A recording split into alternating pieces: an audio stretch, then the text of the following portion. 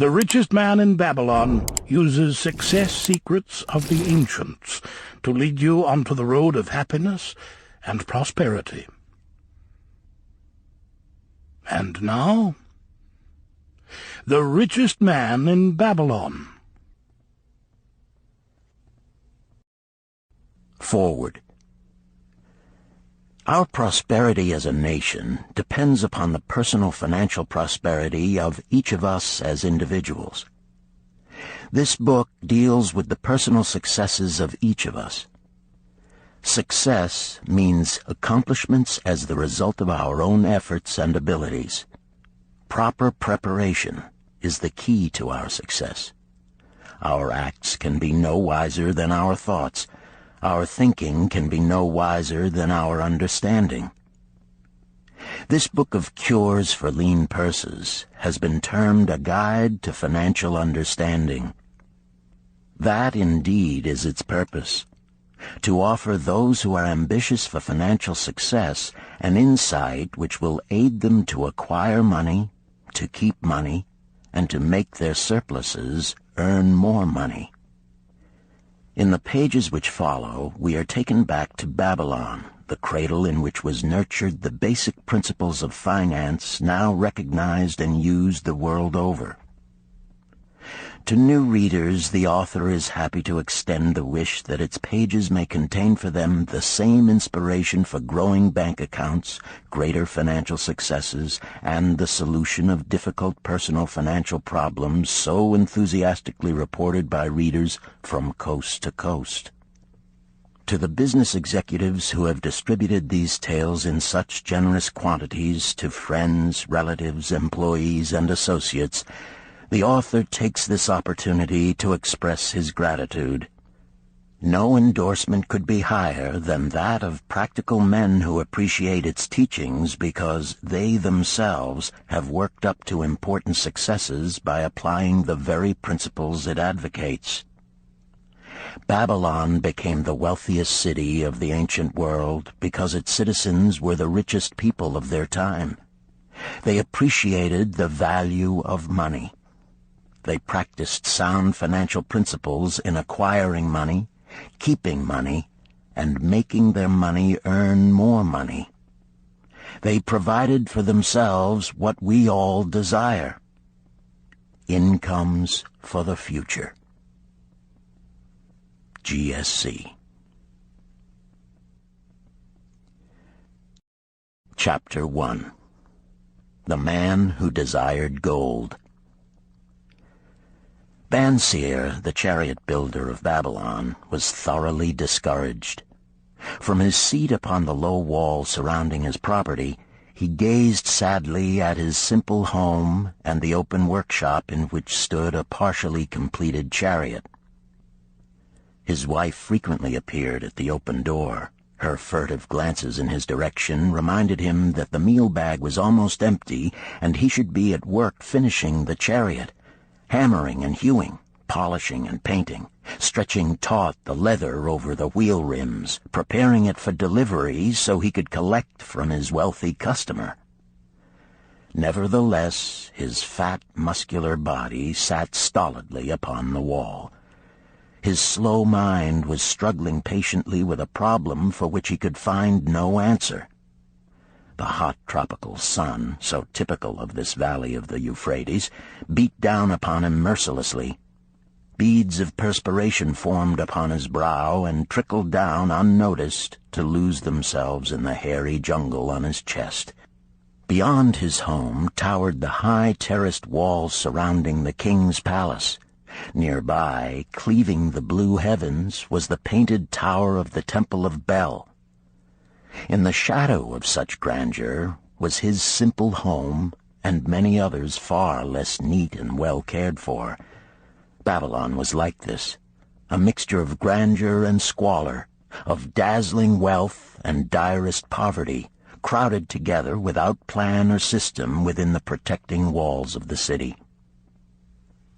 Behind him, had he cared to turn and look, the noisy chariots of the rich jostled and crowded aside the sandaled tradesmen as well as the barefooted beggars, Even the rich were forced to turn into the gutters to clear the way for the long lines of slave water carriers on the king's business, each bearing a heavy goatskin of water to be poured upon the hanging gardens. Bansir was too engrossed in his own problem to hear or heed the confused hubbub of the busy city. It was the unexpected twanging of the strings from a familiar lyre that aroused him from his reverie. He turned and looked into the sensitive, smiling face of his best friend, Kabai, the musician. "May the gods bless thee with great liberality, my good friend," began Kabai with an elaborate salute. "Yet it does appear they have already been so generous thou needst not to labor. I rejoice with thee in thy good fortune. More, I would even share it with thee. Pray, from thy purse, which must be bulging, else thou wouldst be busy in yon shop, extract but 2 humble shekels and lend them to me until after the nobleman's feast this night. Thou wilt not miss them ere they are returned." "If I did have 2 shekels," Bansir responded gloomily, "to no one could I lend them. Not even to you, my best of friends, for they would be my fortune, my entire fortune." No one lends his entire fortune, not even to his best friend. "What?" exclaimed Kabai with genuine surprise. "Thou hast not 1 shekel in thy purse, yet sit like a statue upon a wall? Why not complete that chariot? How else canst thou provide for thy noble appetite? 'Tis not like thee, my friend.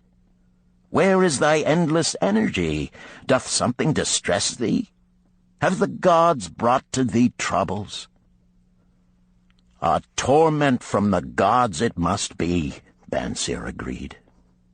"It began with a dream, a senseless dream in which I thought I was a man of means. From my belt hung a handsome purse, heavy with coins. There were shekels which I cast with careless freedom to the beggars.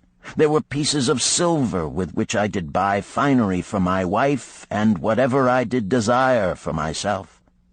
There were pieces of gold which made me feel assured of the future and unafraid to spend the silver. A glorious feeling of contentment was within me. You would not have known me for thy hard-working friend, nor wouldst have known my wife, so free from wrinkles was her face and shining with happiness. She was again the smiling maiden of our early married days." "A pleasant dream indeed," commented Kabai. "But why should such pleasant feelings as it aroused turn thee into a glum statue upon the wall?" "Why, indeed? Because when I awoke and remembered how empty was my purse, a feeling of rebellion swept over me.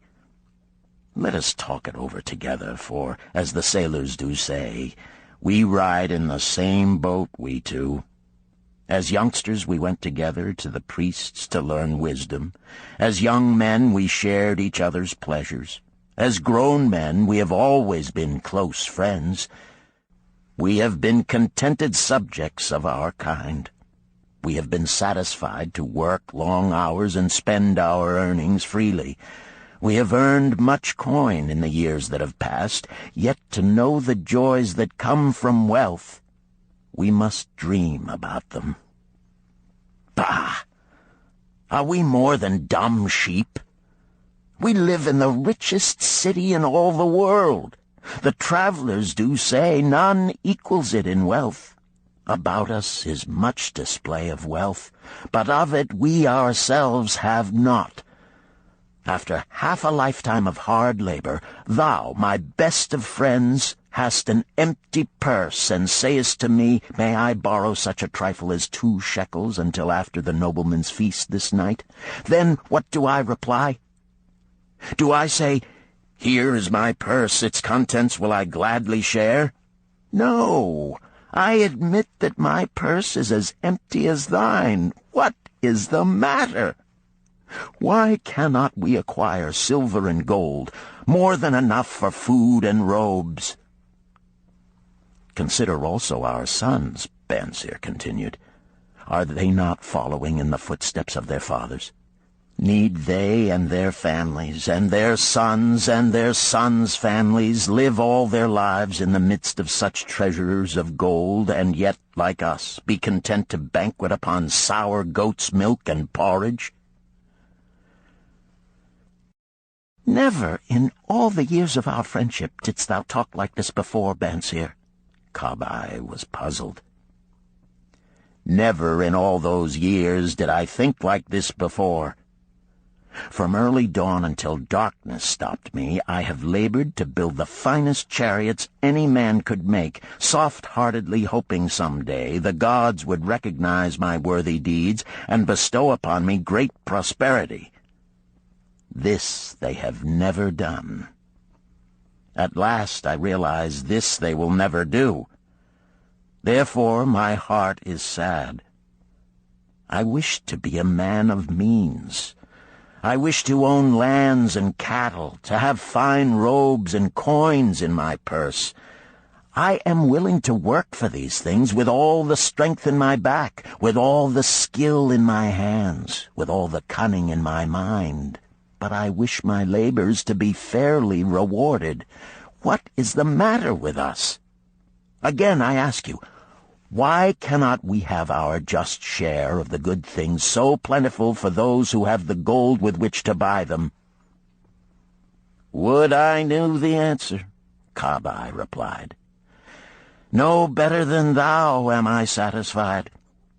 My earnings from my lyre are quickly gone.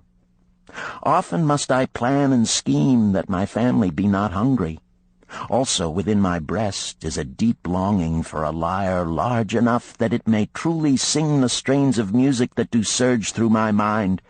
With such an instrument could I make music finer than even the king has ever heard before.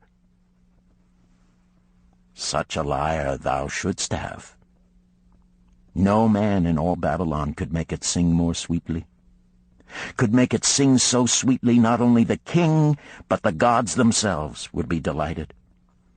But how mayest thou secure it while we both of us are as poor as the king's slaves? Listen to the bell. Here they come. He pointed to the long column of half-naked, sweating water-bearers plodding laboriously up the narrow street from the river. 5 abreast they marched, each bent under a heavy goatskin of water. A fine figure of a man he who doth lead them. Kabai indicated the wearer of the bell who marched in front without a load. A prominent man in his own country, 'tis easy to see. There are many good figures in the line, Banseer agreed, as good men as we. Tall, blond men from the north, laughing black men from the south, little brown men from the nearer countries, all marching together from the river to the gardens, back and forth, day after day, year after year, naught of happiness to look forward to, beds of straw upon which to sleep, hard grain porridge to eat. Pity the poor brutes, Kabai. Pity them I do, yet thou dost make me see how little better off are we, free men though we call ourselves. That is truth, Kabai, unpleasant thought though it may be. We do not wish to go on year after year living slavish lives, working, getting nowhere. Might we not find out how others acquire gold and do as they do? Kabai inquired.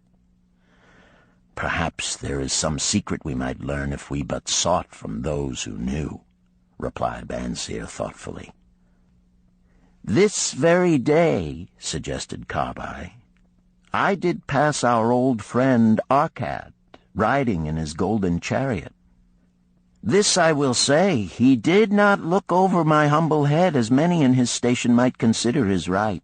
Instead, he did wave his hand that all onlookers might see him pay greetings and bestow his smile of friendship upon Kabai, the musician. He is claimed to be the richest man in all Babylon, Banseer mused. So rich, the king is said to seek his golden aid in affairs of the treasury, Kabai replied. So rich, Banseer interrupted. I fear if I should meet him in the darkness of the night, I should lay my hands upon his fat wallet. Nonsense, reproved Kabai. A man's wealth is not in a purse he carries. A fat purse quickly empties if there be no golden stream to refill it. Arkad has an income that constantly keeps his purse full, no matter how liberally he spends. Income, that is the thing, ejaculated Banseer. I wish an income that will keep flowing into my purse whether I sit upon the wall or travel to far lands. Arkad must know how a man can make an income for himself. Dost suppose it is something he could make clear to a mind as slow as mine? Methinks he did teach his knowledge to his son, Nomasir, Kabai responded. Did he not go to Nineveh and, so it is told at the inn, become, without aid from his father, one of the richest men in that city? Kabai, thou bringest to me a rare thought. A new light gleamed in Banseer's eyes. It costs nothing to ask wise advice from a good friend, and Arkad was always that. Never mind though our purses be as empty as the falcon's nest of a year ago. Let that not detain us. We are weary of being without gold in the midst of plenty. We wish to become men of means. Come, let us go to Arkad and ask how we also may acquire incomes for ourselves. Thou speakest with true inspiration, Banseer. Thou bringest to my mind a new understanding. Thou makest me to realize the reason why we have never found any measure of wealth. We never sought it. Thou hast labored patiently to build the staunchest chariots in Babylon. To that purpose was devoted your best endeavors. Therefore, at it thou didst succeed. I strove to become a skillful lyre player, and at it I did succeed. In those things toward which we exerted our best endeavors, we succeeded.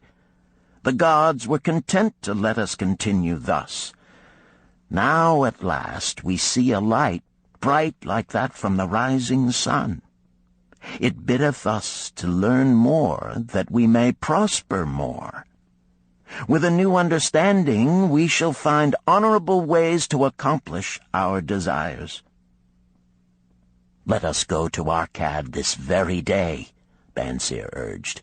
Also let us ask other friends of our boyhood days who have fared no better than ourselves to join us, that they too may share in his wisdom. Thou wert ever thus thoughtful to thy friends, Banseer. Therefore hast thou many friends. It shall be as thou sayest. We go this day and take them with us.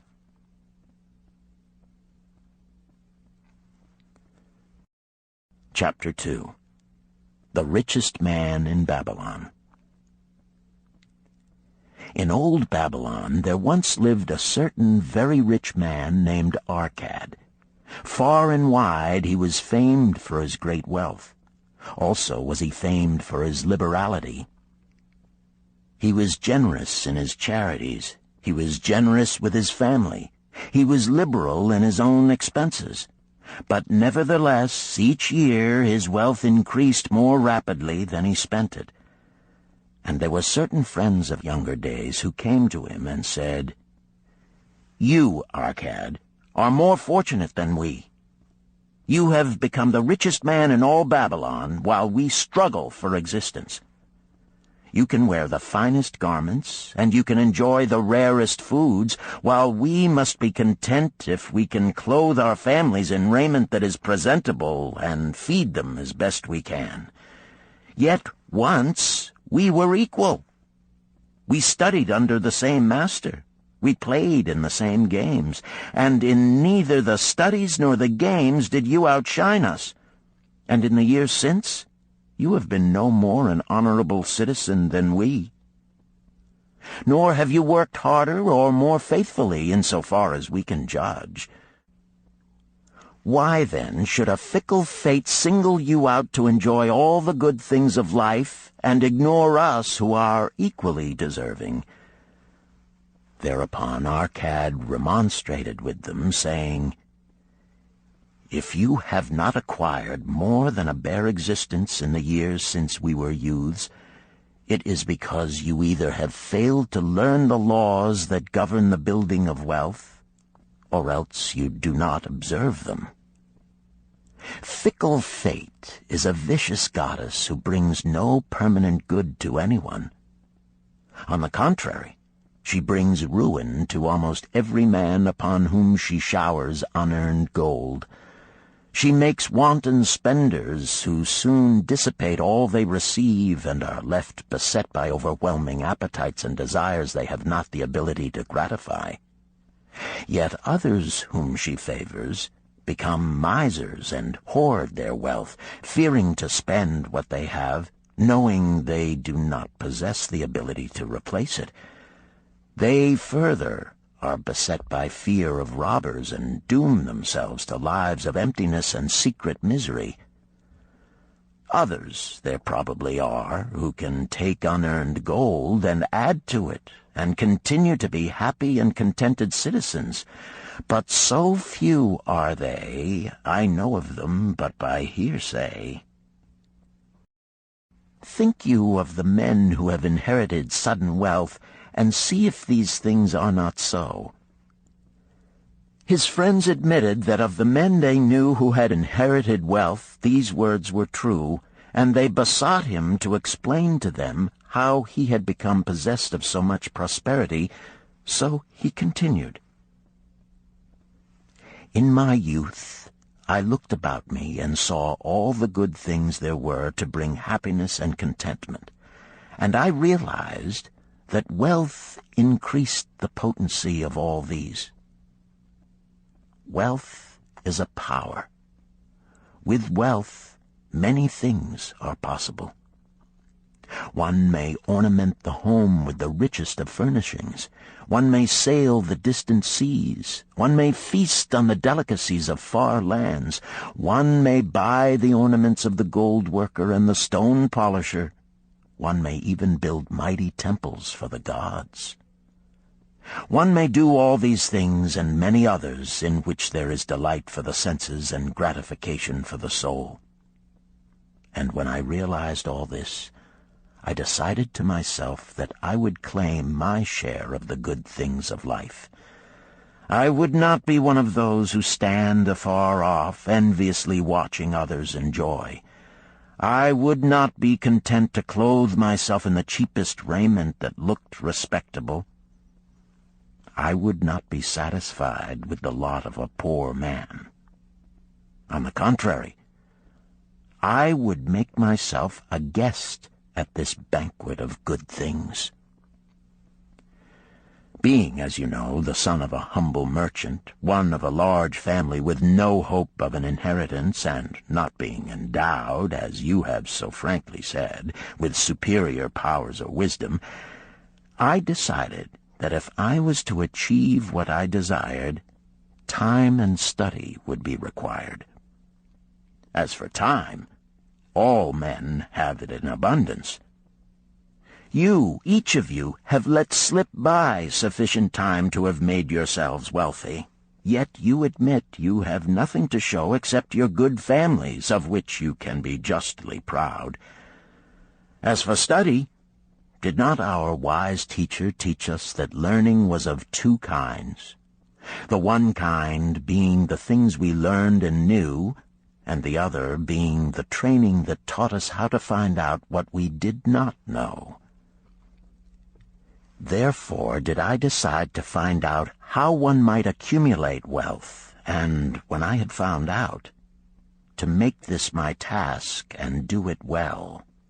For is it not wise that we should enjoy while we dwell in the brightness of the sunshine? For sorrows enough shall descend upon us when we depart for the darkness of the world of spirit. I found employment as a scribe in the Hall of Records, and long hours each day I labored upon the clay tablets. Week after week, and month after month I labored, yet for my earnings I had naught to show. Food and clothing and penance to the gods, and other things of which I could remember not what, absorbed all my earnings, but my determination did not leave me. And one day Algamish, the moneylender, came to the house of the city master and ordered a copy of the 9th law, and he said to me, "I must have this in 2 days, and if the task is done by that time, 2 coppers will I give to thee." So I labored hard, but the law was long, and when Algamish returned, the task was unfinished. He was angry, and had I been his slave, he would have beaten me. But knowing the city master would not permit him to injure me, I was unafraid, so I said to him, "Algamish, you are a very rich man. Tell me how I may also become rich, and all night I will carve upon the clay, and when the sun rises, it shall be completed." He smiled at me and replied, "You are a forward knave, but we will call it a bargain." All that night I carved, though my back pained and the smell of the wick made my head ache until my eyes could hardly see. But when he returned at sunup, the tablets were complete. "Now," I said, "tell me what you promised." "You have fulfilled your part of our bargain, my son," he said to me kindly, "and I am ready to fulfill mine. I will tell you these things you wish to know, because I am becoming an old man, and an old tongue loves to wag. And when youth comes to age for advice, he receives the wisdom of years. But too often does youth think that age knows only the wisdom of days that are gone, and therefore profits not. But remember this: the sun that shines today is the sun that shone when thy father was born, and will still be shining when thy last grandchild shall pass into the darkness. The thoughts of youth," he continued, "are bright lights that shine forth like the meteors that oft make brilliant the sky. But the wisdom of age is like the fixed stars that shine so unchanged that the sailor may depend upon them to steer his course. Mark you well my words, for if you do not, you will fail to grasp the truth that I will tell you, and you will think that your night's work has been in vain." Then he looked at me shrewdly from under his shaggy brows and said in a low, forceful tone, "I've found the road to wealth when I decided that a part of all I earned was mine to keep. And so will you." Then he continued to look at me with a glance that I could feel pierce me, but said no more. "Is that all?" I asked. "That was sufficient to change the heart of a sheep-herder into the heart of a money-lender," he replied. "But all I earn is mine to keep, is it not?" I demanded. "Far from it," he replied. "Do you not pay the garment-maker? Do you not pay the sandal-maker? Do you not pay for the things you eat? Can you live in Babylon without spending? What have you to show for your earnings of the past month? What for the past year? Fool! You pay to everyone but yourself. Dullard! You labor for others. As well be a slave and work for what your master gives you to eat and wear. If you did keep for yourself 1/10 of all you earn, how much would you have in 10 years? My knowledge of the numbers did not forsake me, and I answered, "As much as I earn in 1 year." "You speak but half the truth," he retorted. "Every gold piece you save is a slave to work for you." Every copper it earns is its child that also can earn for you. If you would become wealthy, then what you save must earn, and its children must earn, that all may help to give to you the abundance you crave. You think I cheat you for your long night's work, he continued.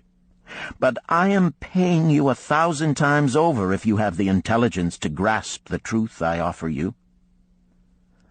A part of all you earn is yours to keep. It should not be less than 1/10, no matter how little you earn. It can be as much more as you can afford. Pay yourself first. Do not buy from the clothes maker and the sandal maker more than you can pay out of the rest and still have enough for food and charity and penance to the gods. Wealth, like a tree, grows from a tiny seed. The first copper you save is the seed from which your tree of wealth shall grow. The sooner you plant that seed, the sooner shall the tree grow. And the more faithfully you nourish and water that tree with consistent savings, the sooner may you bask in contentment beneath its shade. So saying, he took his tablets and went away. I thought much about what he had said to me, and it seemed reasonable, so I decided that I would try it. Each time I was paid, I took 1 from each 10 pieces of copper and hid it away. And strange as it may seem, I was no shorter of funds than before. I noticed little difference as I managed to get along without it. But often I was tempted, as my hoard began to grow, to spend it for some of the good things the merchants displayed, brought by camels and ships from the land of the Phoenicians. But I wisely refrained. A 12th month after Algamish had gone, he again returned and said to me, "Son, have you paid to yourself not less than 1/10 of all you have earned for the past year?" I answered proudly, "Yes, master, I have." "That is good," he answered, beaming upon me. "And what have you done with it?" "I have given it to Asmer, the brickmaker, who told me he was traveling over the far seas, and in Tyre he would buy from me the rare jewels of the Phoenicians. When he returns, we shall sell these at high prices and divide the earnings." "Every fool must learn," he growled. "But why trust the knowledge of a brickmaker about jewels? Would you go to the bread-maker to inquire about the stars? No, by my tunic, you would go to the astrologer if you had power to think. Your savings are gone, youth. You have jerked your wealth tree up by the roots. But plant another. Try again. And next time, if you would have advice about jewels, go to the jewel merchant. If you would know the truth about sheep, go to the herdsman. Advice is one thing that is freely given away, but watch that you take only what is worth having. He who takes advice about his savings from one who is inexperienced in such matters shall pay with his savings for proving the falsity of their opinions." Saying this, he went away. And it was as he said, for the Phoenicians are scoundrels and sold to Asmer worthless bits of glass that looked like gems. But as Algamish had bid me, I again saved each 10th copper, for I now had formed the habit, and it was no longer difficult. Again, 12 months later, Algamish came to the room of the scribes and addressed me. "What progress have you made since last I saw you?" "I have paid myself faithfully," I replied, "and my savings I have entrusted to Agar, the shield-maker, to buy bronze, and each 4th month he does pay me the rental." "That is good. And what do you do with the rental?" "I do have a great feast with honey and fine wine and spiced cake. Also I have bought me a scarlet tunic, and some day I shall buy me a young ass upon which to ride." To which Algamish laughed, "You do eat the children of your savings. Then how do you expect them to work for you? And how can they have children that will also work for you? First get thee an army of golden slaves, and then many a rich banquet may you enjoy without regret." So saying, he again went away. Nor did I again see him for 2 years, when he once more returned, and his face was full of deep lines, and his eyes drooped, for he was becoming a very old man. And he said to me, "Arcad, hast thou yet achieved the wealth thou dreamed of?" And I answered, "Not yet all that I desire, but some I have, and it earns more, and its earnings earn more." "And do you still take the advice of brickmakers?" "About brickmaking they give me good advice," I retorted. "Arcad," he continued, "you have learned your lessons well. You first learned to live upon less than you could earn. Next, you learned to seek advice from those who were competent through their own experiences to give it. And lastly, you have learned to make gold work for you. You have taught yourself how to acquire money, how to keep it, and how to use it. Therefore, you are competent for a responsible position. I am becoming an old man. My sons think only of spending and give no thought to earning. My interests are great, and I fear too much for me to look after. If you will go to Nippur and look after my lands there, I shall make you my partner, and you shall share in my estate." So I went to Nippur and took charge of his holdings, which were large, and because I was full of ambition, and because I had mastered the 3 laws of successfully handling wealth, I was enabled to increase greatly the value of his properties. So I prospered much, and when the spirit of Algamish departed for the sphere of darkness, I did share in his estate as he had arranged under the law. So spake Arcad, and when he had finished his tale, one of his friends said, "You were indeed fortunate that Algamish made you an heir."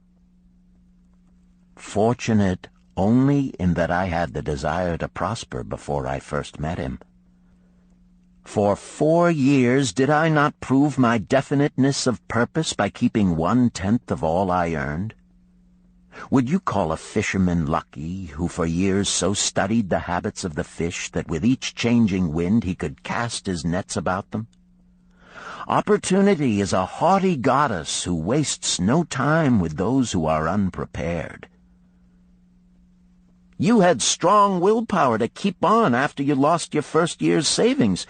You are unusual in that way," spoke up another. "Willpower," retorted Arcad. "What nonsense! Do you think willpower gives a man the strength to lift a burden the camel cannot carry, or to draw a load the oxen cannot budge? Willpower is but the unflinching purpose to carry a task you set for yourself to fulfillment. If I set for myself a task, be it ever so trifling, I shall see it through. How else shall I have confidence in myself to do important things? Should I say to myself, for 100 days as I walk across the bridge into the city, I will pick from the road a pebble and cast it into the stream? I would do it. If on the 7th day I passed by without remembering, I would not say to myself, tomorrow I will cast 2 pebbles which will do as well. Instead, I would retrace my steps and cast the pebble. Nor on the 20th day would I say to myself, Arcad, this is useless. What does it avail you to cast a pebble every day? Throw in a handful and be done with it. No, I would not say that, nor do it. When I set a task for myself, I complete it.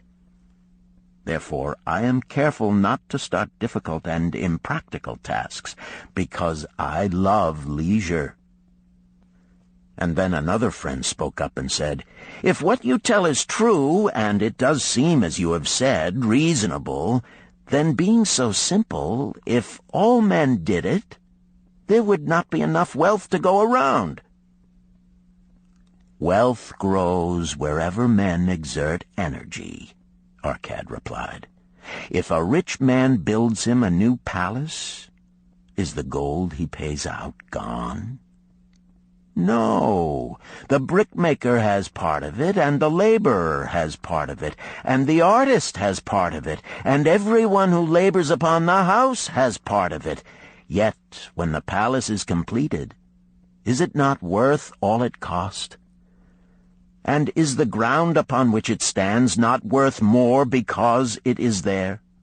And is the ground that adjoins it not worth more because it is there? Wealth grows in magic ways. No man can prophesy the limit of it. Have not the Phoenicians built great cities on barren coasts with the wealth that comes from their ships of commerce on the seas? "What then do you advise us to do that we also may become rich?" asked still another of his friends. "The years have passed, and we are no longer young men, and we have nothing put by." "I advise that you take the wisdom of Algamish and say to yourselves, 'A part of all I earn is mine to keep.' Say it in the morning when you first arise, say it at noon, say it at night. Say it each hour of every day. Say it to yourself until the words stand out like letters of fire across the sky. Impress yourself with the idea. Fill yourself with the thought. Then take whatever portion seems wise. Let it be not less than 1/10, and lay it by. Arrange your other expenditures to do this if necessary, but lay by that portion first. Soon you will realize what a rich feeling it is to own a treasure upon which you alone have claim. As it grows, it will stimulate you. A new joy of life will thrill you. Greater efforts will come to you to earn more. For of your increased earnings, will not the same percentage be also yours to keep? Then learn to make your treasure work for you. Make it your slave. Make its children and its children's children work for you. Ensure an income for thy future. Look thou at the aged, and forget not that in the days to come thou also will be numbered among them. Therefore invest thy treasure with greatest caution that it be not lost. Usurious rates of return are deceitful sirens that sing but to lure the unwary upon the rocks of loss and remorse. Provide also that thy family may not want should the gods call thee to their realms. For such protection it is always possible to make provision with small payments at regular intervals. Therefore the provident man delays not in expectation of a large sum becoming available for such a wise purpose. Counsel with wise men. Seek the advice of men whose daily work is handling money. Let them save you from such an error as I myself made in entrusting my money to the judgment of Asmer, the brickmaker. A small return and a safe one is far more desirable than risk. Enjoy life while you are here. Do not overstrain or try to save too much. If 1/10 of all you earn is as much as you can comfortably keep, be content to keep this portion. Live otherwise according to your income, and let not yourself get niggardly and afraid to spend. Life is good, and life is rich with things worth while and things to enjoy. His friends thanked him and went away. Some were silent because they had no imagination and could not understand. Some were sarcastic because they thought that one so rich should divide with old friends not so fortunate. But some had in their eyes a new light. They realized that Algamish had come back each time to the room of the scribes because he was watching a man work his way out of darkness into light. When that man had found the light, a place awaited him. No one could fill that place until he had for himself worked out his own understanding, until he was ready for opportunity. These latter were the ones who, in the following years, frequently revisited Arcad, who received them gladly. He counseled with them and gave them freely of his wisdom, as men of broad experience are always glad to do, and he assisted them in so investing their savings that it would bring in a good interest with safety, and would neither be lost nor entangled in investments that paid no dividends. The turning point in these men's lives came upon that day when they realized the truth that had come from Algamish to Arcad, and from Arcad to them. A part of all you earn is yours to keep.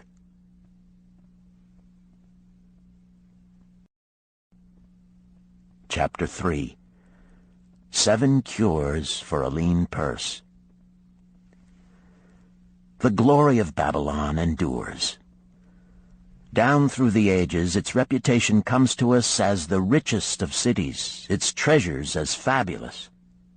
Yet it was not always so. The riches of Babylon were the results of the wisdom of its people. They first had to learn how to become wealthy. When the good King Sargon returned to Babylon after defeating his enemies, the Elamites, he was confronted with a serious situation. The royal chancellor explained it to the king thus: "After many years of great prosperity brought to our people because your majesty built the great irrigation canals and the mighty temples of the gods, now that these works are completed, the people seem unable to support themselves. The laborers are without employment. The merchants have few customers. The farmers are unable to sell their produce. The people have not enough gold to buy food." "But where has all the gold gone that we spent for these great improvements?" demanded the king. "It has found its way, I fear," responded the chancellor, "into the possession of a few very rich men of our city. It filtered through the fingers of most of our people as quickly as the goat's milk goes through the strainer. Now that the stream of gold has ceased to flow, most of our people have nothing to show for their earnings." The king was thoughtful for some time. Then he asked, "Why should so few men be able to acquire all the gold?" "Because they know how," replied the chancellor. "One may not condemn a man for succeeding because he knows how. Neither may one with justice take away from a man what he has fairly earned, to give to men of less ability." "But why," demanded the king, "should not all the people learn how to accumulate gold and therefore become themselves rich and prosperous?" "Quite possible, Your Excellency. But who can teach them? Certainly not the priests, because they know naught of money-making." "Who knows best in all our city how to become wealthy, Chancellor?" asked the king. "Thy question answers itself, Your Majesty. Who has amassed the greatest wealth in Babylon?" "Well said, my able chancellor. It is Arcad. He is the richest man in Babylon. Bring him before me on the morrow." Upon the following day, as the king had decreed, Arcad appeared before him, straight and sprightly, despite his 80 years and 10. "Arcad," spoke the king, "is it true thou art the richest man in Babylon?" "So it is reported, Your Majesty, and no man disputes it." "How becamest thou so wealthy?" "By taking advantage of opportunities available to all citizens of our good city." "Thou hadst nothing to start with?" "Only a great desire for wealth. Besides this, nothing." "Arcad," continued the king, Our city is in a very unhappy state because a few men know how to acquire wealth and therefore monopolize it, while the mass of our citizens lack the knowledge of how to keep any part of the gold they receive. It is my desire that Babylon be the wealthiest city in the world. Therefore, it must be a city of many wealthy men. Therefore, we must teach all the people how to acquire riches. Tell me, Arcad, is there any secret to acquiring wealth? Can it be taught? It is practical, Your Majesty. That which one man knows can be taught to others. The king's eyes glowed. Arcad, thou speakest the words I wish to hear.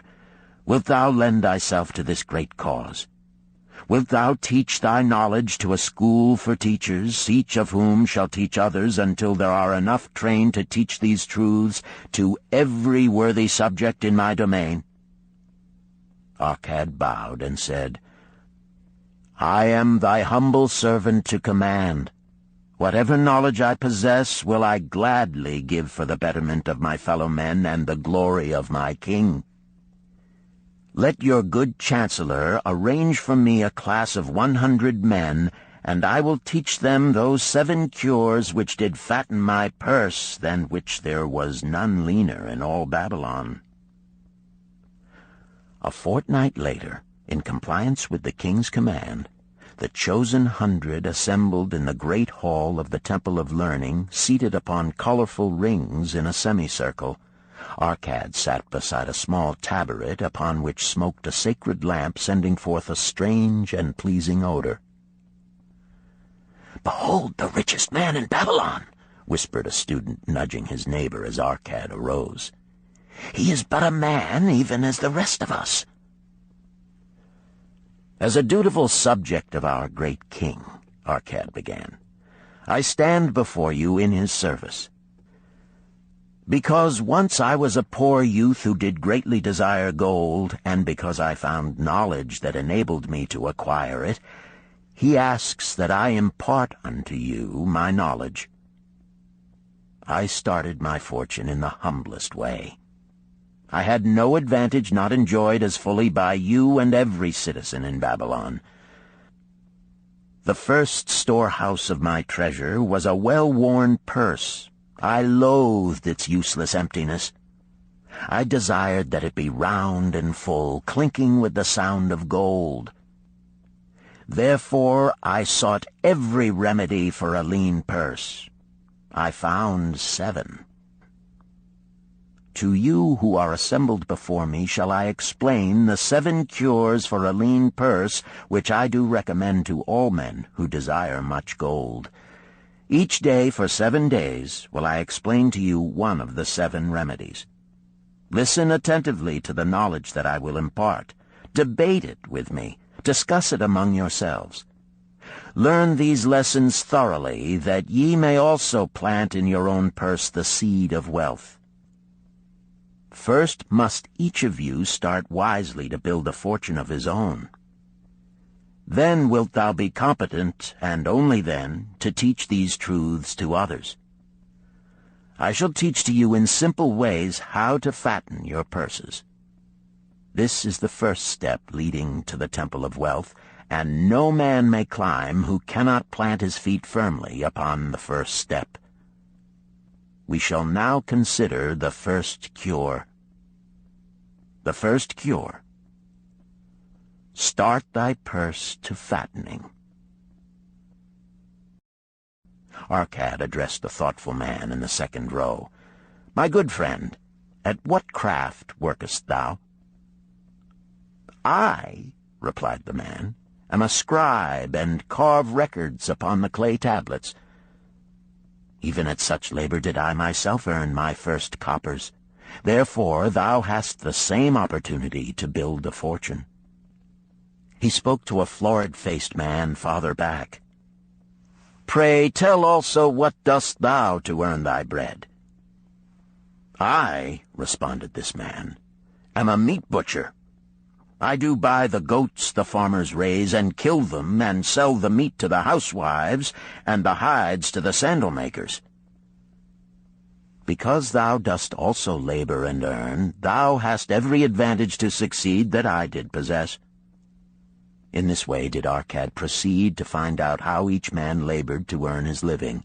When he had done questioning them, he said, "Now, my students, ye can see that there are many trades and labors at which men may earn coins. Each of the ways of earning is a stream of gold from which the worker doth divert by his labors a portion to his own purse. Therefore into the purse of each of you flows a stream of coins, large or small, according to his ability. Is it not so?" Thereupon they agreed that it was so. "Then," continued Arcad, "if each of you desireth to build for himself a fortune, is it not wise to start by utilizing that source of wealth which he already has established?" To this they agreed. Then Arcad turned to a humble man who had declared himself an egg merchant. "If thou select one of thy baskets, and put into it each morning 10 eggs, and take out from it each evening 9 eggs, what will eventually happen?" "It will become in time overflowing." "Why?" "Because each day I put in 1 more egg than I take out." Arcad turned to the class with a smile. "Does any man here have a lean purse?" First they looked amused, then they laughed. Lastly, they waved their purses in jest. "All right," he continued. "Now I shall tell thee the first remedy I learned to cure a lean purse. Do exactly as I have suggested to the egg merchant. For every 10 coins thou placest within thy purse, take out for use but 9. Thy purse will start to fatten at once, and its increasing weight will feel good in thy hand and bring satisfaction to thy soul. Deride not what I say because of its simplicity. Truth is always simple. I told thee I would tell how I built my fortune. This was my beginning.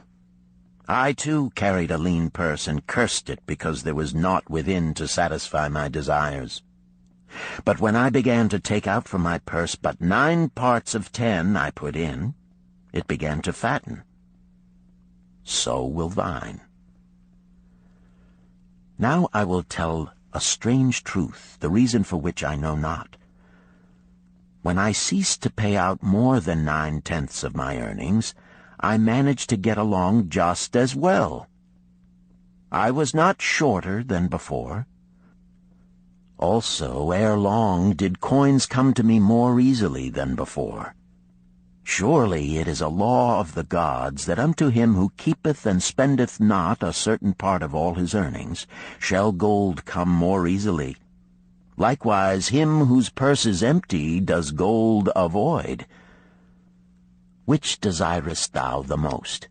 Is it the gratification of thy desires of each day, a jewel, a bit of finery, better raiment, more food, things quickly gone and forgotten? Or is it substantial belongings, gold, lands, herds, merchandise, income-bringing investments? The coins thou takest from thy purse bring the first. The coins thou leavest within it will bring the latter.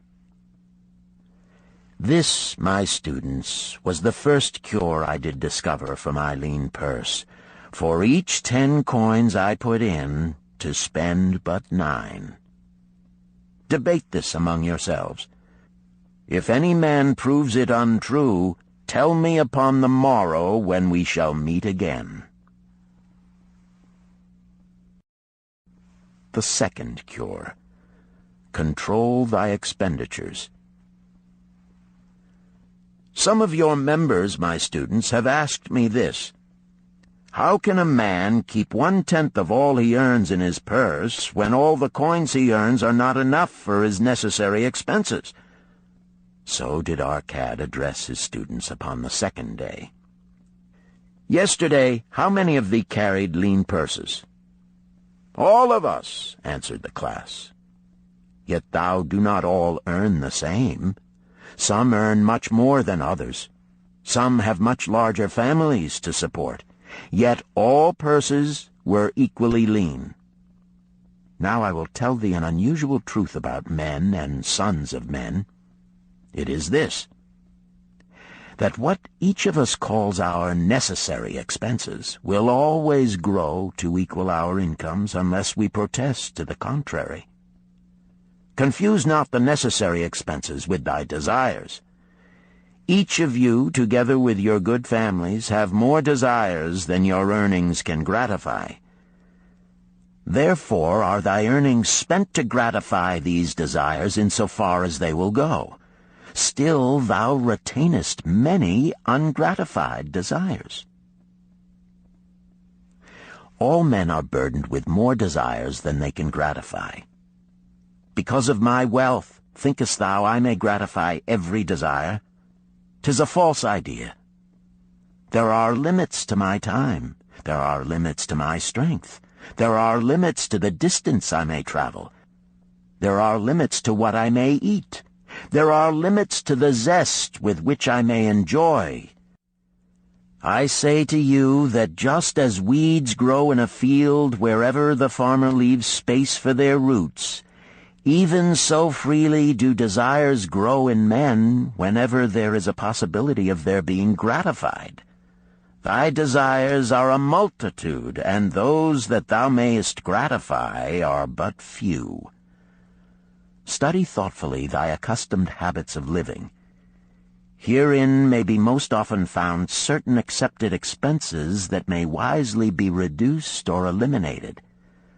Let thy motto be 100% of appreciated value demanded for each coin spent. Therefore engrave upon the clay each thing for which thou desireth to spend. Select those that are necessary and others that are possible through the expenditure of 9/10 of thy income. Cross out the rest, and consider them but a part of that great multitude of desires that must go unsatisfied, and regret them not. Budget then thy necessary expenses. Touch not the 1/10 that is fattening thy purse.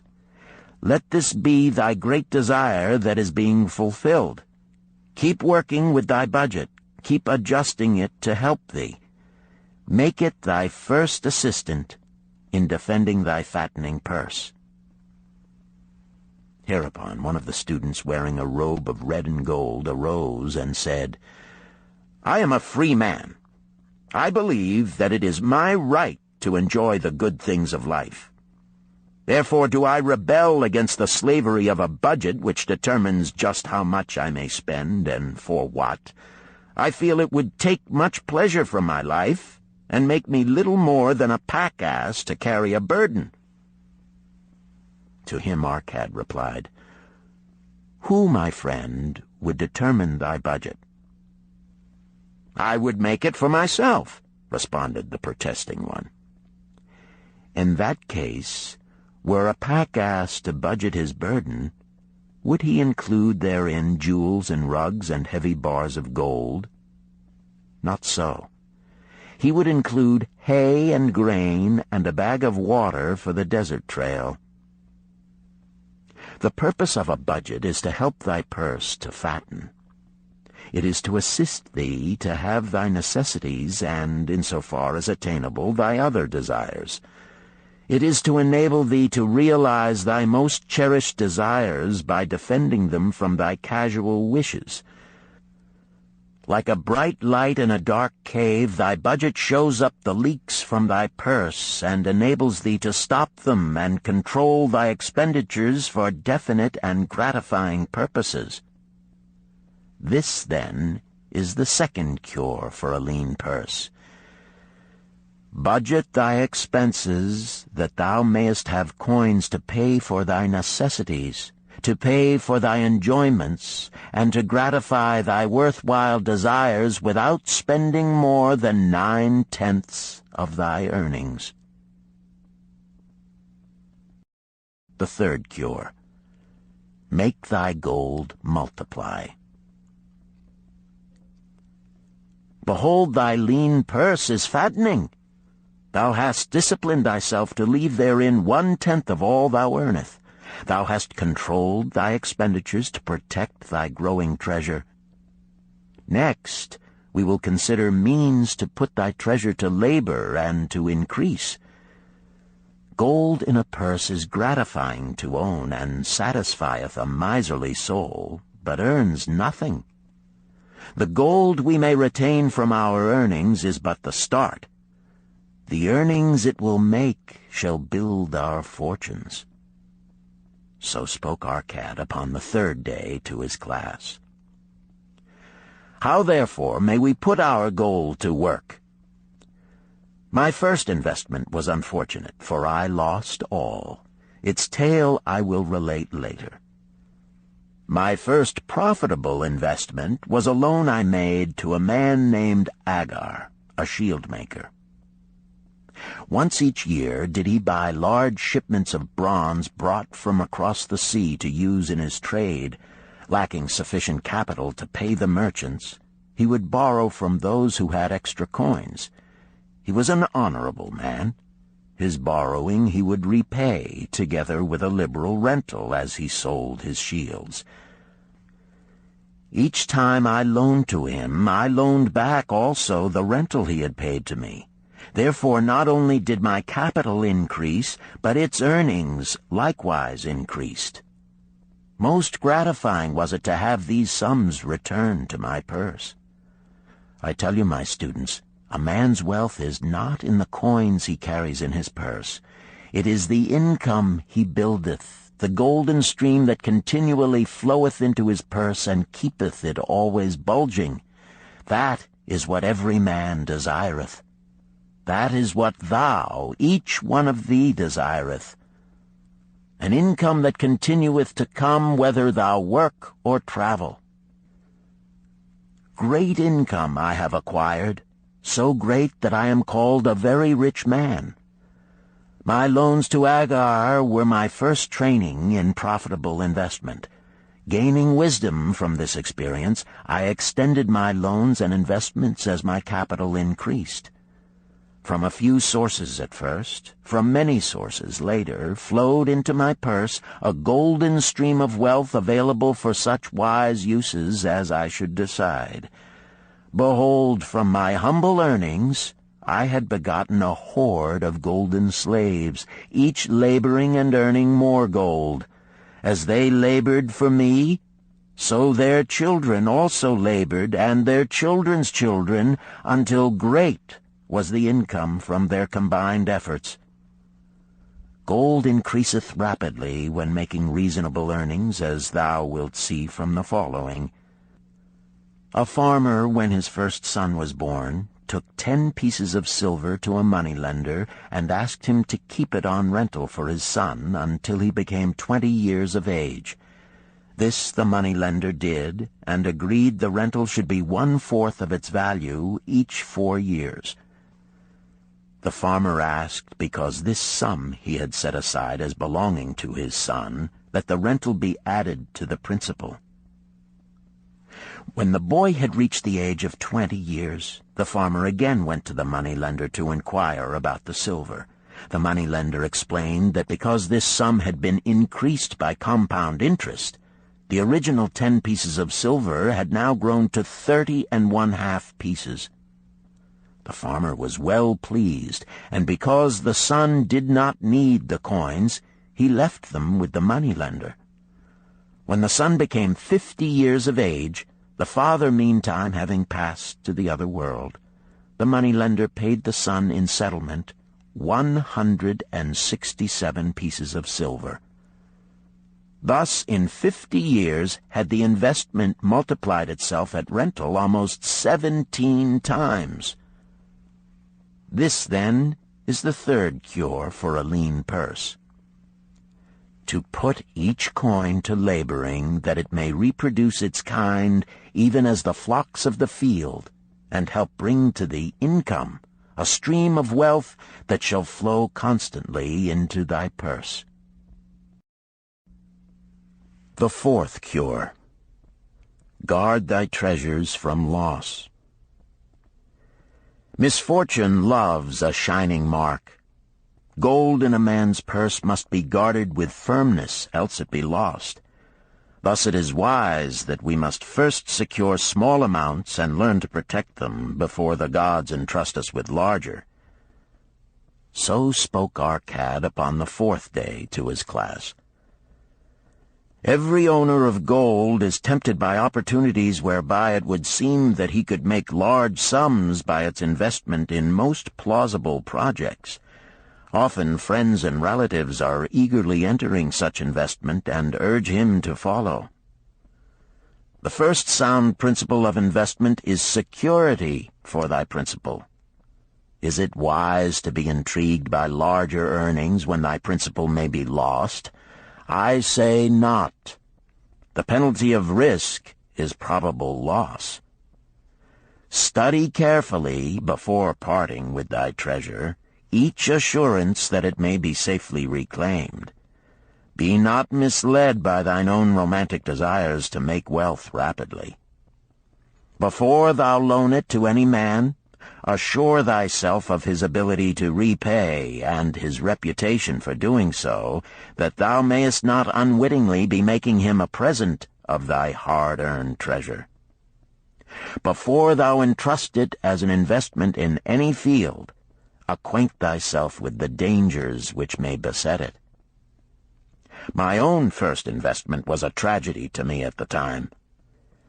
The guarded savings of a year I did entrust to a brickmaker named Asmer, who was traveling over the far seas, and in Tyre agreed to buy for me the rare jewels of the Phoenicians.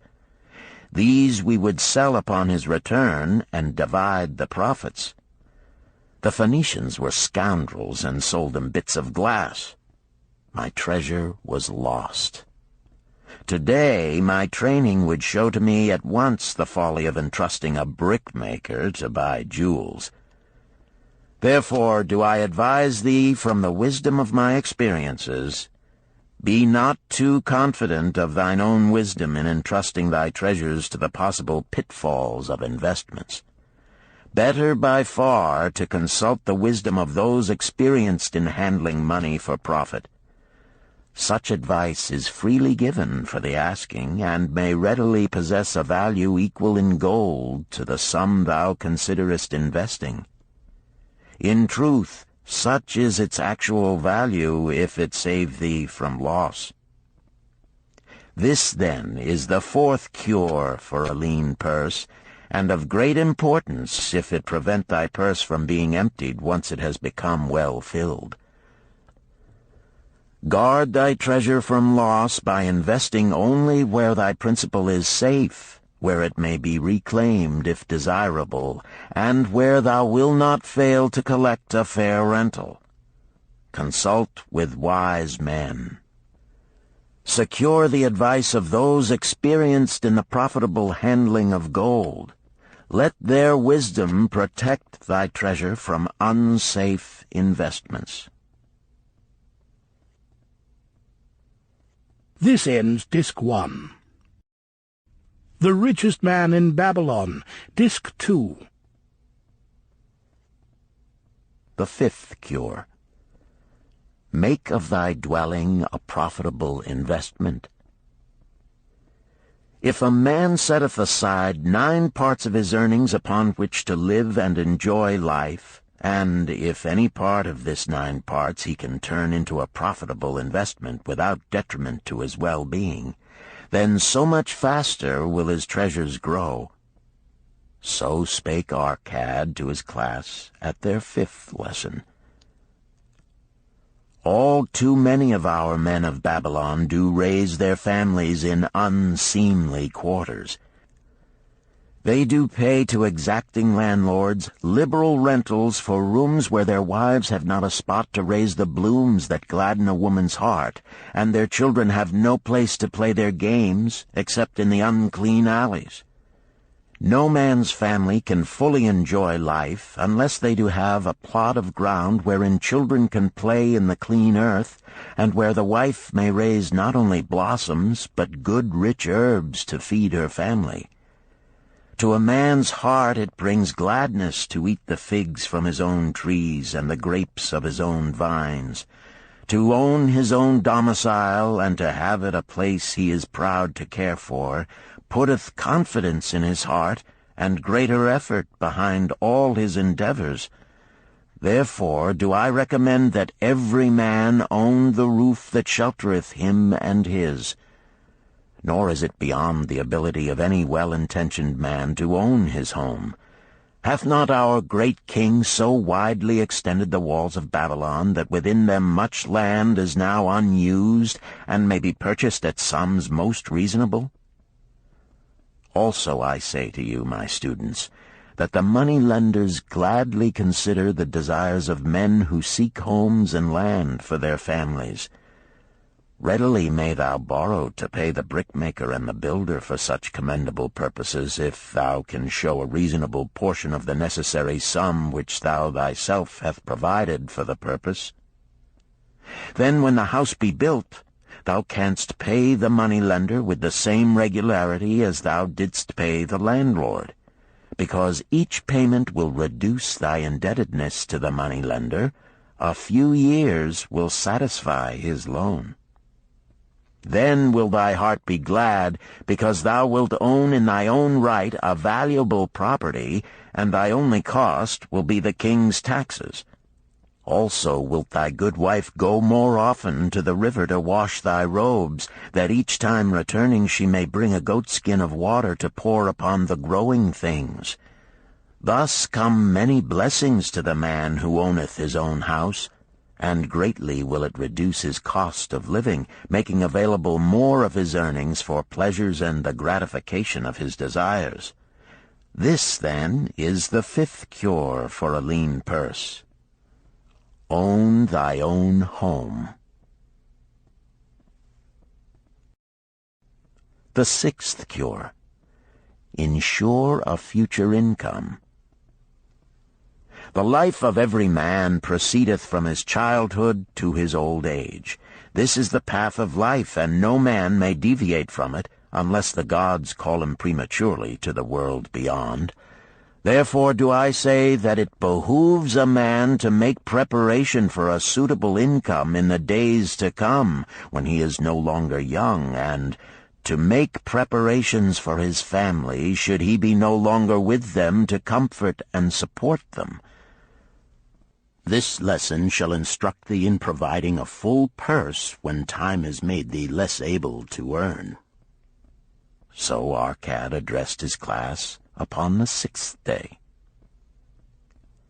The man who, because of his understanding of the laws of wealth, acquireth a growing surplus, should give thought to those future days. He should plan certain investments or provisions that may endure safely for many years, yet will be available when the time arrives which he has so wisely anticipated. There are diverse ways by which a man may provide with safety for his future. He may provide a hiding place and there bury a secret treasure. Yet no matter with what skill it be hidden, it may nevertheless become the loot of thieves. For this reason I recommend not this plan. A man may buy houses or lands for this purpose. If wisely chosen as to their usefulness and value in the future, they are permanent in their value and their earnings, or their sale will provide well for his purpose. A man may loan a small sum to the moneylender and increase it at regular periods. The rental which the moneylender adds to this will largely add to its increase. I do know a sandal-maker named Ansan, who explained to me not long ago that each week for 8 years he had deposited with his moneylender 2 pieces of silver.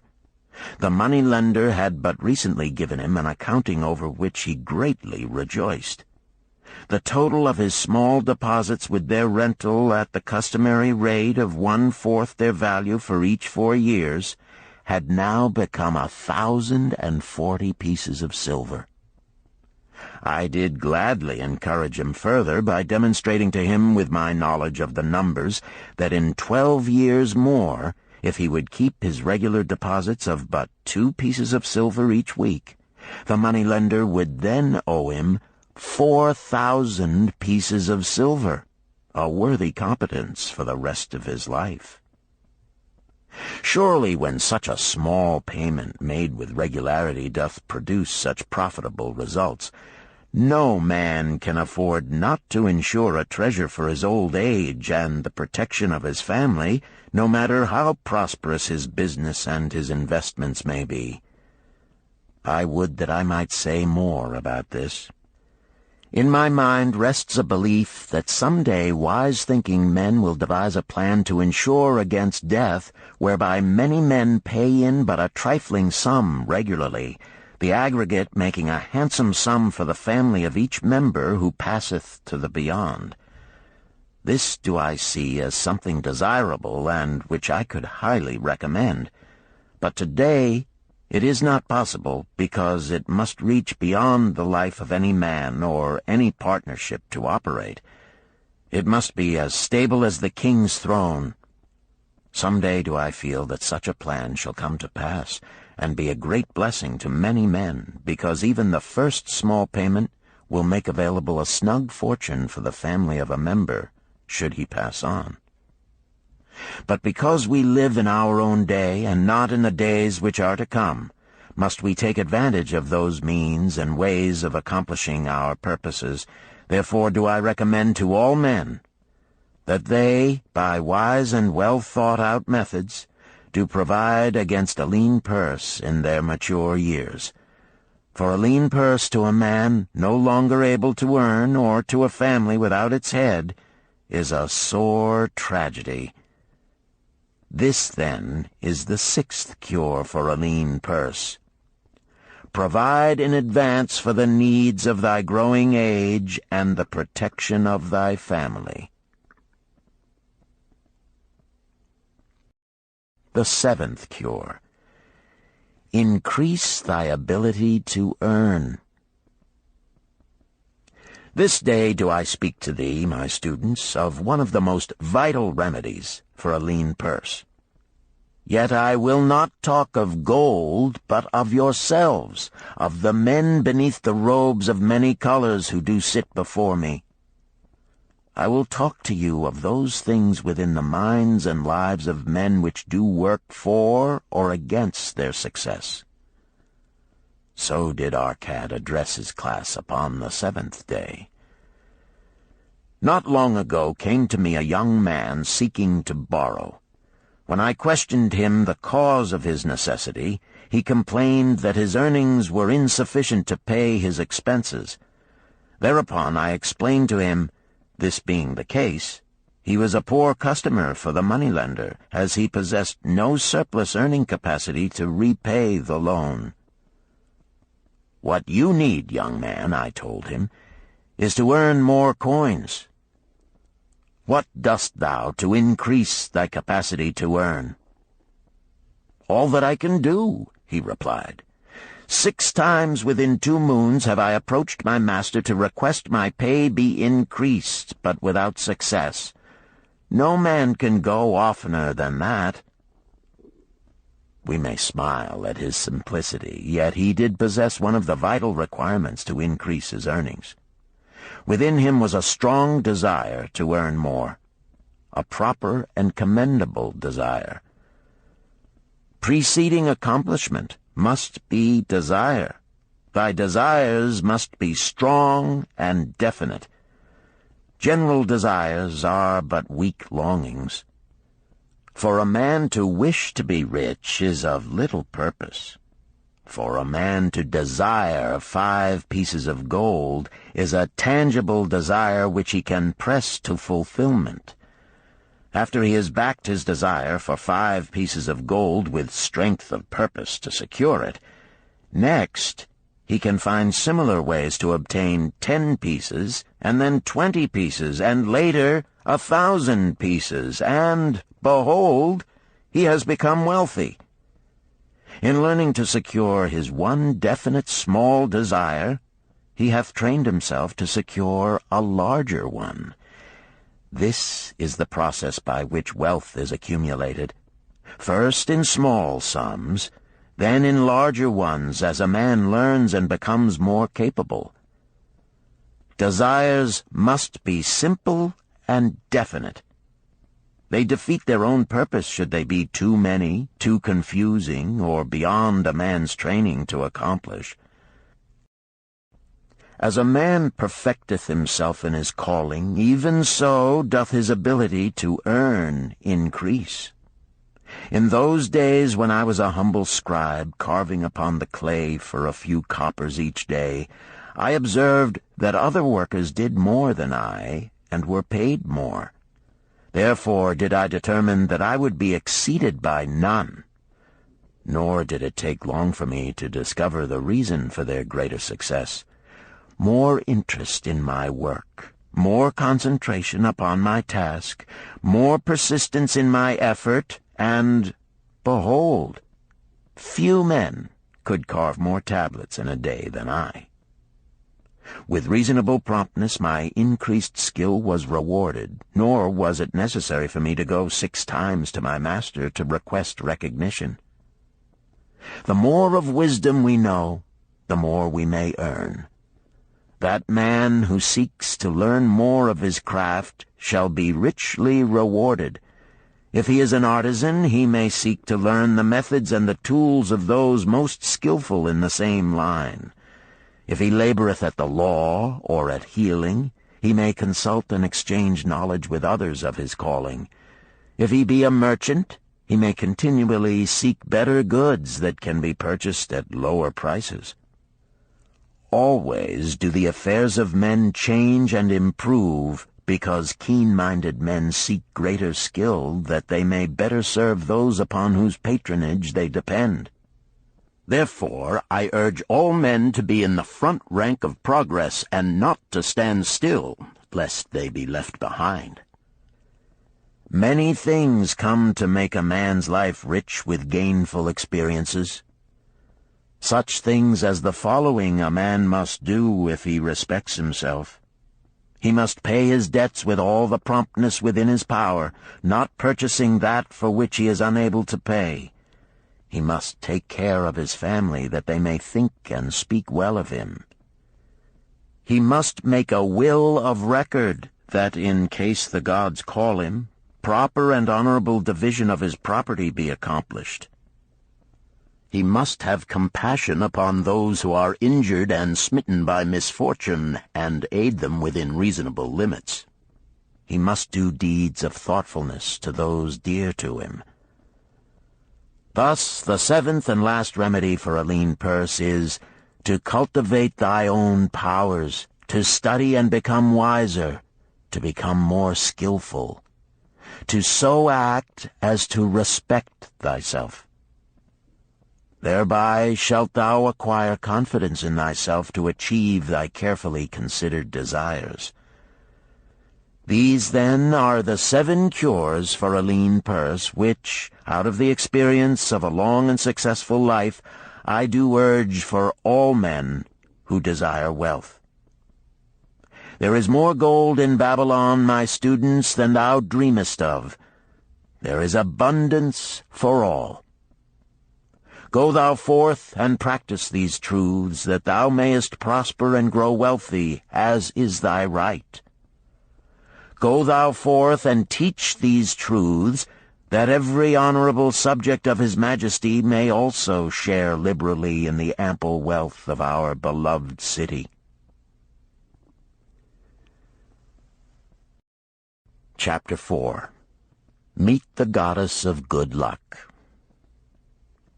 Babylonian proverb. If a man be lucky, there is no foretelling the possible extent of his good fortune. Pitch him into the Euphrates, and, like as not, he will swim out with a pearl in his hand. The desire to be lucky is universal. It was just as strong in the breasts of men 4,000 years ago in ancient Babylon as it is in the hearts of men today. We all hope to be favored by the whimsical goddess of good luck. Is there some way we can meet her and attract not only her favorable attention, but her generous favors? Is there a way to attract good luck? That is just what the men of ancient Babylon wished to know. It is exactly what they decided to find out. They were shrewd men and keen thinkers. That explains why their city became the richest and most powerful city of their time. In that distant past, they had no schools or colleges. Nevertheless, they had a center of learning, and a very practical one it was. Among the towered buildings in Babylon was one that ranked in importance with the palace of the king, the hanging gardens, and the temples of the gods. You will find scant mention of it in the history books, more likely no mention at all, yet it exerted a powerful influence upon the thought of that time. This building was the temple of learning, where the wisdom of the past was expounded by voluntary teachers, and where subjects of popular interest were discussed in open forums. Within its walls, all men met as equals. The humblest of slaves could dispute with impunity the opinions of a prince of the royal house. Among the many who frequented the Temple of Learning was a wise rich man named Arcad, called the richest man in Babylon. He had his own special hall where almost any evening a large group of men, some old, some very young, but mostly middle-aged, gathered to discuss and argue interesting subjects. Suppose we listen in to see whether they knew how to attract good luck. The sun had just set like a great red ball of fire shining through the haze of desert dust when Arcad strolled to his accustomed platform. Already full 80 men were awaiting his arrival, reclining on their small rugs spread upon the floor. More were still arriving.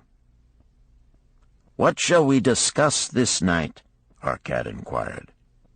After a brief hesitation, a tall cloth weaver addressed him, arising as was the custom. "I have a subject I would like to hear discussed, yet hesitate to offer, lest it seem ridiculous to you, Arcad, and my good friends here." Upon being urged to offer it, both by Arcad and by calls from the others, he continued, "This day I have been lucky, for I have found a purse in which there are pieces of gold.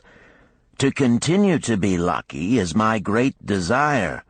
Feeling that all men share with me this desire, I do suggest we debate how to attract good luck, that we may discover ways it can be enticed to one." "A most interesting subject has been offered," Arcad commented. "One most worthy of our discussion. To some men, good luck bespeaks but a chance happening that, like an accident, may befall one without purpose or reason. Others do believe that the instigator of all good fortune is our most bounteous goddess Ashtar, ever anxious to reward with generous gifts those who please her. Speak up, my friends, what say you?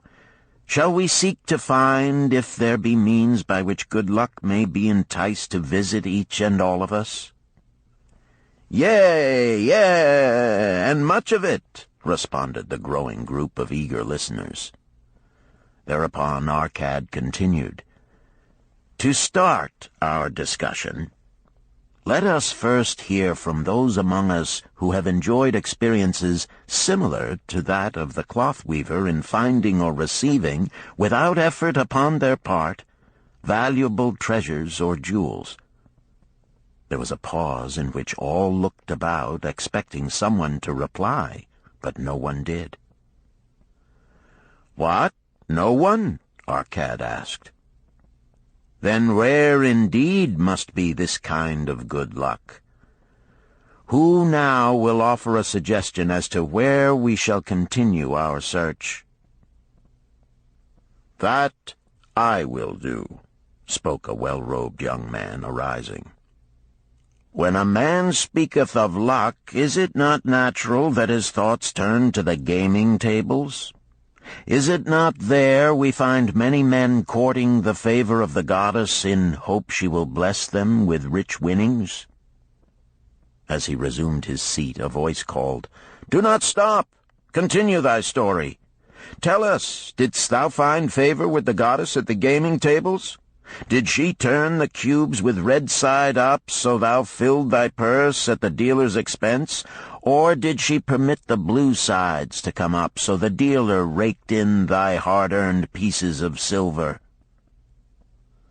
The young man joined the good-natured laughter, then replied, "I am not averse to admitting she seemed not to know I was even there. But how about the rest of you? Have you found her waiting about such places to roll the cubes in your favor? We are eager to hear as well as to learn." "A wise start," broke in Arcad. "We meet here to consider all sides of each question.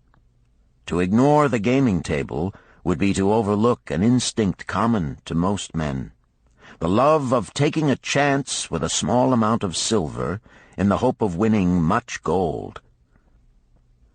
"That doth remind me of the races but yesterday," called out another listener. "If the goddess frequents the gaming tables, certainly she does not overlook the races where the gilded chariots and the foaming horses offer far more excitement.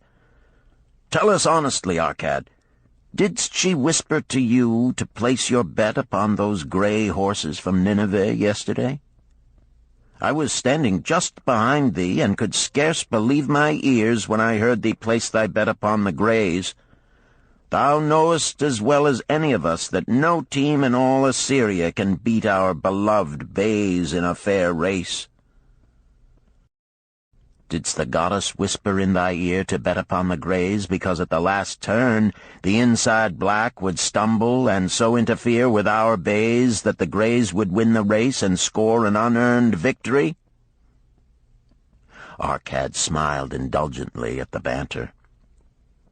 "What reason have we to feel the good goddess would take that much interest in any man's bet upon a horse race? To me she is a goddess of love and dignity, whose pleasure it is to aid those who are in need and to reward those who are deserving. I look to find her, not at the gaming tables or the races where men lose more gold than they win, but in other places where the doings of men are more worthwhile and more worthy of reward. In tilling the soil, in honest trading, in all of man's occupations, there is opportunity to make a profit upon his efforts and his transactions. Perhaps not all the time will he be rewarded, because sometimes his judgment may be faulty, and other times the winds and the weather may defeat his efforts. Yet, if he persists, he may usually expect to realize his profit. This is so because the chances of profit are always in his favor. But when a man playeth the games, the situation is reversed, for the chances of profit are always against him, and always in favor of the gamekeeper. The game is so arranged that it will always favor the keeper. It is his business at which he plans to make a liberal profit for himself from the coins bet by the players. Few players realize how certain are the gamekeeper's profits and how uncertain are their own chances to win. For example, let us consider wagers placed upon the cube. Each time it is cast, we bet which side will be uppermost. If it be the red side, the game master pays to us 4 times our bet. But if any other of the 5 sides come uppermost, we lose our bet. Thus, the figures show that for each cast we have 5 chances to lose, but because the red pays 4 for 1, we have 4 chances to win. In a night's play, the game master can expect to keep for his profit 1/5 of all the coins wagered. Can a man expect to win more than occasionally against odds so arranged that he should lose 1/5 of all his bets? "Yet some men do win large sums at times," volunteered one of the listeners. "Quite so, they do," Arcad continued. Realizing this, the question comes to me whether money secured in such ways brings permanent value to those who are thus lucky. Among my acquaintances are many of the successful men of Babylon, yet among them I am unable to name a single one who started his success from such a source. You who are gathered here tonight know many more of our substantial citizens. To me, it would be of much interest to learn how many of our successful citizens can credit the gaming tables with their start to success. Suppose each of you tell of those you know. What say you?" After a prolonged silence, a wag ventured, "Wouldst thy inquiry include the gamekeepers?" "If you think of no one else," Arcad responded. "If not one of you can think of anyone else, then how about yourselves? Are there any consistent winners with us who hesitate to advise such a source for their incomes?" His challenge was answered by a series of groans from the rear, taken up and spread amid much laughter. "It would seem we are not seeking good luck in such places as the goddess frequents," he continued. "Therefore let us explore other fields. We have not found it in picking up lost wallets, neither have we found it haunting the gaming tables. As to the races, I must confess to have lost far more coins there than I have ever won. Now suppose we consider our trades and businesses. Is it not natural, if we conclude a profitable transaction, to consider it not good luck, but a just reward for our efforts? I am inclined to think we may be overlooking the gifts of the goddess. Perhaps she really does assist us when we do not appreciate her generosity. Who can suggest further discussion?" Thereupon an elderly merchant arose, smoothing his genteel white robe. "With thy permission, most honorable Arcad and my friends, I offer a suggestion. If, as you have said, we take credit to our own industry and ability for our business success, why not consider the successes we almost enjoyed but which escaped us, happenings which would have been most profitable? They would have been rare examples of good luck if they had actually happened. Because they were not brought to fulfillment, we cannot consider them as our just rewards. Surely many men here have such experiences to relate." "Here is a wise approach," Arcad approved. "Who among you have had good luck within your grasp only to see it escape?" Many hands were raised, among them that of the merchant. Arcad motioned to him to speak. "As you suggested this approach, we should like to hear first from you." "I will gladly relate a tale," he resumed, "that doth illustrate how closely unto a man good luck may approach, and how blindly he may permit it to escape, much to his loss and later regret.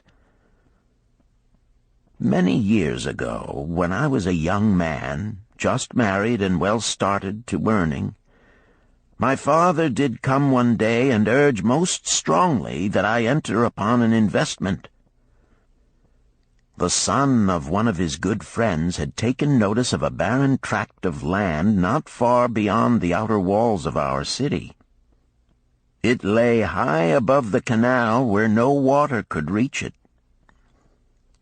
The son of my father's friend devised a plan to purchase this land, build 3 large water wheels that could be operated by oxen, and thereby raise the life-giving waters to the fertile soil.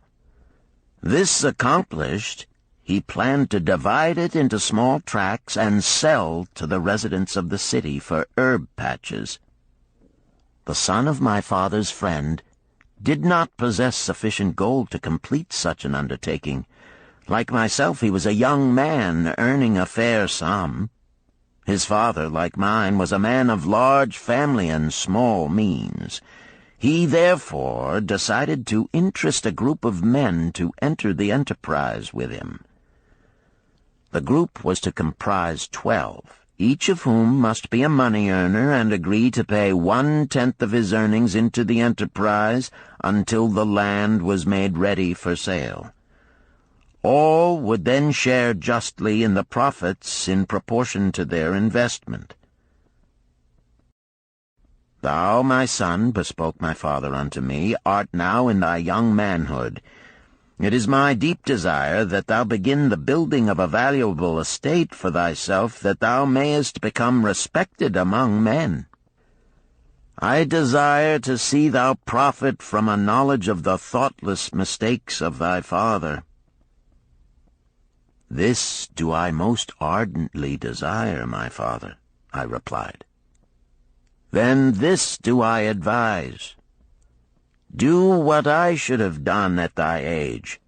From thy earnings keep out 1/10 to put into favorable investments. With this 1/10 of thy earnings, and what it will also earn, thou canst, before thou art my age, accumulate for thyself a valuable estate." "Thy words are words of wisdom, my father. Greatly do I desire riches. Yet there are many uses to which my earnings are called. Therefore do I hesitate to do as thou dost advise. I am young. There is plenty of time." "So I thought at thy age. Yet behold, many years have passed, and I have not yet made the beginning." "We live in a different age, my father. I shall avoid thy mistakes." "Opportunity stands before thee, my son. It is offering a chance that may lead to wealth. I beg of thee, do not delay. Go upon the morrow to the son of my friend, and bargain with him to pay 10% of thy earnings into this investment. Go promptly upon the morrow. Opportunity waits for no man. Today it is here, soon it is gone, therefore delay not." In spite of the advice of my father, I did hesitate.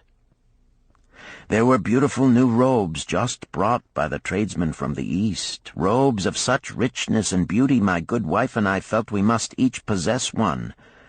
Should I agree to pay 1/10 of my earnings into the enterprise, we must deprive ourselves of these and other pleasures we dearly desired. I delayed making a decision until it was too late, much to my subsequent regret. The enterprise did prove to be more profitable than any man had prophesied.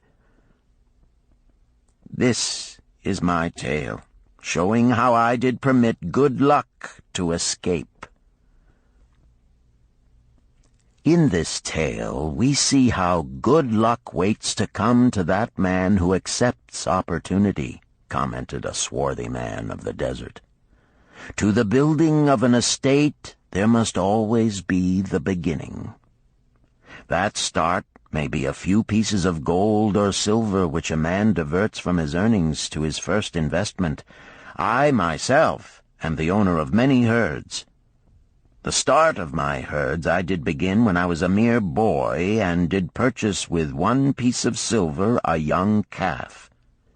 This, being the beginning of my wealth, was of great importance to me.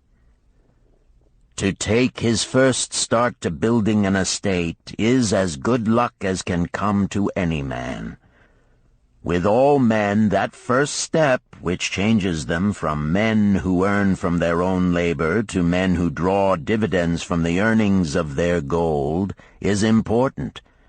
Some fortunately take it when young and thereby outstrip in financial success those who do take it later, or those unfortunate men, like the father of this merchant, who never take it.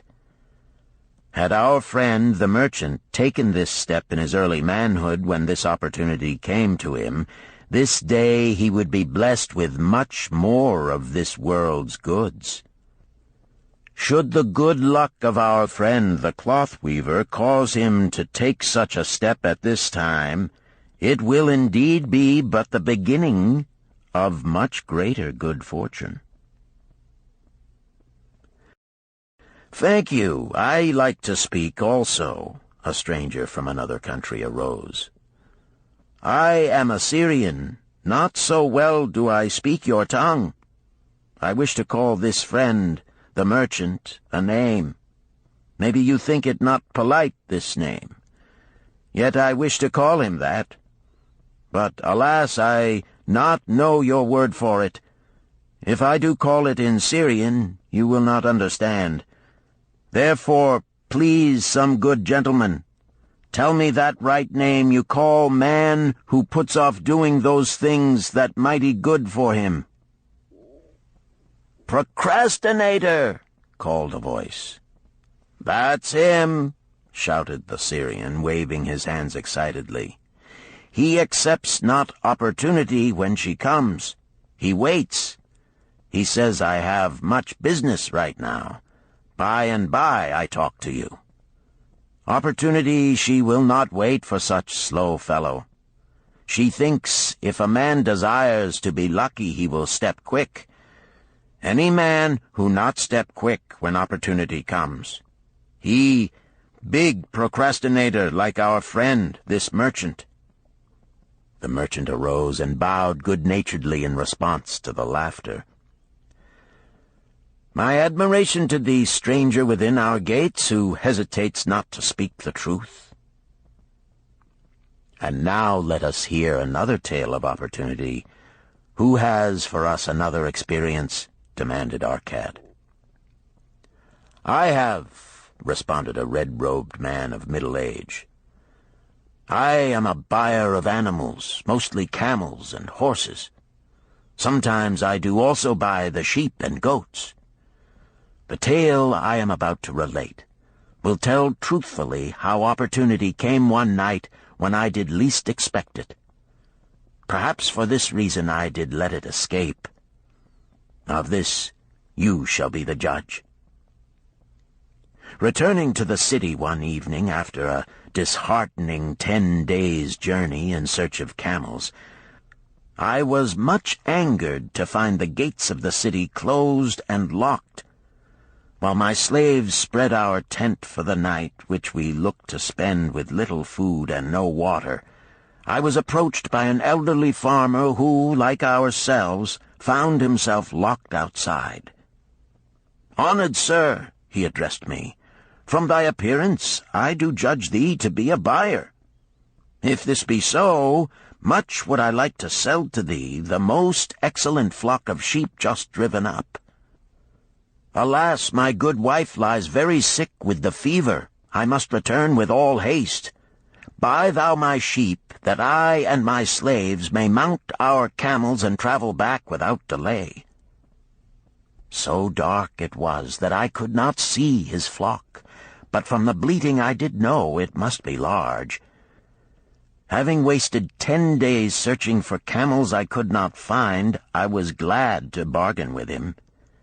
In his anxiety he did set a most reasonable price. I accepted, well knowing my slaves could drive the flock through the city gates in the morning and sell at a substantial profit. The bargain concluded, I called my slaves to bring torches that we might count the flock which the farmer declared to contain 900. I shall not burden you, my friends, with a description of our difficulty in attempting to count so many thirsty, restless, milling sheep. It proved to be an impossible task. Therefore, I bluntly informed the farmer I would count them at daylight and pay him then. "Please, most honorable sir," he pleaded, "pay me but 2/3 of the price tonight, that I may be on my way. I will leave my most intelligent and educated slave to assist to make the count in the morning.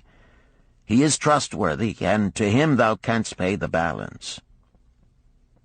But I was stubborn and refused to make payment that night.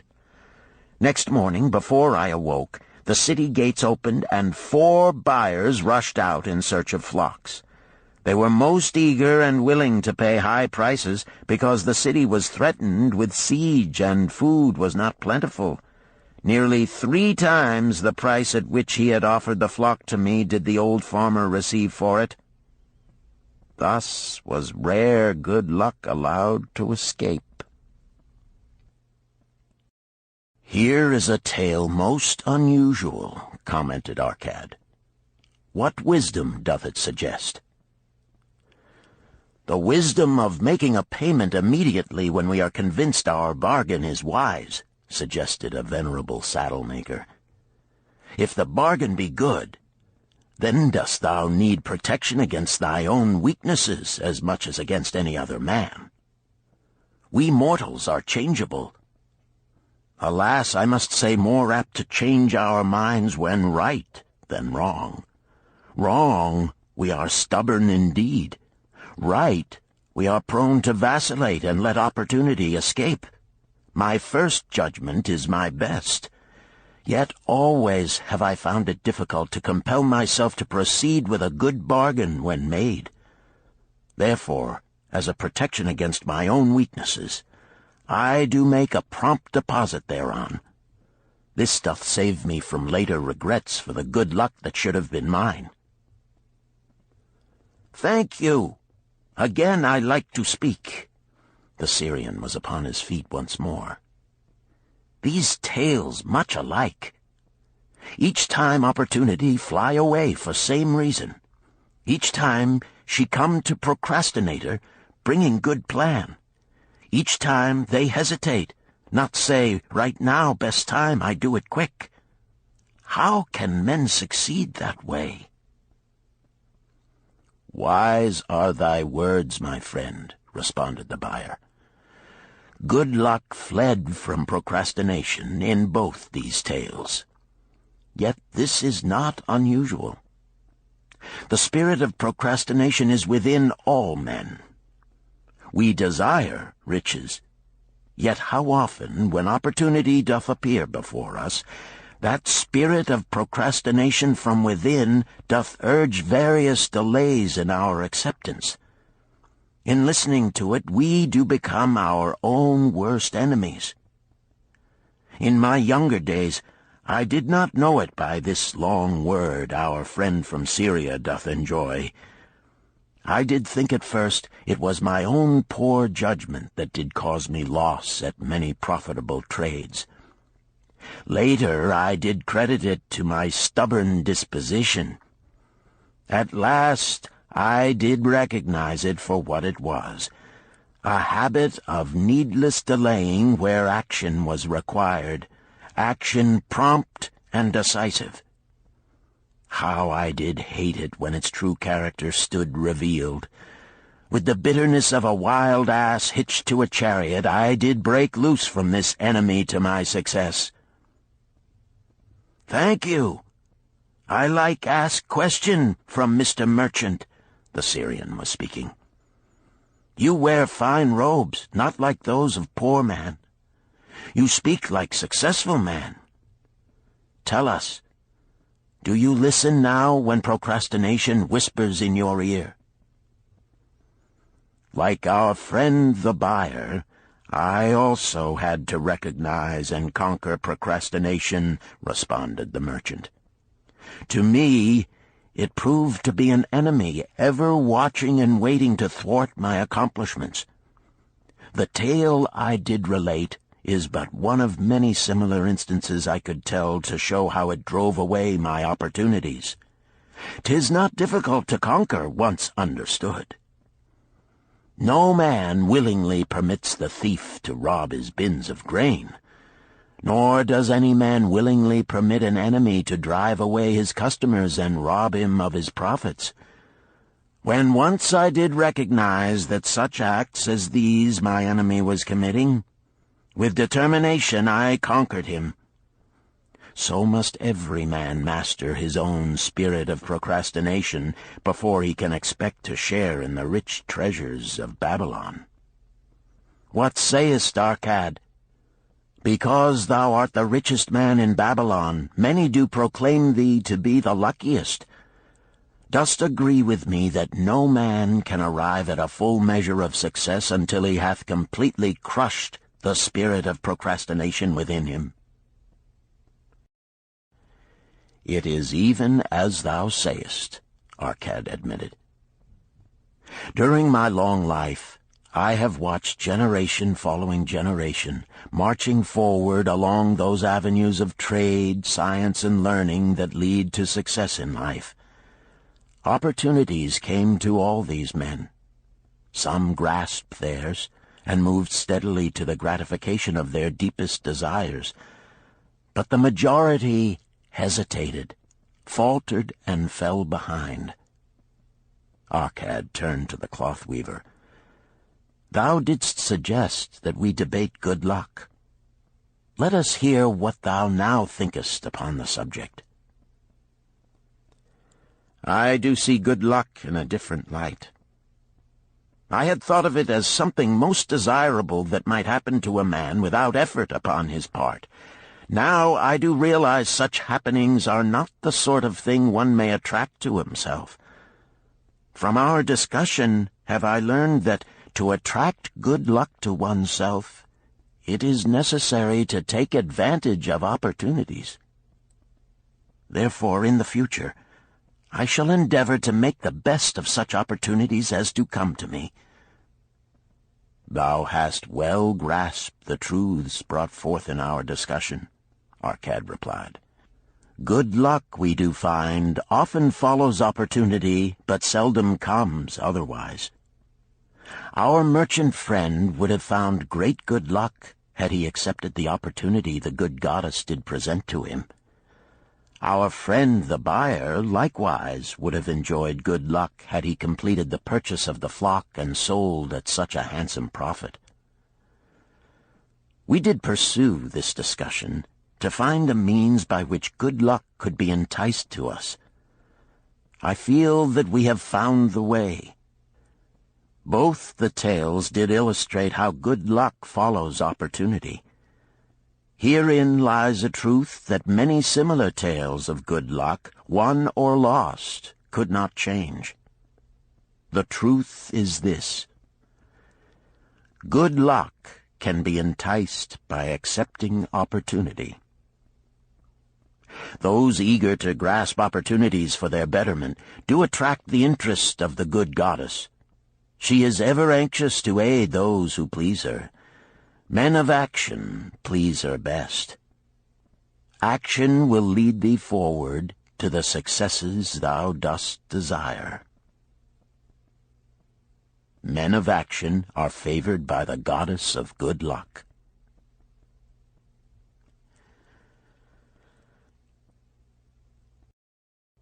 Chapter 5. The 5 Laws of Gold. A bag heavy with gold, or a clay tablet carved with words of wisdom. If thou hadst thy choice, which wouldst thou choose? By the flickering light from the fire of desert shrubs, the sun-tanned faces of the listeners gleamed with interest. "The gold! The gold!" chorused the 27. Old Calabab smiled knowingly. "Hark!" he resumed, raising his hand. "Hear the wild dogs out there in the night? They howl and wail because they are lean with hunger. Yet feed them, and what do they? Fight and strut. Then fight and strut some more, giving no thought to the morrow that will surely come. Just so it is with the sons of men.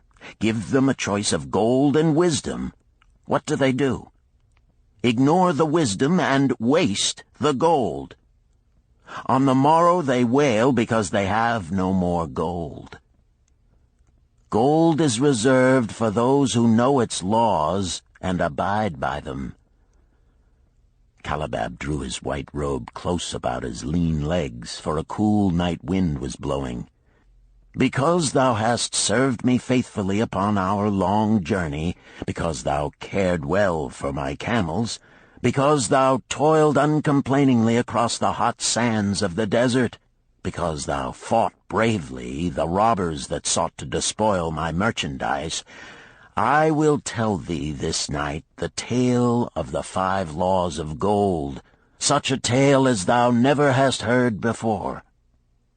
Hark ye with deep attention to the words I speak, for if you grasp their meaning and heed them, In the days that come, thou shalt have much gold." He paused impressively. Above, in a canopy of blue, the stars shone brightly in the crystal-clear skies of Babylonia. Behind the group loomed their faded tents tightly staked against possible desert storms. Beside the tents were neatly stacked bales of merchandise covered with skins. Nearby, the camel herd sprawled in the sand, some chewing their cuds contentedly, others snoring in hoarse discord. "Thou hast told us many good tales, Calibab," spoke up the chief packer. "We look to thy wisdom to guide us upon the morrow when our service with thee shall be at an end." "I have but told thee of my adventures in strange and distant lands, but this night I shall tell thee of the wisdom of Arkad, the wise rich man." "Much have we heard of him," acknowledged the chief packer, "for he was the richest man that ever lived in Babylon." "The richest man he was, and that because he was wise in the ways of gold, even as no man had ever been before him. This night shall I tell you of his great wisdom as it was told to me by Nomasir, his son, many years ago in Nineveh, when I was but a lad. My master and myself had tarried long into the night in the palace of Nomasir. I had helped my master bring great bundles of fine rugs, each one to be tried by Nomasir until his choice of colors was satisfied. At last he was well pleased, and commanded us to sit with him and to drink a rare vintage, odorous to the nostrils and most warming to my stomach, which was unaccustomed to such a drink. Then did he tell us this tale of the great wisdom of Arkad, his father, even as I shall tell it to you. In Babylon it is the custom, as you know, that the sons of wealthy fathers live with their parents in expectation of inheriting the estate. Arkad did not approve of this custom. Therefore, when Nomasir reached the man's estate, he sent for the young man and addressed him. "My son, it is my desire that thou succeed to my estate. Thou must, however, first prove that thou art capable of wisely handling it.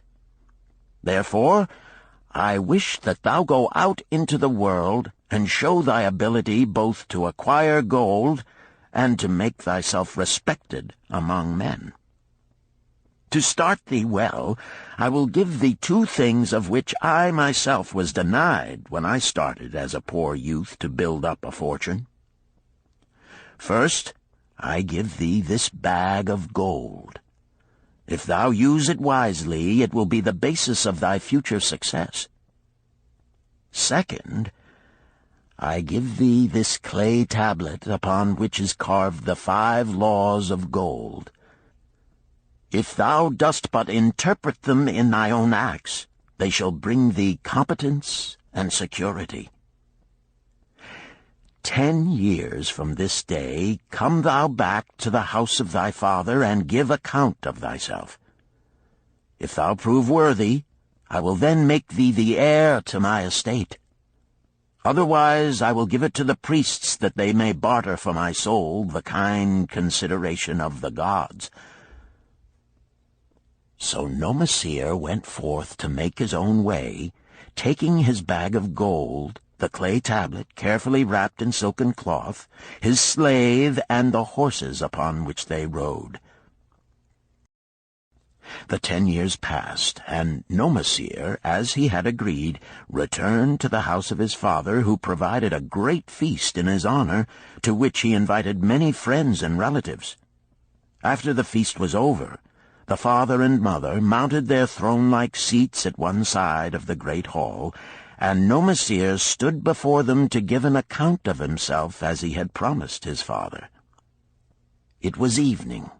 The room was hazy with smoke from the wicks of the oil lamps that but dimly lighted it. Slaves in white woven jackets and tunics fanned the humid air rhythmically with long-stemmed palm leaves. A stately dignity colored the scene. The wife of Nomasir and his 2 young sons, with friends and other members of the family, sat upon rugs behind him, eager listeners. "My father," he began deferentially, "I bow before thy wisdom. 10 years ago, when I stood at the gates of manhood, thou bade me go forth and become a man among men, instead of remaining a vassal to thy fortune. Thou gave me liberally of thy gold. Thou gave me liberally of thy wisdom. Of the gold, alas, I must admit of a disastrous handling.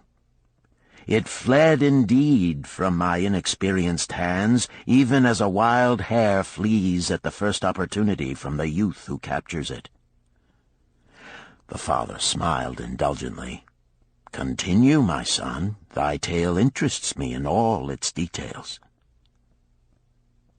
I decided to go to Nineveh, as it was a growing city, believing that I might find there opportunities. I joined a caravan, and among its members made numerous friends. 2 well-spoken men who had a most beautiful white horse, as fleet as the wind, were among these. As we journeyed, they told me in confidence that in Nineveh was a wealthy man who owned a horse so swift that it had never been beaten. Its owner believed that no horse living could run with greater speed. Therefore would he wager any sum, however large, that his horse could outspeed any horse in all Babylonia. Compared to their horse, so my friend said, it was but a lumbering ass that could be beaten with ease. They offered, as a great favor, to permit me to join them in a wager. I was quite carried away with the plan. Our horse was badly beaten, and I lost much of my gold. The father laughed. Later, I discovered that this was a deceitful plan of these men, and they constantly journeyed with caravans seeking victims. You see, the man in Nineveh was their partner and shared with them the bets he won. This shrewd deceit taught me my first lesson in looking out for myself. I was soon to learn another, equally bitter. In the caravan was another young man with whom I became quite friendly. He was the son of wealthy parents and, like myself, journeying to Nineveh to find a suitable location. Not long after our arrival, he told me that a merchant had died, and his shop with its rich merchandise and patronage could be secured at a paltry price. Saying that we would be equal partners, but first he must return to Babylon to secure his gold, he prevailed upon me to purchase the stock with my gold, agreeing that his would be used later to carry on our venture.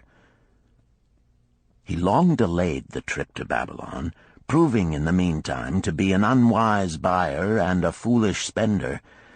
I finally put him out, but not before the business had deteriorated to where we had only unsaleable goods and no gold to buy other goods.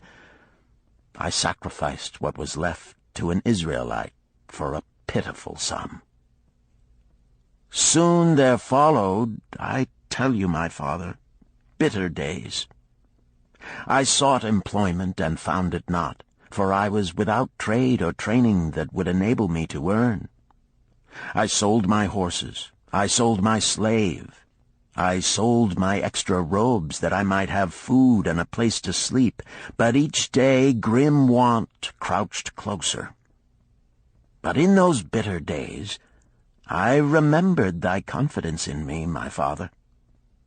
Thou hadst sent me forth to become a man, and this I was determined to accomplish. The mother buried her face and wept softly. At this time I bethought me of the table thou had given to me, upon which thou had carved the 5 laws of gold.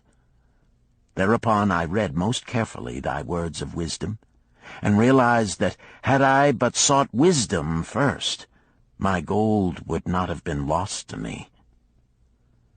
I learned by heart each law, and determined that when once more the goddess of good fortune smiled upon me, I would be guided by the wisdom of age and not by the inexperience of youth. For the benefit of you who are seated here this night, I will read the wisdom of my father as engraved upon the clay tablet which he gave to me 10 years ago. The 5 Laws of Gold. 1. Gold cometh gladly and in increasing quantity to any man who will put by not less than 1/10 of his earnings to create an estate for his future and that of his family. 2. Gold laboreth diligently and contentedly for the wise owner who finds for it profitable employment, multiplying even as the flocks of the field. 3. Gold clingeth to the protection of the cautious owner who invests it under the advice of men wise in its handling. 4. Gold slippeth away from the man who invests it in businesses or purposes with which he is not familiar or which are not approved by those skilled in its keep. 5. Gold flees the man who would force it to impossible earnings, or who followeth the alluring advice of tricksters and schemers, or who trusts it to his own inexperience and romantic desires in investment. These are the 5 laws of gold as written by my father. I do proclaim them as of greater value than gold itself, as I will show by the continuance of my tale. He again faced his father. I have told thee of the depth of poverty and despair to which my inexperience brought me.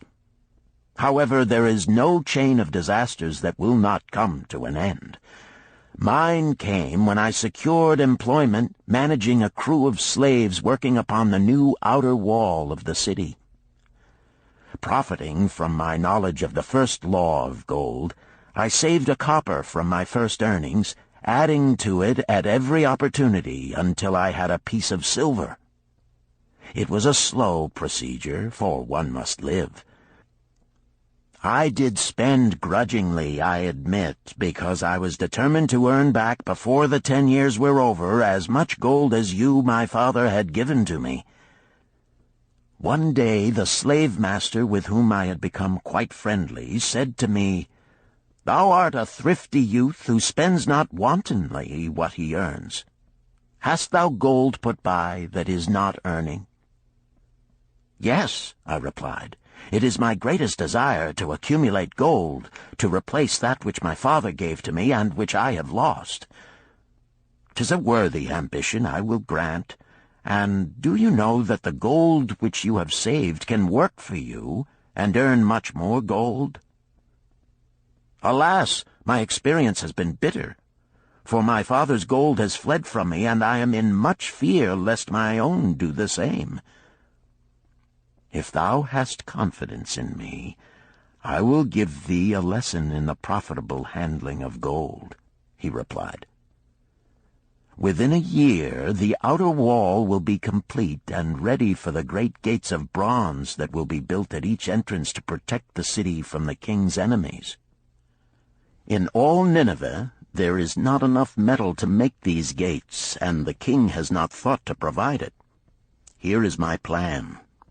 A group of us will pool our gold and send a caravan to the mines of copper and tin which are distant, and bring to Nineveh the metal for the gates.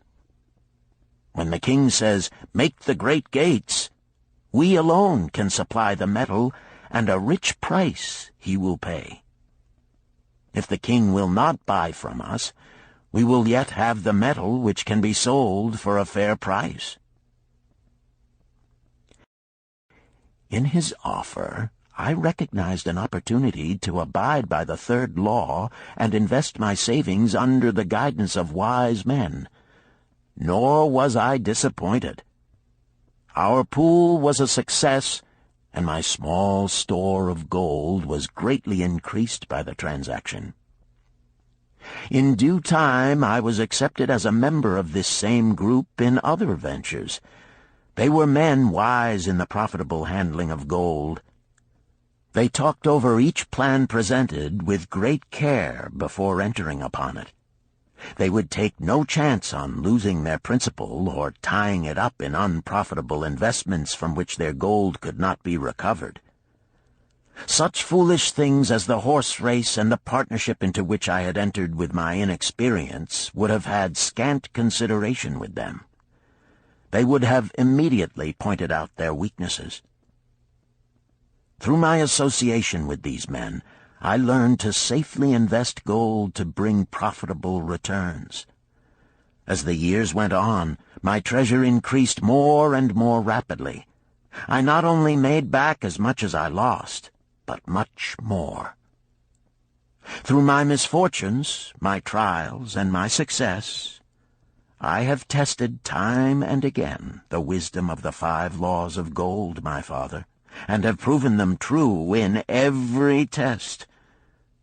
To him who is without knowledge of the 5 laws, gold comes not often, and goeth away quickly. But to him who abide by the 5 laws, gold comes and works as his dutiful slave. Nomasir ceased speaking and motioned to a slave in the back of the room. The slave brought forward, one at a time, 3 heavy leather bags.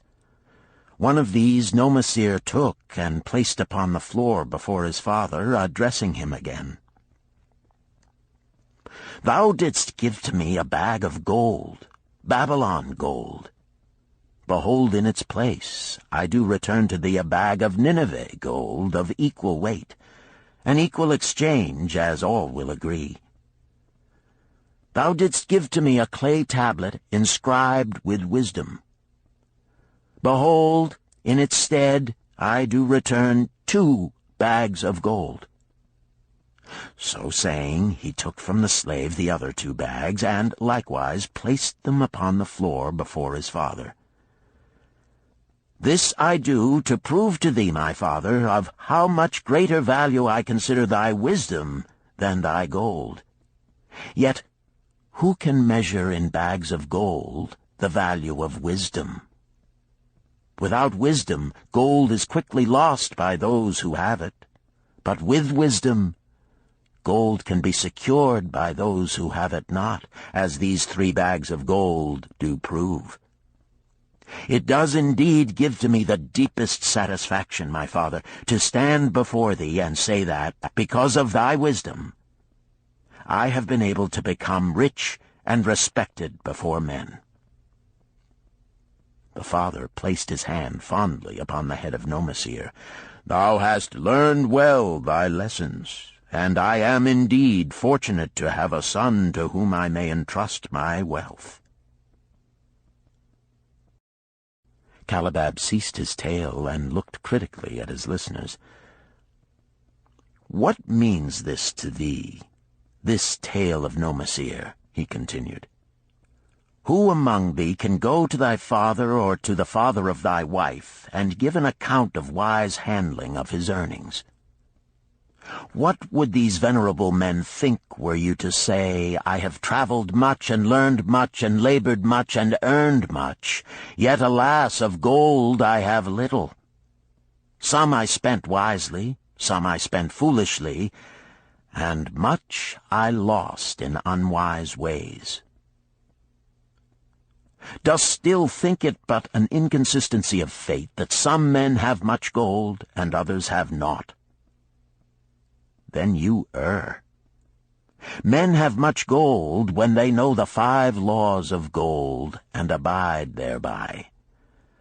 Because I learned these 5 laws in my youth and abided by them, I have become a wealthy merchant. Not by some strange magic did I accumulate my wealth. Wealth that comes quickly goeth the same way.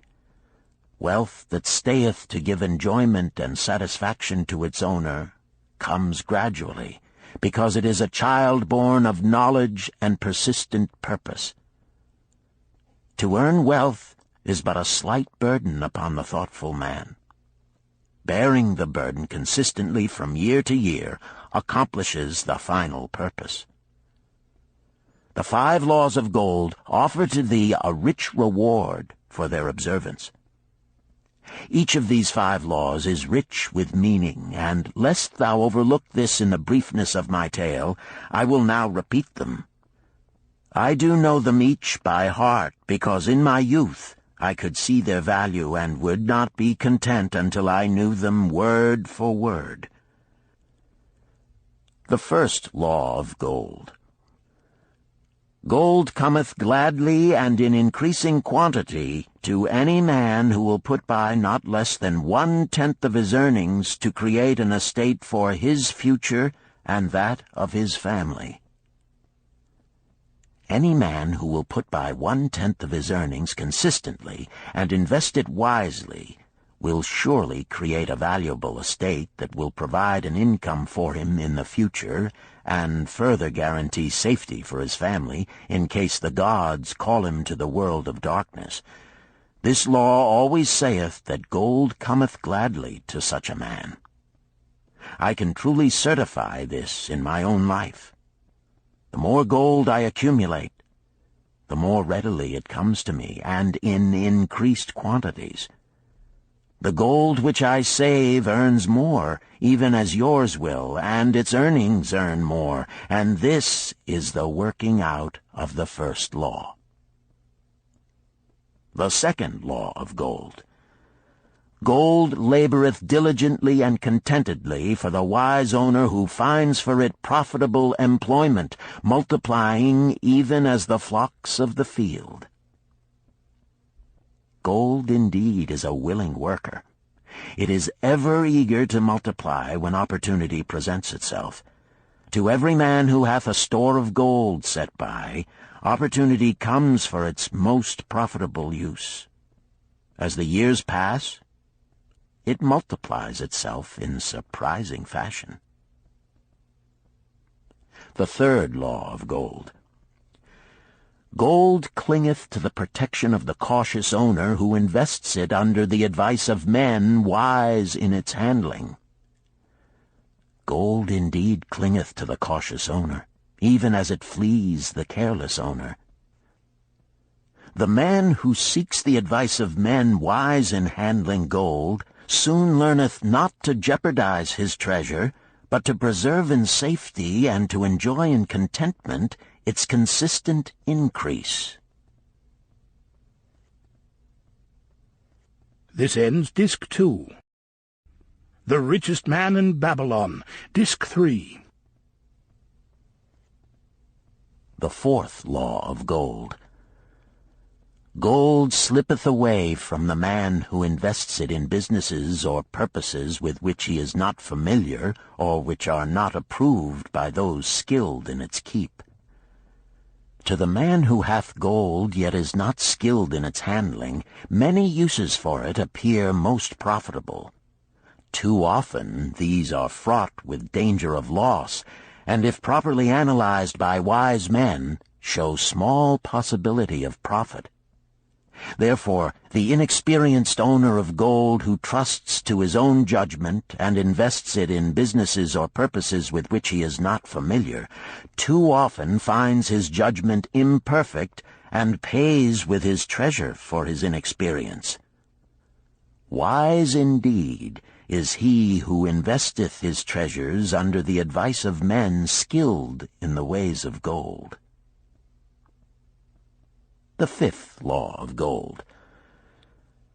Gold flees the man who would force it to impossible earnings, or who followeth the alluring advice of tricksters and schemers, or who trusts it to his own inexperience and romantic desires in investment.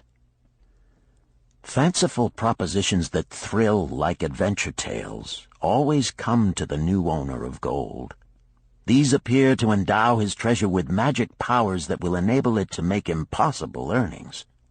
Yet heed ye the wise men, for verily they know the risks that lurk behind every plan to make great wealth suddenly. Forget not the rich men of Nineveh, who would take no chance of losing their principal or tying it up in unprofitable investments. This ends my tale of the 5 laws of gold. In telling it to thee, I have told the secrets of my own success. Yet they are not secrets, but truths which every man must first learn and then follow, who wishes to step out of the multitude that, like yon wild dogs, must worry each day for food to eat. Tomorrow we enter Babylon. Look, see the fire that burns eternal above the temple of Bel? We are already in sight of the golden city. Tomorrow each of thee shall have gold, the gold thou hast so well earned by thy faithful services. 10 years from this night, what can you tell about this gold? If there be men among you who, like Nomasir, will use a portion of their gold to start for themselves an estate and be thenceforth wisely guided by the wisdom of Arkad, 10 years from now, 'tis a safe wager, like the son of Arkad, they will be rich and respected among men. Our wise acts accompany us through life to please us and to help us. Just as surely our unwise acts follow us to plague and torment us. Alas, they cannot be forgotten. In the front rank of the torments that do follow us are the memories of the things we should have done, of the opportunities which came to us, and we took not. Rich are the treasures of Babylon, so rich no man can count their value in pieces of gold. Each year they grow richer and more valuable. Like the treasures of every land, they are a reward, a rich reward, awaiting those men of purpose who determine to secure their just share. In the strength of thine own desires is a magic power. Guide this power with thy knowledge of the 5 laws of gold, and thou shalt share the treasures of Babylon.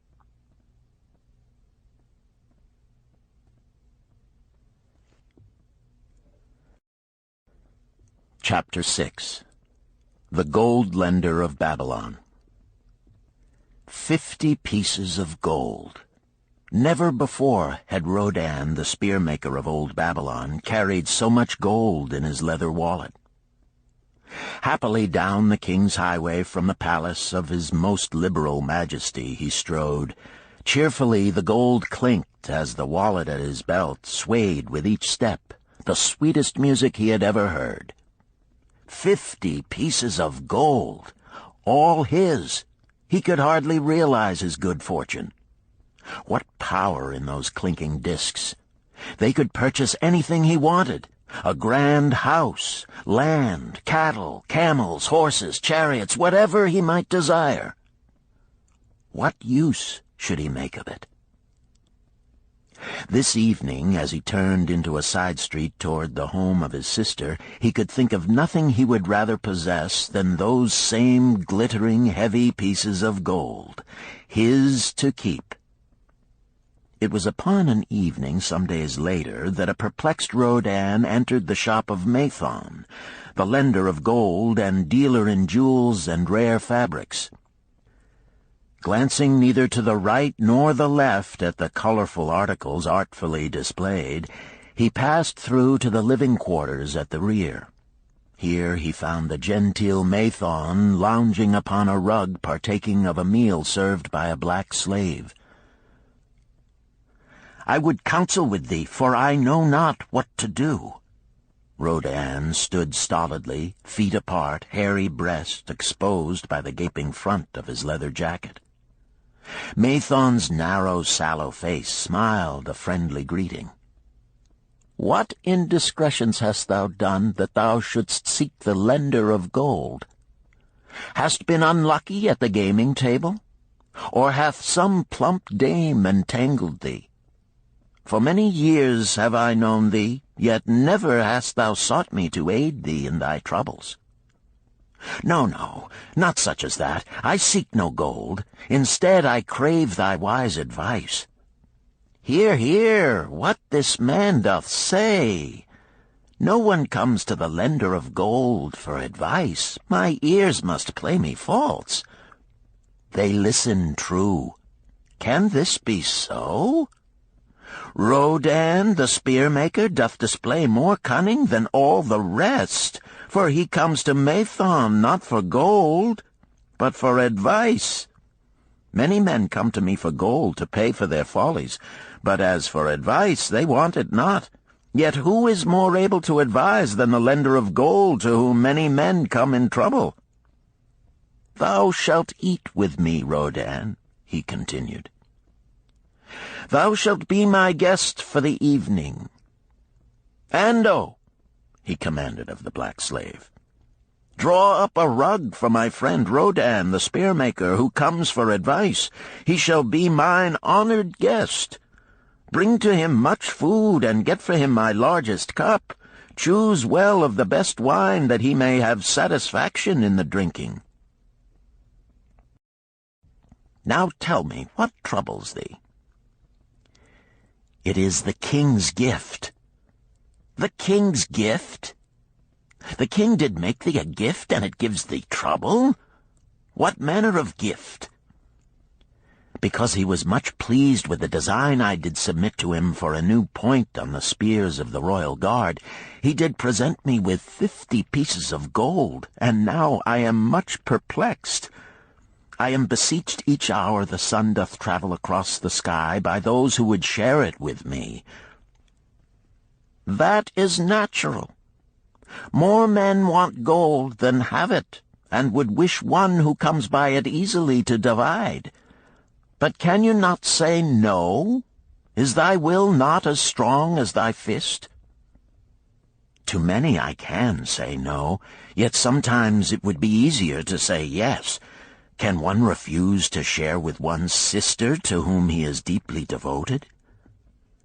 Surely thy own sister would not wish to deprive thee of enjoying thy reward?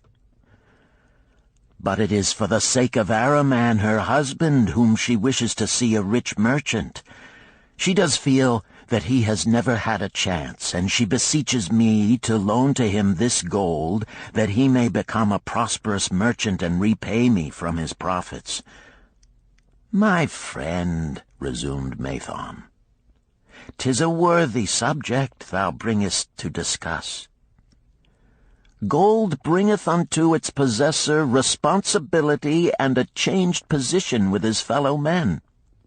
It bringeth fear lest he lose it, or it be tricked away from him. It bringeth a feeling of power and ability to do good. Likewise, it bringeth opportunities whereby his very good intentions may bring him into difficulties. Didst ever hear of the farmer of Nineveh who could understand the language of animals? I wot not, for 'tis not the kind of tale men like to tell over the bronze-caster's forge. I will tell it to thee, for thou shouldst know that to borrowing and lending there is more than the passing of gold from the hands of one to the hands of another. This farmer, who could understand what the animals said to each other, did linger in the farmyard each evening just to listen to their words. One evening he did hear the ox bemoaning to the ass the hardness of his lot. I do labor pulling the plough from morning until night, no matter how hot the day, or how tired my legs, or how the bow doth chafe my neck, still must I work. But you are a creature of leisure. You are trapped with a colorful blanket and do nothing more than carry our master about where he wishes to go. When he goes nowhere, you do rest and eat the green grass all the day. Now the ass, in spite of his vicious heels, was a goodly fellow and sympathized with the ox.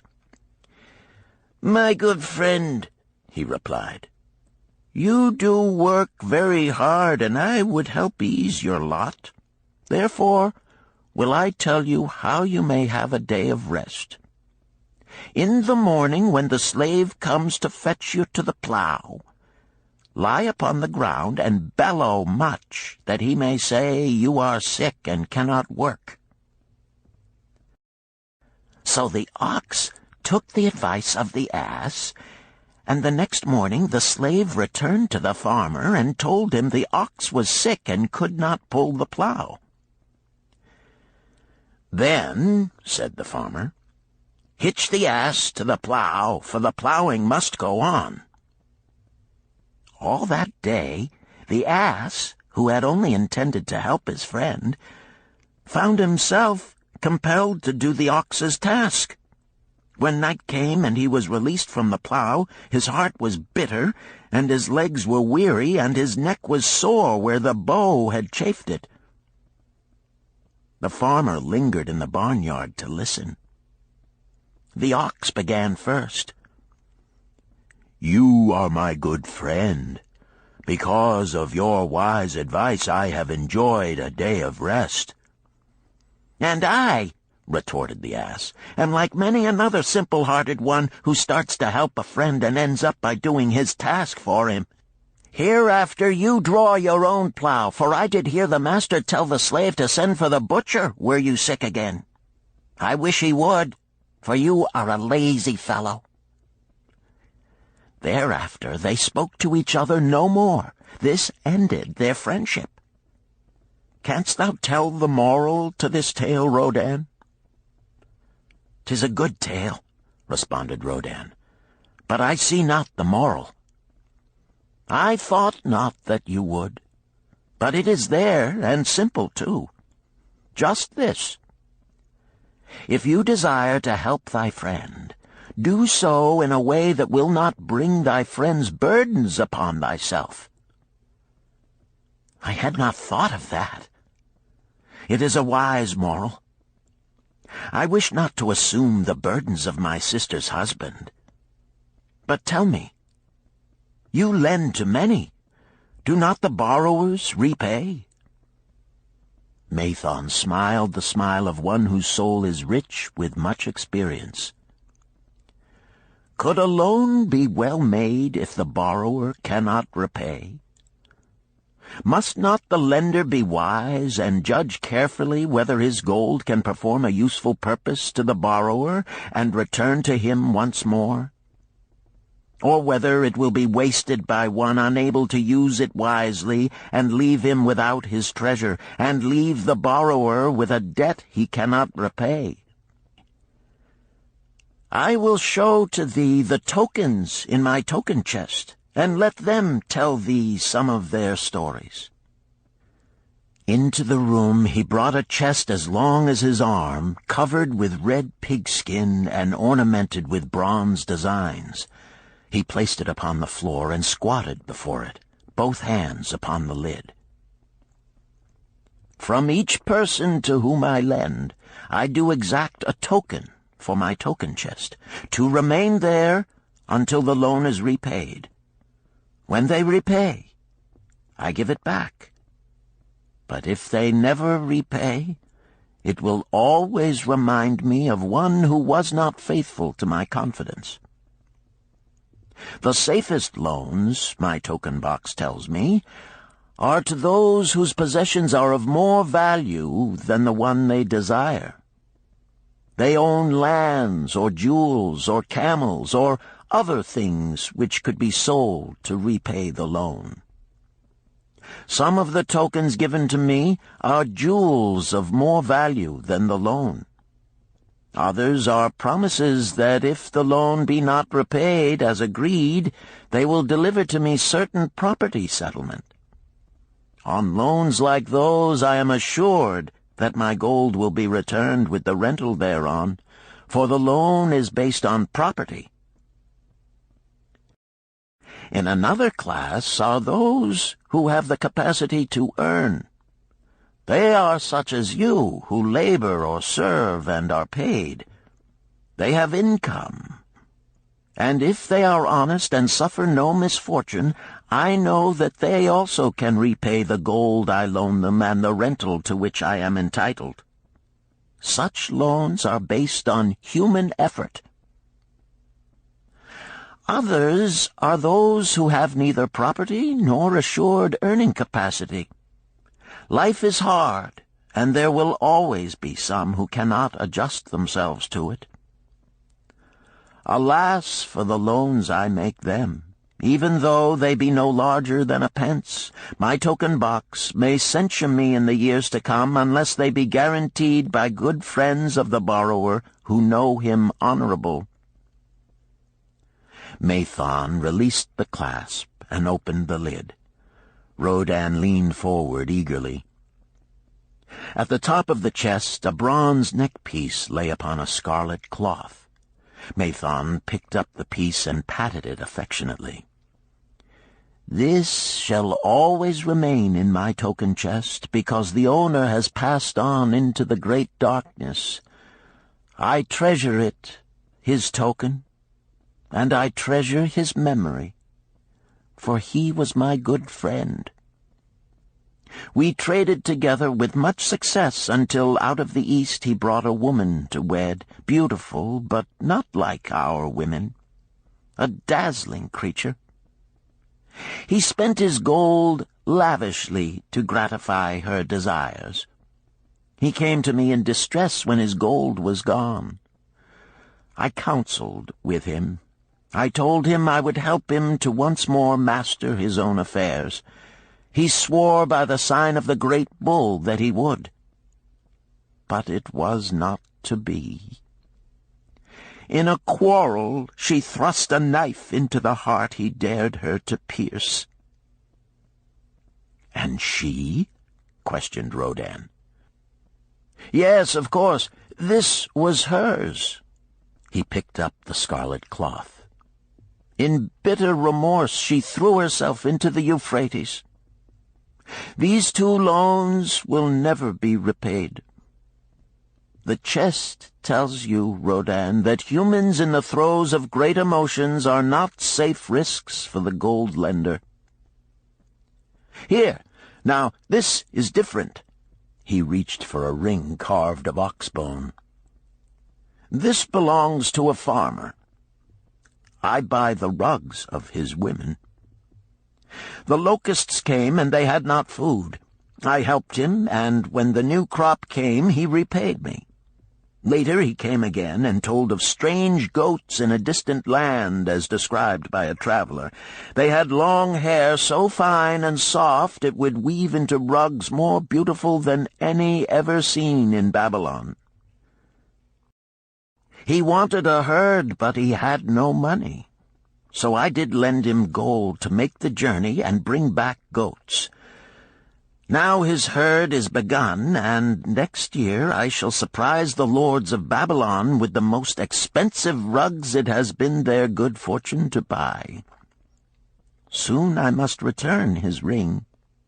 He doth insist on repaying promptly." "Some borrowers do that?"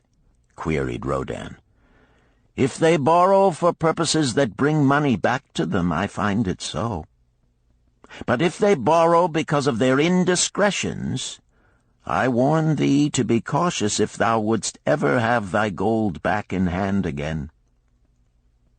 "Tell me about this," requested Rodan, picking up a heavy gold bracelet inset with jewels in rare designs. "The women do appeal to my good friend," bantered Mathon. "I am still much younger than you," retorted Rodan. "I grant that, but this time thou doth suspicion romance where it is not. The owner of this is fat and wrinkled, and doth talk so much and say so little she drives me mad. Once they had much money and were good customers, but ill times came upon them. She has a son of whom she would make a merchant. So she came to me and borrowed gold that he might become a partner of a caravan owner who travels with his camels, bartering in one city what he buys in another. This man proved a rascal, for he left the poor boy in a distant city without money and without friends, pulling out early while the youth slept. Perhaps when this youth has grown to manhood he will repay. Until then I get no rental for the loan, only much talk. But I do admit the jewels are worthy of the loan." "Did this lady ask thy advice as to the wisdom of the loan?" "Quite otherwise. She had pictured to herself this son of hers as a wealthy and powerful man of Babylon. To suggest the contrary was to infuriate her. A fair rebuke I had. I knew the risk for this inexperienced boy, but as she offered security, I could not refuse her." "This," continued Mathon, waving a bit of pack rope tied into a knot, "belongs to Nebator, the camel trader. When he would buy a herd larger than his funds, he brings to me this knot, and I lend to him according to his needs. He is a wise trader. I have confidence in his good judgment and can lend him freely. Many other merchants of Babylon have my confidence because of their honorable behavior. Their tokens come and go frequently in my token box. Good merchants are an asset to our city, and it profits me to aid them to keep trade moving that Babylon be prosperous." Mathon picked out a beetle carved in turquoise and tossed it contemptuously on the floor. "A bug from Egypt. The lad who owns this does not care whether I ever receive back my gold. When I reproach him, he replies, 'How can I repay when ill fate pursues me? You have plenty more. What can I do?' The token is his father's, a worthy man of small means who did pledge his land and herd to back his son's enterprises. The youth found success at first, and then was overzealous to gain great wealth. His knowledge was immature. His enterprises collapsed.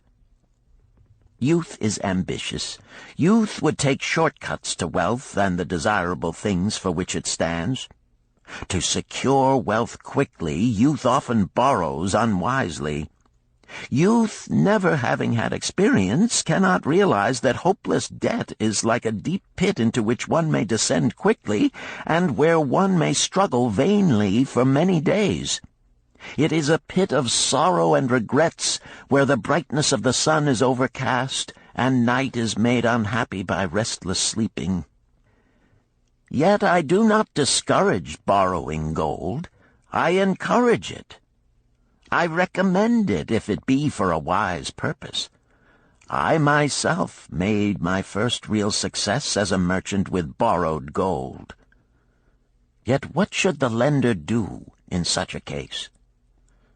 The youth is in despair and accomplishes nothing. He is discouraged. He makes no effort to repay. My heart turns against depriving the father of his land and cattle."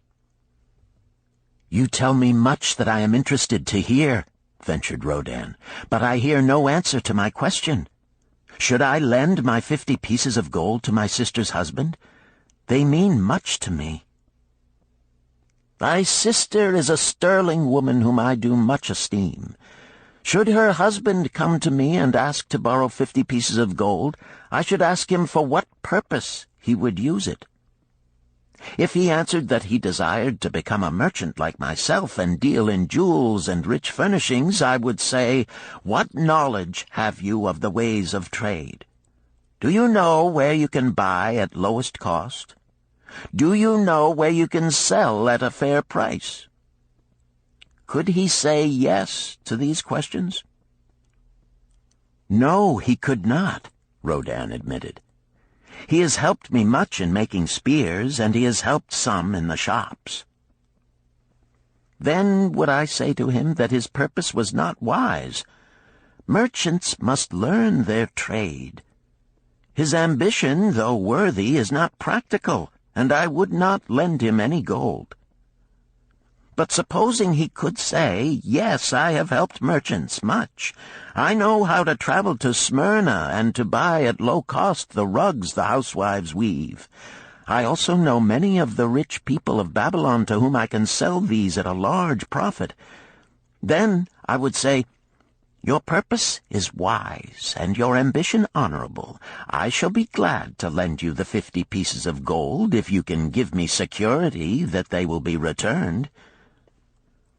But would he say, I have no security other than that I am an honored man and will pay you well for the loan? Then would I reply, I treasure much each piece of gold. Were the robbers to take it from you as you journeyed to Smyrna, or take the rugs from you as you returned, then you would have no means of repaying me, and my gold would be gone. Gold, you see, Rodin, is the merchandise of the lender of money. It is easy to lend. If it is lent unwisely, then it is difficult to get back. The wise lender wishes not the risk of the undertaking, but the guarantee of safe repayment. "'Tis well," he continued, "to assist those that are in trouble. 'Tis well to help those upon whom fate has laid a heavy hand. 'Tis well to help those who are starting, that they may progress and become valuable citizens. But help must be given wisely, lest, like the farmer's ass, in our desire to help, we but take upon ourselves the burden that belongs to another." Again I wandered from thy question, Rodin, but hear my answer. Keep thy 50 pieces of gold. What thy labor earns for thee and what is given thee for reward is thine own, and no man can put an obligation upon thee to part with it, unless it do be thy wish. If thee wouldst lend it so that it may earn thee more gold, then lend with caution and in many places. I like not idle gold, even less I like too much of risk. How many years hast thou labored as a spear-maker? Fully 3. How much besides the king's gift hast saved? 3 gold pieces. Each year that thou hast labored, thou hast denied thyself good things to save from thine earnings 1 piece of gold? 'Tis as you say. Then mightest save in 50 years of labor 50 pieces of gold by thy self-denial? A lifetime of labor it would be. Thinkest thou thy sister would wish to jeopardize the savings of 50 years of labor over the bronze melting pot, that her husband might experiment on being a merchant? Not if I spoke in your words. Then go to her and say, 3 years I have labored each day except fast days, from morning until night, and I have denied myself many things that my heart craved. For each year of labor and self-denial, I have to show 1 piece of gold. Thou art my favored sister, and I wish that thy husband may engage in business in which he will prosper greatly. If he will submit to me a plan that seems wise and possible to my friend Mathon, then will I gladly lend to him my savings of an entire year, that he may have an opportunity to prove that he can succeed. Do that, I say, and if he has within him the soul to succeed, he can prove it. If he fails, he will not owe thee more than he can hope some day to repay. I am a gold lender because I own more gold than I can use in my own trade. I desire my surplus gold to labor for others and thereby earn more gold. I do not wish to take risk of losing my gold, for I have labored much and denied myself much to secure it. Therefore I will no longer lend any of it where I am not confident that it is safe and will be returned to me. Neither will I lend it where I am not convinced that its earnings will be promptly paid to me. I have told to thee, Rodin, a few of the secrets of my token chest. From them you may understand the weakness of men and their eagerness to borrow that which they have no certain means to repay. From this you can see how often their high hopes of the great earnings they could make if they but had gold are but false hopes they have not the ability or training to fulfill. Thou, Rodan, now have gold which thou shouldst put to earning more gold for thee. Thou art about to become, even as I, a gold lender. If thou dost safely preserve thy treasure, it will produce liberal earnings for thee, and be a rich source of pleasure and profit during all thy days. But if thou dost let it escape from thee, it will be a source of constant sorrow and regret as long as thy memory doth last. What desirest thou most of this gold in thy wallet? To keep it safe. Wisely spoken, replied Mathon approvingly. Thy first desire is for safety. Thinkest thou that in the custody of thy sister's husband it would be truly safe from possible loss? I fear not, for he is not wise in guarding gold. Then be not swayed by foolish sentiments of obligation to trust thy treasure to any person. If thou wouldst help thy family or thy friends, find other ways than risking the loss of thy treasure. Forget not that gold slippeth away in unexpected ways from those unskilled in guarding it. As well waste thy treasure in extravagance as let others lose it for thee. What next after safety dost desire of this treasure of thine? That it earn more gold. Again thou speakest with wisdom. It should be made to earn and grow larger. Gold wisely lent may even double itself with its earnings before a man like you groweth old. If you risk losing it, you risk losing all that it would earn as well. Therefore be not swayed by the fantastic plans of impractical men who think they see ways to force thy gold to make earnings unusually large. Such plans are the creations of dreamers unskilled in the safe and dependable laws of trade. Be conservative in what thou expectest to earn, that thou mayest keep and enjoy thy treasure. To hire it out with a promise of usurious returns is to invite loss. Seek to associate thyself with men and enterprises whose success is established, that thy treasure may earn liberally under their skillful use and be guarded safely by their wisdom and experience. Thus mayest thou avoid the misfortunes that follow most of the sons of men to whom the gods see fit to entrust gold. When Rodan would thank him for his wise advice, he would not listen, saying, "The king's gift shall teach thee much wisdom. If wouldst keep thy 50 pieces of gold, thou must be discreet indeed. Many uses will tempt thee. Much advice will be spoken to thee. Numerous opportunities to make large profits will be offered thee. The stories from my token box should warn thee, before thou let any piece of gold leave thy pouch, to be sure that thou hast a safe way to pull it back again. Should my further advice appeal to thee, return again. It is gladly given. Ere thou goest, read this which I have carved beneath the lid of my token box. It applies equally to the borrower and the lender. Better a little caution than a great regret.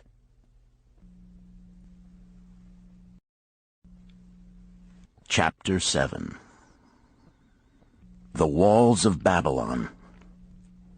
Old Banzar, grim warrior of another day, stood guard at the passageway leading to the top of the ancient walls of Babylon.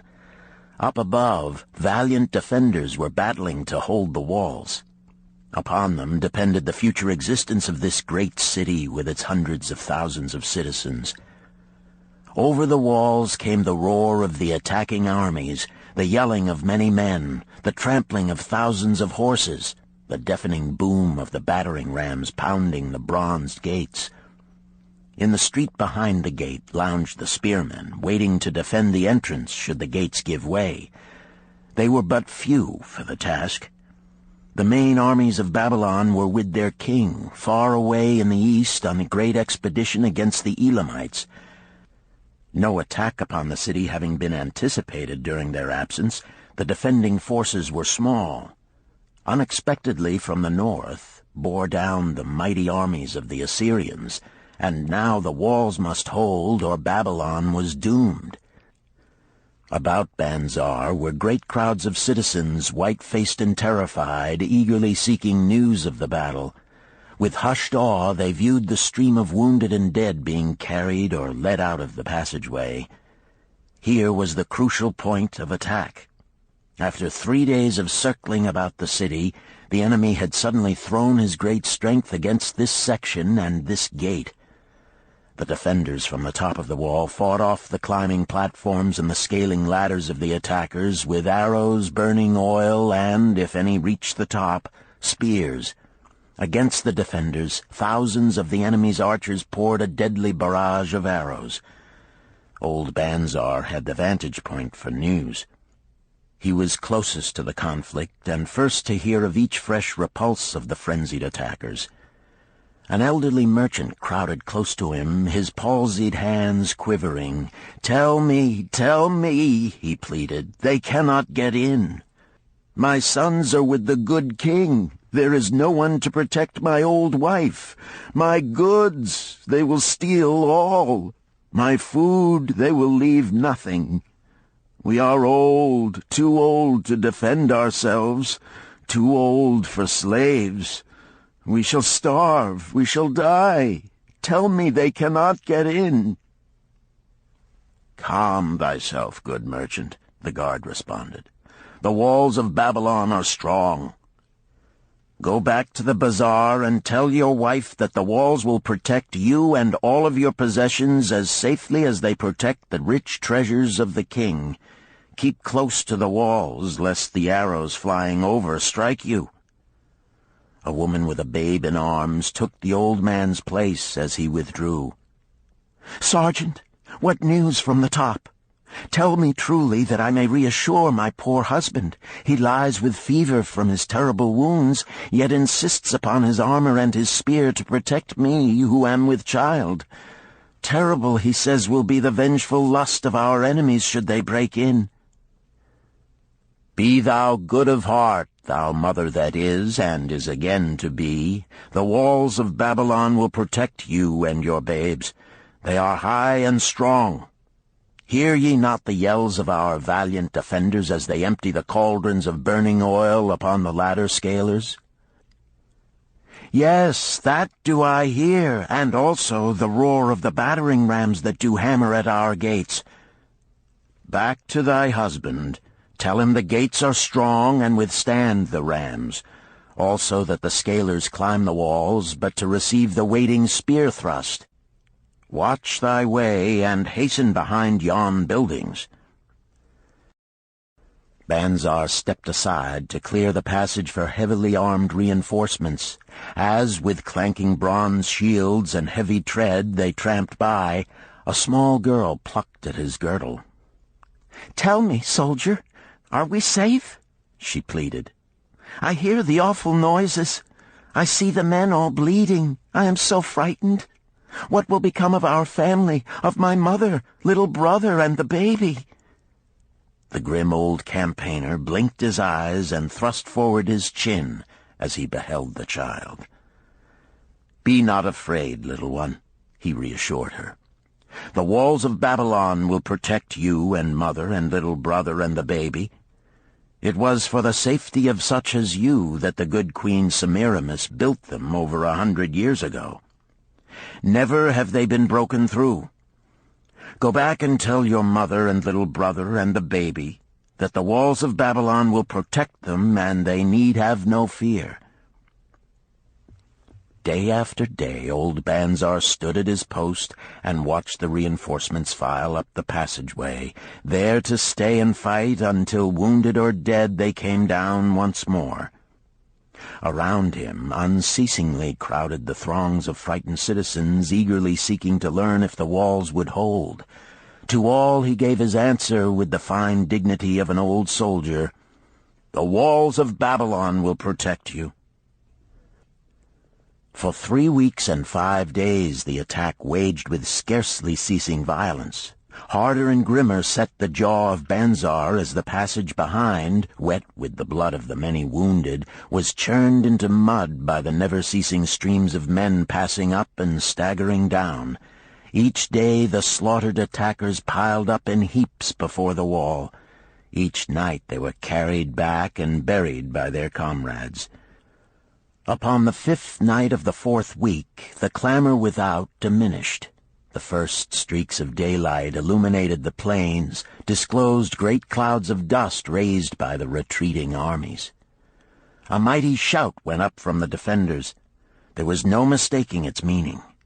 It was repeated by the waiting troops behind the walls. It was echoed by the citizens upon the streets. It swept over the city with the violence of a storm. People rushed from the houses. The streets were jammed with a throbbing mob. The pent-up fear of weeks found an outlet in the wild chorus of joy. From the top of the high tower of the Temple of Bel burst forth the flames of victory. Skyward floated the column of blue smoke to carry the message far and wide. The walls of Babylon had once again repulsed a mighty and vicious foe determined to loot her rich treasures and to ravish and enslave her citizens. Babylon endured century after century because it was fully protected. It could not afford to be otherwise. The walls of Babylon were an outstanding example of man's need and desire for protection. This desire is inherent in the human race. It is just as strong today as it ever was, but we have developed broader and better plans to accomplish the same purpose. In this day, behind the impregnable walls of insurance, savings accounts, and dependable investments, we can guard ourselves against the unexpected tragedies that may enter any door and seat themselves before any fireside. We cannot afford to be without adequate protection.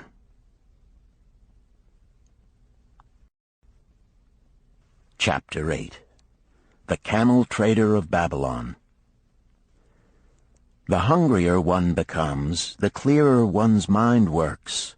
Also, the more sensitive one becomes to the odors of food. Tarkad, the son of Azure, certainly thought so.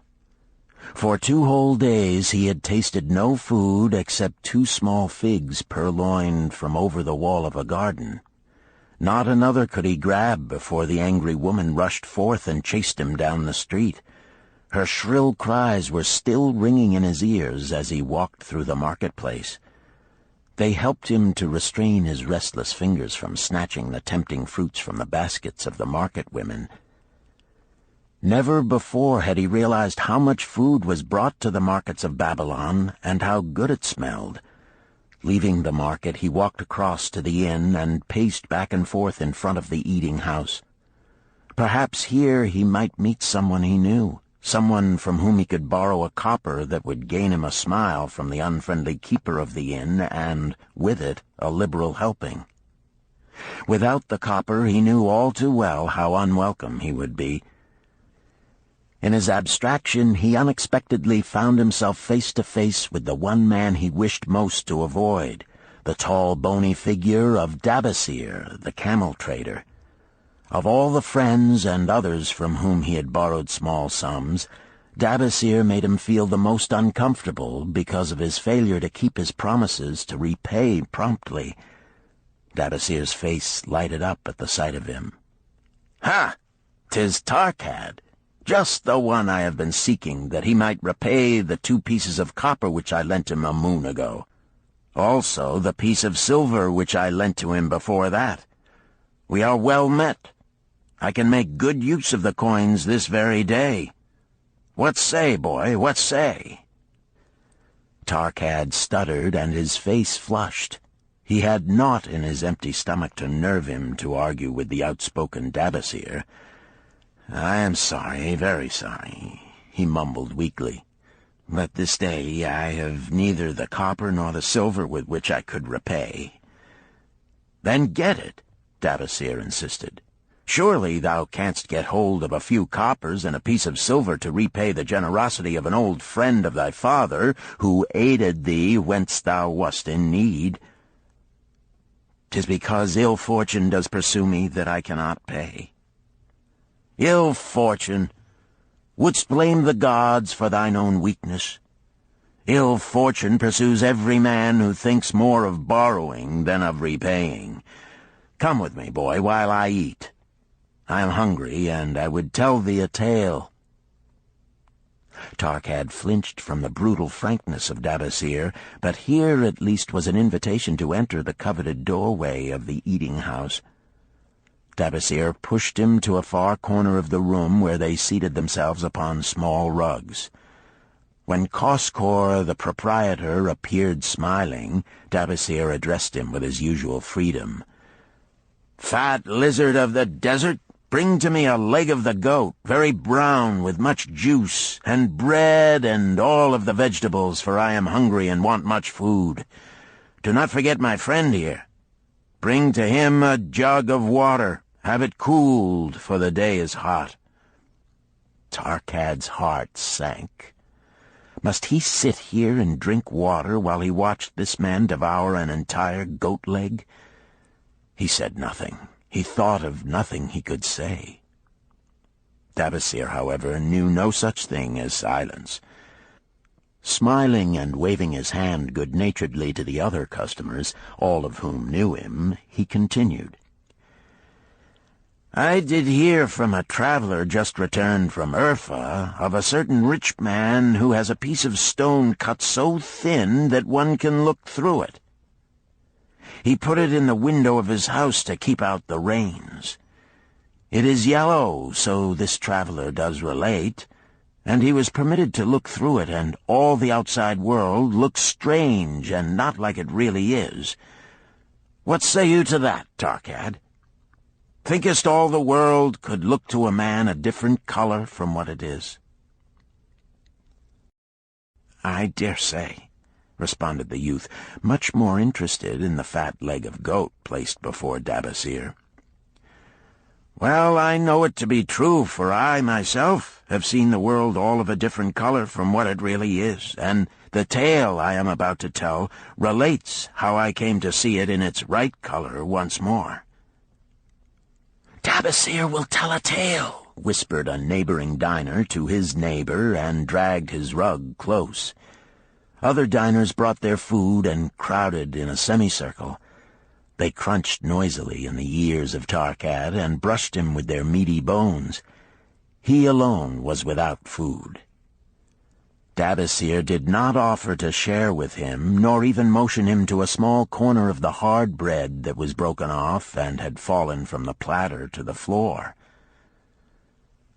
"The tale that I am about to tell," began Dabasir, pausing to bite a goodly chunk from the goat leg, "relates to my early life and how I came to be a camel trader. Didst anyone know that I once was a slave in Syria?" A murmur of surprise ran through the audience, to which Dabasir listened with satisfaction.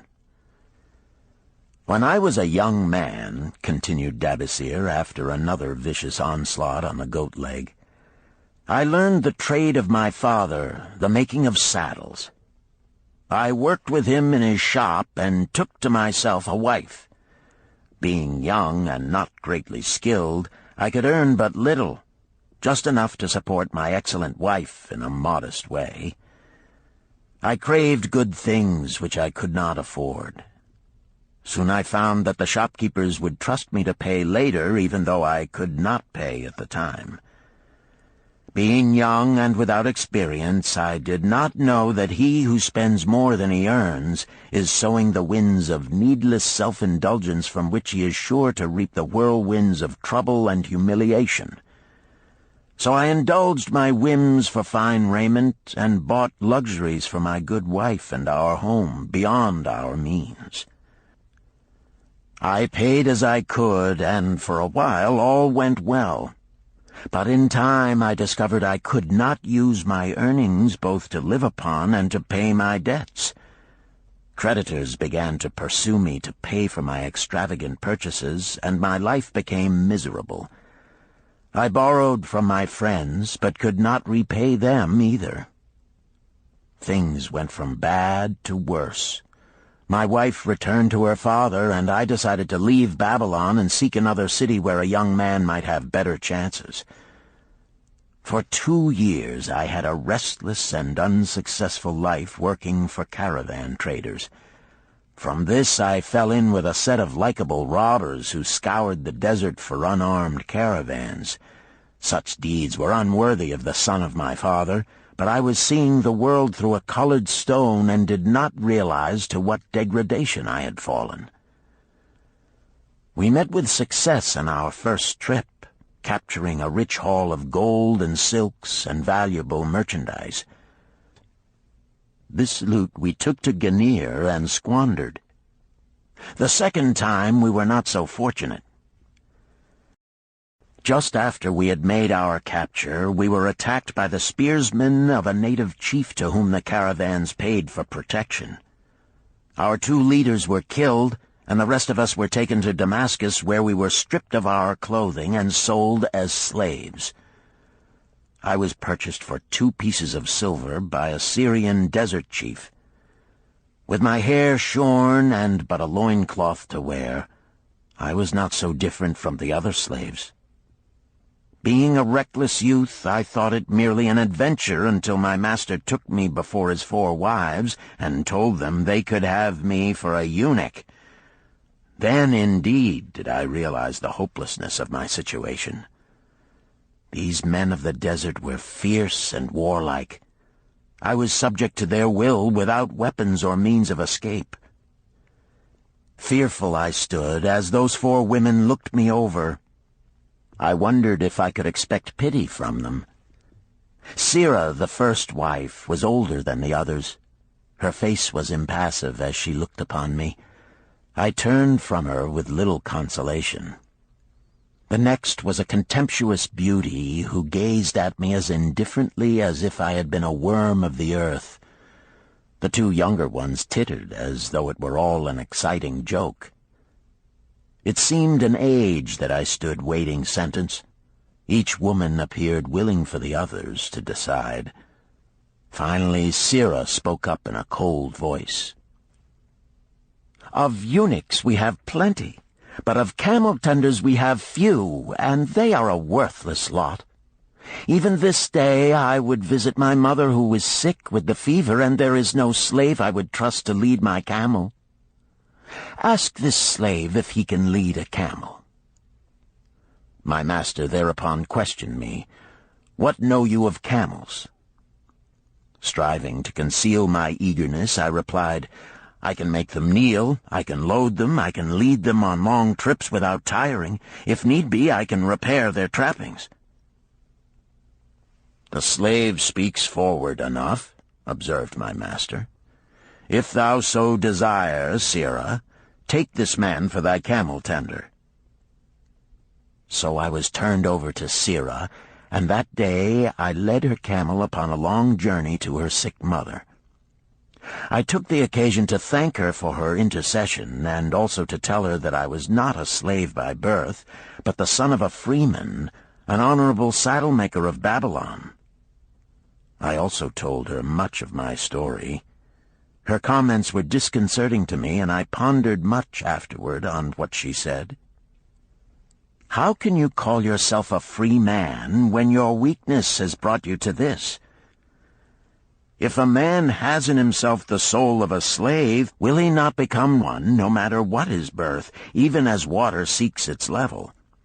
If a man has within him the soul of a free man, will he not become respected and honored in his own city in spite of his misfortune?" For over a year I was a slave and lived with the slaves, But I could not become as one of them. One day Sira asked me, "In the eventime, when the other slaves can mingle and enjoy the society of each other, why dost thou sit in thy tent alone?" To which I responded, "I am pondering what you have said to me. I wonder if I have the soul of a slave. I cannot join them, so I must sit apart." "I, too, must sit apart," she confided. "My dowry was large, and my lord married me because of it. Yet he does not desire me. What every woman longs for is to be desired. Because of this, and because I am barren and have neither son nor daughter, must I sit apart. Were I a man, I would rather die than be such a slave, but the conventions of our tribe make slaves of women." "What think thou of me by this time?" I asked her suddenly. "Have I the soul of a man, or have I the soul of a slave?" "Have you a desire to repay the just debts you owe in Babylon?" she parried. "Yes, I have the desire, but I see no way." "If thou contentedly let the years slip by and make no effort to repay, then thou hast but the contemptible soul of a slave. No man is otherwise who cannot respect himself, and no man can respect himself who does not repay honest debts." "But what can I do who am a slave in Syria?" "Stay a slave in Syria, thou weakling." "I am not a weakling," I denied hotly. "Then prove it." "How?" "Does not thy great king fight his enemies in every way he can and with every force he has? Thy debts are thy enemies. They ran thee out of Babylon. You left them alone, and they grew too strong for thee. Hadst fought them as a man, thou couldst have conquered them and been one honored among the townspeople. But thou had not the soul to fight them, and behold, thy pride hast gone down until thou art a slave in Syria." Much I thought over her unkind accusations, and many defensive phrases I worded to prove myself not a slave at heart. But I was not to have the chance to use them. 3 days later, the maid of Sira took me to her mistress. "My mother is again very sick," she said. "Saddle the 2 best camels in my husband's herd. Tie on waterskins and saddlebags for a long journey. The maid will give thee food at the kitchen tent." I packed the camels, wondering much at the quantity of provisions the maid provided, for the mother dwelt less than a day's journey away. The maid rode the rear camel which followed, and I led the camel of my mistress. When we reached her mother's house, it was just dark. Sira dismissed the maid and said to me, "Tabasir, hast thou the soul of a free man, or the soul of a slave?" "The soul of a free man," I insisted. "Now is thy chance to prove it. Thy master hath imbibed deeply, and his chiefs are in a stupor. Take then these camels and make thy escape. Here in this bag is raiment of thy master's to disguise thee. I will say thou stole the camels and ran away while I visited my sick mother." "Thou hast the soul of a queen," I told her. "Much do I wish that I might lead thee to happiness." "Happiness," she responded, "awaits not the runaway wife who seeks it in far lands among strange people. Go thy own way, and may the gods of the desert protect thee, for the way is far and barren of food or water." I needed no further urging, but thanked her warmly and was away into the night. I knew not this strange country, and had only a dim idea of the direction in which lay Babylon, but struck out bravely across the desert toward the hills. One camel I rode, and the other I led. All that night I traveled, and all the next day, urged on by the knowledge of the terrible fate that was meted out to slaves who stole their master's property and tried to escape. Late that afternoon, I reached a rough country as uninhabitable as the desert. The sharp rocks bruised the feet of my faithful camels, and soon they were picking their way slowly and painfully along. I met neither man nor beast, and could well understand why they shunned this inhospitable land. It was such a journey from then on as few men lived to tell of. Day after day we plodded along. Food and water gave out. The heat of the sun was merciless. At the end of the 9th day, I slid from the back of my mount with the feeling that I was too weak to ever remount, and I would surely die, lost in this abandoned country. I stretched out upon the ground and slept, not waking until the first gleam of daylight. I sat up and looked about me. There was a coolness in the morning air. My camels lay dejected not far away. About me was a vast waste of broken country covered with rock and sand and thorny things. No sign of water, not to eat for man or camel. Could it be that in this peaceful quiet I faced my end? My mind was clearer than it had ever been before. My body now seemed of little importance. My parched and bleeding lips, my dry and swollen tongue, my empty stomach, all had lost their supreme agonies of the day before.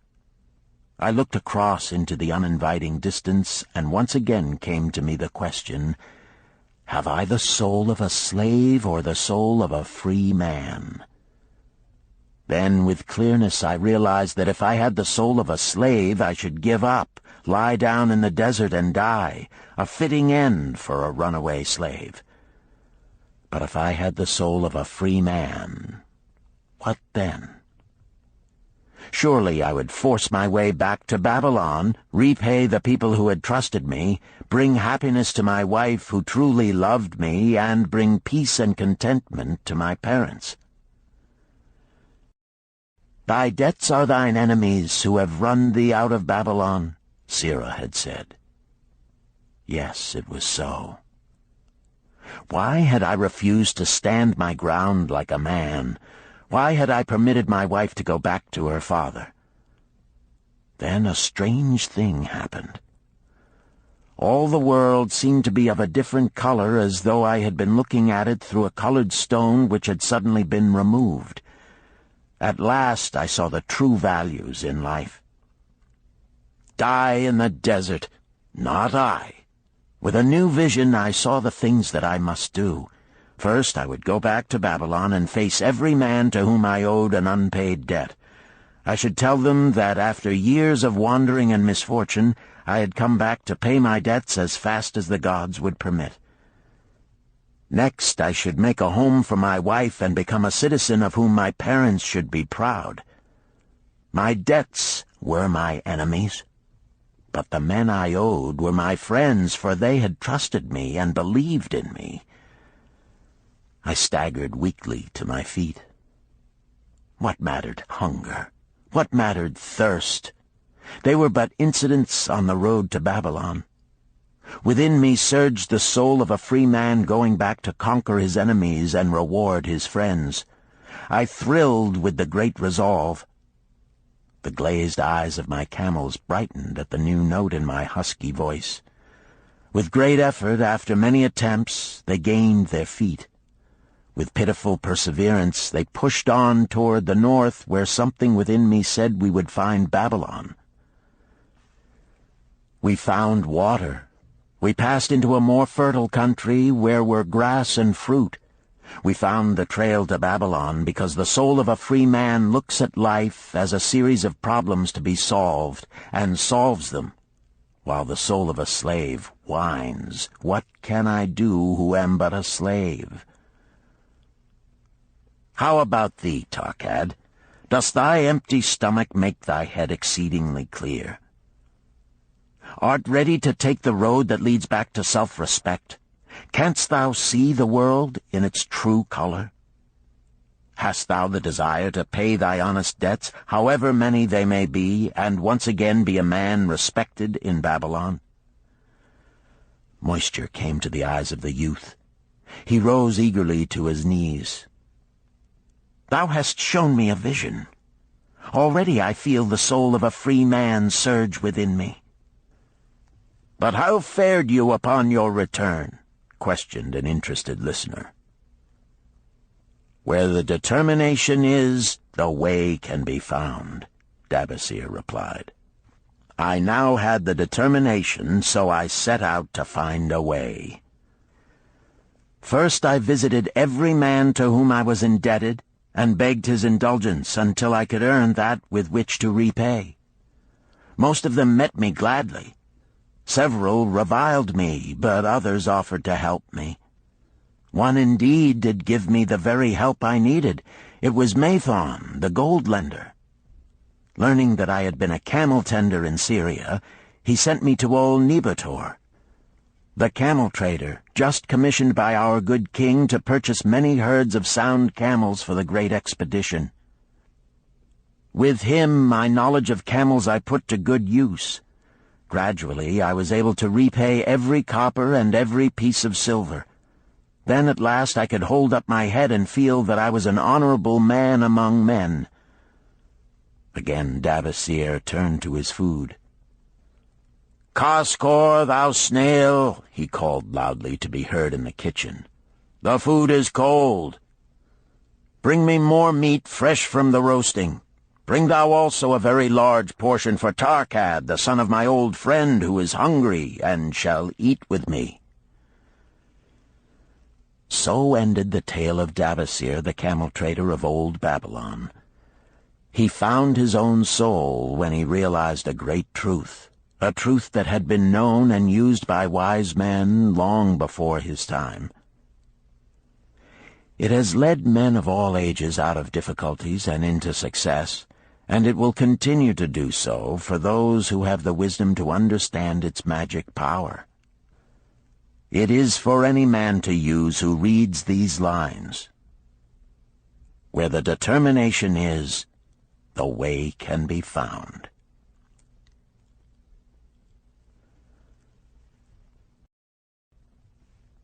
Chapter 9. The Clay Tablets from Babylon. St. Swithin's College, Nottingham University, Newark-on-Trent, Nottingham. October 21st, 1934. Professor Franklin Caldwell, care of British Scientific Expedition, Hilla, Mesopotamia. My dear Professor, the 5 clay tablets from your recent excavation in the ruins of Babylon arrived on the same boat with your letter. I have been fascinated no end and have spent many pleasant hours translating their inscriptions. I should have answered your letter at once, but delayed until I could complete the translations which are attached. The tablets arrived without damage thanks to your careful use of preservatives and excellent packing. You will be as astonished as we in the laboratory at the story they relate. One expects the dim and distant past to speak of romance and adventure. Arabian Nights sort of things, you know. When instead it discloses the problem of a person named Dabasir to pay off his debts, one realizes that conditions upon this old world have not changed as much in 5,000 years as one might expect. It's odd, you know, but these old inscriptions rather rag me, as the students say. Being a college professor, I am supposed to be a thinking human being possessing a working knowledge of most subjects. Yet here comes this old chap out of the dust-covered ruins of Babylon to offer a way I had never heard of to pay off my debts, and at the same time acquire gold to jingle in my wallet. Pleasant thought, I say, and interesting to prove whether it will work as well nowadays as it did in old Babylon. Mrs. Shrewsbury and myself are planning to try out his plan upon our own affairs, which could be much improved. Wishing you the best of luck in your worthy undertaking and waiting eagerly another opportunity to assist, I am, yours sincerely, Alfred H. Shrewsbury, Department of Archaeology. Tablet 1. Now, when the moon becometh full, I, Dabasir, who am but recently returned from slavery in Syria, with the determination to pay my many just debts and become a man of means worthy of respect in my native city of Babylon, do here engrave upon the clay a permanent record of my affairs to guide and assist me in carrying through my high desires. Under the wise advice of my good friend Mathon, the gold lender, I am determined to follow an exact plan that he doth say will lead any honorable man out of debt into means and self-respect. This plan includeth 3 purposes which are my hope and desire. First, the plan doth provide for my future prosperity. Therefore 1/10 of all I earn shall be set aside as my own to keep.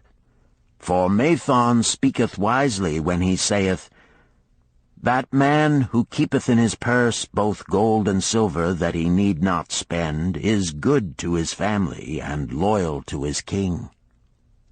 The man who hath but a few coppers in his purse is indifferent to his family and indifferent to his king. But the man who hath naught in his purse is unkind to his family and disloyal to his king, for his own heart is bitter. Therefore the man who wisheth to achieve must have coin that he may keep to jingle in his purse, that he have in his heart love for his family and loyalty to his king. Second, the plan doth provide that I shall support and clothe my good wife who hath returned to me with loyalty from the house of her father. For Mathon doth say that to take good care of a faithful wife putteth self-respect into the heart of a man, and addeth strength and determination to his purposes. Therefore 7/10 of all I earn shall be used to provide a home, clothes to wear, and food to eat, with a bit extra to spend, that our lives be not lacking in pleasure and enjoyment. But he doth further enjoin the greatest care that we spend not greater than 7/10 of what I earn for these worthy purposes. Herein lieth the success of the plan. I must live upon this portion, and never use more, nor buy what I may not pay for out of this portion. This ends Disc 3. The Richest Man in Babylon, Disc 4. Tablet 2. Third, the plan doth provide that out of my earnings my debts shall be paid. Therefore each time the moon is full, 2/10 of all I have earned shall be divided honorably and fairly among those who have trusted me and to whom I am indebted. Thus in due time will all my indebtedness be surely paid. Therefore do I here engrave the name of every man to whom I am indebted, and the honest amount of my debt. Faru the cloth weaver, 2 silver, 6 copper. Sinjar the couch maker, 1 silver. Amar my friend, 3 silver, 1 copper. Zantkar my friend, 4 silver, 7 copper. Askamir my friend, 1 silver, 3 copper. Haransir the jewel maker, 6 silver, 2 copper. Diarbekir my father's friend, 4 silver, 1 copper. Alkahad the house owner, 14 silver. Mathon the gold lender, 9 silver. Birajik the farmer, 1 silver, 7 copper. From here on, disintegrated, cannot be deciphered. Tablet 3. To these creditors do I owe in total 119 pieces of silver and 141 pieces of copper. Because I did owe these sums and saw no way to repay, in my folly I did permit my wife to return to her father, and didst leave my native city and seek easy wealth elsewhere, only to find disaster and to see myself sold into the degradation of slavery. Now that Mathon doth show me how I can repay my debts in small sums of my earnings, do I realize the great extent of my folly in running away from the results of my extravagances. Therefore have I visited my creditors and explained to them that I have no resources with which to pay except my ability to earn, and that I intend to apply 2/10 of all I earn upon my indebtedness evenly and honestly. This much can I pay, but no more. Therefore, if they be patient, in time my obligations will be paid in full. Amar, whom I thought my best friend, reviled me bitterly, and I left him in humiliation.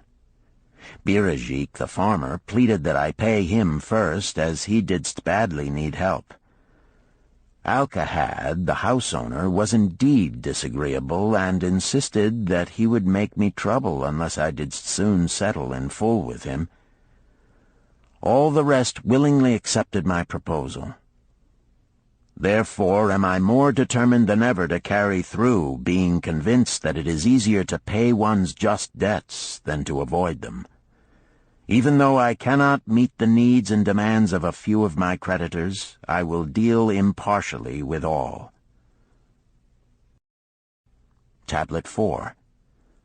Again the moon shines full. I have worked hard with a free mind. My good wife hath supported my intentions to pay my creditors. Because of our wise determination, I have earned during the past moon, buying camels of sound wind and good legs for Nebertor, the sum of 19 pieces of silver. This I have divided according to the plan. 1/10 have I set aside to keep as my own, 7/10 have I divided with my good wife to pay for our living, 2/10 have I divided among my creditors as evenly as could be done in coppers. I did not see Amar, but left it with his wife. Birajik was so pleased that he would kiss my hand. Old Alcahad alone was grouchy and said I must pay faster. To which I replied that if I were permitted to be well fed and not worried, that alone would enable me to pay faster. All the others thanked me and spoke well of my efforts. Therefore, at the end of one moon, my indebtedness is reduced by almost 4 pieces of silver, and I possess almost 2 pieces of silver besides, upon which no man hath claim. My heart is lighter than it hath been for a long time. Again the moon shines full. I have worked hard, but with poor success. Few camels have I been able to buy. Only 11 pieces of silver have I earned. Nevertheless, my good wife and I have stood by the plan, even though we have bought no new raiment and eaten little but herbs. Again I paid ourselves 1/10 of the 11 pieces, while we lived upon 7/10. I was surprised when Amar commended my payment, even though small. So did Birajik. Alcahad flew into a rage, but when told to give back his portion if he did not wish it, he became reconciled. The others, as before, were content. Again the moon shines full, and I am greatly rejoiced. I intercepted a fine herd of camels and bought many sound ones, therefore my earnings were 42 pieces of silver. This moon my wife and myself have bought much-needed sandals and raiment. Also we have dined well on meat and fowl. More than 8 pieces of silver we have paid to our creditors. Even Alcahad did not protest. Great is the plan, for it leadeth us out of debt, and giveth us wealth which is ours to keep. 3 times the moon hath been full since I last carved upon this clay. Each time I paid to myself 1/10 of all I earned. Each time my good wife and I have lived upon 7/10, even though at times it was difficult. Each time have I paid to my creditors 2/10. In my purse I now have 21 pieces of silver that are mine. It maketh my head to stand straight upon my shoulders, and maketh me proud to walk among my friends. My wife keepeth well our home, and is becomingly gowned. We are happy to live together. The plan is of untold value. Hath it not made an honorable man of an ex-slave? Tablet 5. Again the moon shines full, and I remember that it is long since I carved upon the clay. 12 moons in truth have come and gone. But this day I will not neglect my record, because upon this day I have paid the last of my debts. This is the day upon which my good wife and my thankful self celebrate with great feasting that our determination hath been achieved. Many things occurred upon my final visit to my creditors that I shall long remember. Amar begged my forgiveness for his unkind words, and said that I was one of all others he most desired for a friend. Old Alcahad is not so bad after all, for he said, "Thou wert once a piece of soft clay to be pressed and molded by any hand that touched thee. But now thou art a piece of bronze capable of holding an edge. If thou needst silver or gold at any time, come to me." Nor is he the only one who holdeth me in high regard. Many others speak deferentially to me. My good wife looketh upon me with a light in her eyes that doth make a man have confidence in himself. Yet it is the plan that hath made my success. It hath enabled me to pay all my debts and to jingle both gold and silver in my purse. I do commend it to all who wish to get ahead. For truly, if it will enable an ex-slave to pay his debts and have gold in his purse, will it not aid any man to find independence? Nor am I, myself, finished with it, for I am convinced that if I follow it further, it will make me rich among men. St. Swithin's College, Nottingham University, Newark-on-Trent, Nottingham, November 7th, 1936. Professor Franklin Caldwell, care of British Scientific Expedition, Hilla, Mesopotamia. My dear Professor, if in your further digging into those ruins of Babylon you encounter the ghost of a former resident, an old camel-trader named Dabasir, do me a favor. Tell him that his scribbling upon those clay tablets so long ago has earned for him the lifelong gratitude of a couple of college folks back here in England. You will possibly remember my writing a year ago that Mrs. Shrewsbury and myself intended to try his plan for getting out of debt and at the same time having gold to jingle.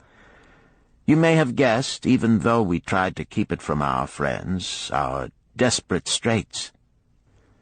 We were frightfully humiliated for years by a lot of old debts, and worried sick for fear some of the tradespeople might start a scandal that would force me out of the college. We paid and paid, every shilling we could squeeze out of income, but it was hardly enough to hold things even. Besides, we were forced to do all our buying where we could get further credit regardless of higher costs. It developed into one of those vicious circles that grow worse instead of better. Our struggles were getting hopeless. We could not move to less costly rooms because we owed the landlord. There did not appear to be anything we could do to improve our situation. Then here comes your acquaintance, the old camel-trader from Babylon, with a plan to do just what we wished to accomplish. He jolly well stirred us up to follow his system. We made a list of all our debts, and I took it around and showed it to every one we owed. I explained how it was simply impossible for me to ever repay them the way things were going along. They could readily see this themselves from the figures. Then I explained that the only way I saw to pay in full was to set aside 20% of my income each month to be divided pro rata, which would pay them in full in a little over 2 years. That in the meantime we would go on a cash basis and give them the further benefit of our cash purchases. They were really quite decent. Our greengrocer, a wise old chap, put it in a way that helped to bring around the rest. If you pay for all you buy and then pay some on what you owe, that is better than you have done, for you ain't paid down the account none in 3 years. Finally, I secured all their names to an agreement binding them not to molest us as long as the 20% of income was paid regularly. Then we began scheming on how to live upon 70%. We were determined to keep that extra 10% to jingle. The thought of silver and possibly gold was most alluring. It was like having an adventure to make the change. We enjoyed figuring this way and that to live comfortably upon that remaining 70%. We started with rent and managed to secure a fair reduction. Next, we put our favorite brands of tea and such under suspicion, and were agreeably surprised how often we could purchase superior qualities at less cost. It is too long a story for a letter, but anyhow it did not prove difficult. We managed, and right cheerfully at that. What a relief it proved to have our affairs in such a shape we were no longer persecuted by past due accounts. I must not neglect, however, to tell you about that extra 10% we were supposed to jingle. Well, we did jingle it for some time. Now, don't laugh too soon.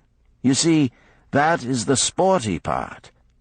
It is the real fun to start accumulating money that you do not want to spend. There is more pleasure in running up such a surplus than there could be in spending it. After we had jingled to our heart's content, we found a more profitable use for it. We took up an investment upon which we could pay that 10% each month. This is proving to be the most satisfying part of our regeneration. It is the first thing we pay out of my check. There is a most gratifying sense of security to know our investment is growing steadily. By the time my teaching days are over, it should be a snug sum, large enough so the income will take care of us from then on. All this out of my same old check. Difficult to believe, yet absolutely true. All our debts being gradually paid, and at the same time our investment increasing. Besides, we get along financially even better than before. Who would believe there could be such a difference in results between following a financial plan and just drifting along? At the end of the next year, when all our old bills shall have been paid, we will have more to pay upon our investment besides some extra for travel. We are determined never again to permit our living expenses to exceed 70% of our income. Now you can understand why we would like to extend our personal thanks to that old chap whose plan saved us from our hell on earth. He knew. He had been through it all. He wanted others to benefit from his own bitter experiences. That is why he spent tedious hours carving his message upon the clay. He had a real message for fellow sufferers, a message so important that after 5,000 years it has risen out of the ruins of Babylon just as true and just as vital as the day it was buried. Yours sincerely, Alfred H. Shrewsbury, Department of Archaeology. Chapter 10. The Luckiest Man in Babylon. At the head of his caravan proudly rode Shahrunada, the merchant prince of Babylon. He liked fine cloth and wore rich and becoming robes. He liked fine animals and sat easily upon his spirited Arabian stallion. To look at him, one would hardly have guessed his advanced years. Certainly they would not have suspected that he was inwardly troubled. The journey from Damascus is long, and the hardships of the desert many. These he minded not. The Arab tribes are fierce and eager to loot rich caravans. These he feared not, for his many fleet-mounted guards were a safe protection. About the youth at his side, whom he was bringing from Damascus, was he disturbed. This was Hayden Gula, the grandson of his partner of other years, Arid Gula, to whom he felt he owed a debt of gratitude which could never be repaid. He would like to do something for this grandson, but the more he considered this, the more difficult it seemed because of the youth himself. Eyeing the young man's rings and earrings, he thought to himself, "He thinks jewels are for men. Still, he has his grandfather's strong face. But his grandfather wore no such gaudy robes. Yet I sought him to come, hoping I might help him get a start for himself and get away from the wreck his father has made of their inheritance." Hayden Gula broke in upon his thoughts. "Why dost thou work so hard, riding always with thy caravan upon its long journeys? Dost thou never take time to enjoy life?" Sharunada smiled. "To enjoy life?" he repeated. "What wouldst thou do to enjoy life if thou wert Sharunada?" "If I had wealth equal to thine, I would live like a prince. Never across the hot desert would I ride. I would spend the shekels as fast as they came to my purse. I would wear the richest of robes and the rarest of jewels. That would be a life to my liking, a life worth living." Both men laughed. "Thy grandfather wore no jewels," Sharunada spoke before he thought, then continued jokingly, "Wouldst thou leave no time for work?" "Work was made for slaves," Hayden Gula responded. Sharunada bit his lip but made no reply, riding in silence until the trail led them to the slope. Here he reined his mount, and pointing to the green valley far away, "See, there is the valley. Look far down, and thou canst faintly see the walls of Babylon. The tower is the Temple of Bel. If thine eyes are sharp, thou mayest even see the smoke from the eternal fire upon its crest." "So that is Babylon? Always have I longed to see the wealthiest city in all the world," Hayden Gula commented. "Babylon, where my grandfather started his fortune. Would he were still alive, we would not be so sorely pressed. Why wish his spirit to linger on earth beyond its allotted time? Thou and thy father can well carry on his good work. Alas, of us neither has his gift.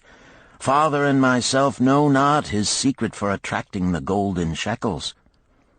Sharunada did not reply, but gave rein to his mount and rode thoughtfully down the trail to the valley.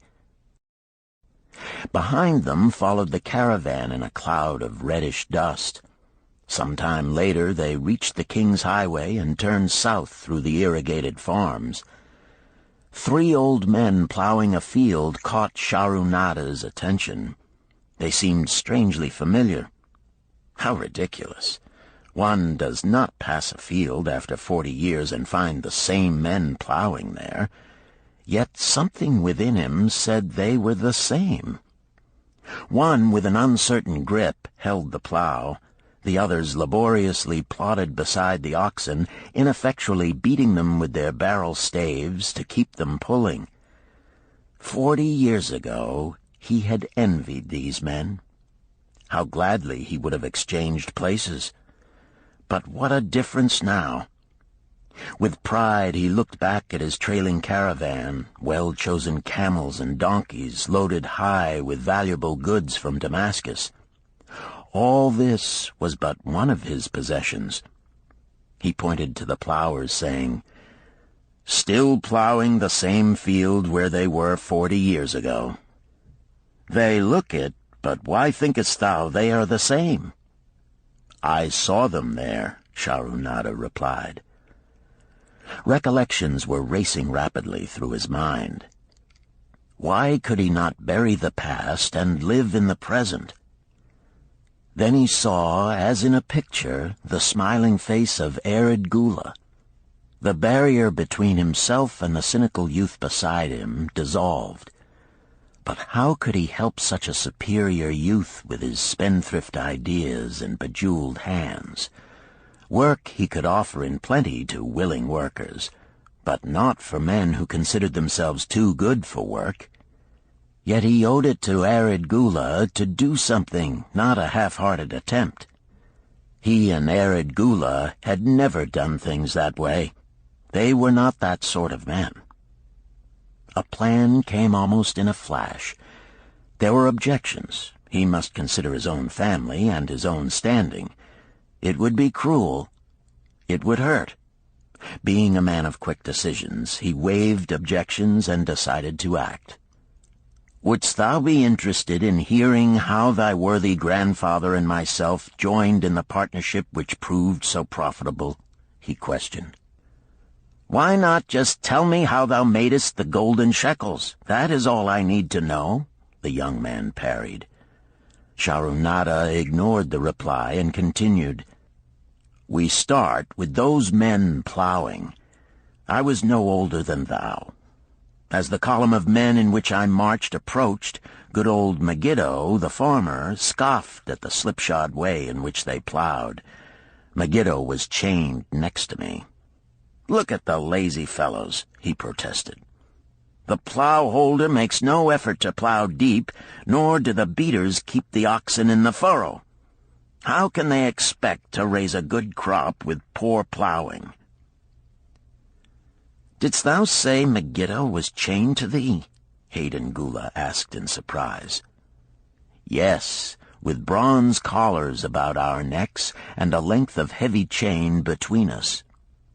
Next to him was Zabado, the sheep thief. I had known him in Harun. At the end was a man we called Pirate because he told us not his name.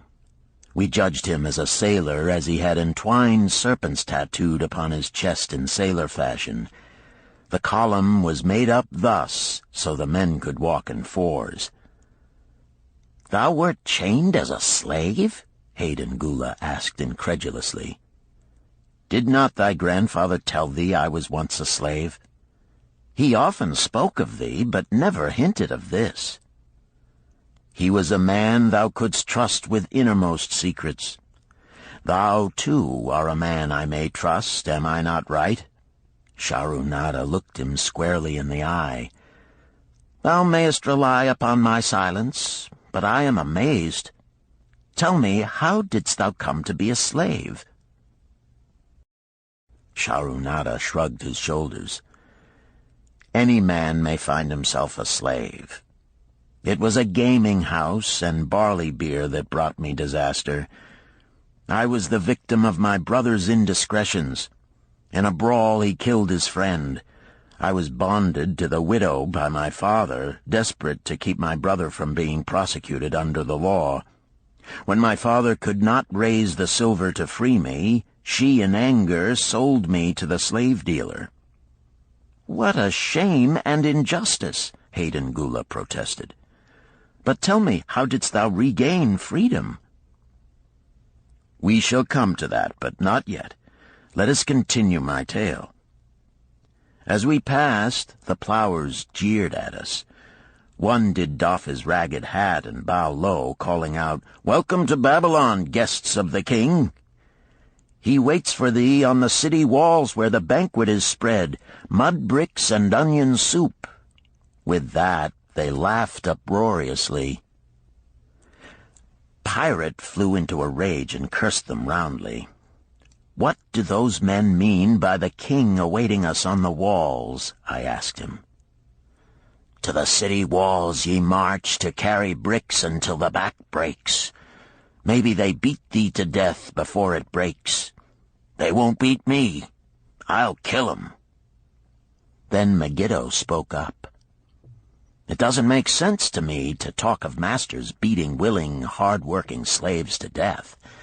Masters like good slaves and treat them well.' 'Who wants to work hard?' commented Zabado. 'Those plowers are wise fellows. They're not breaking their backs, just letting on as if they be.' 'Thou can't get ahead by shirking,' Megiddo protested.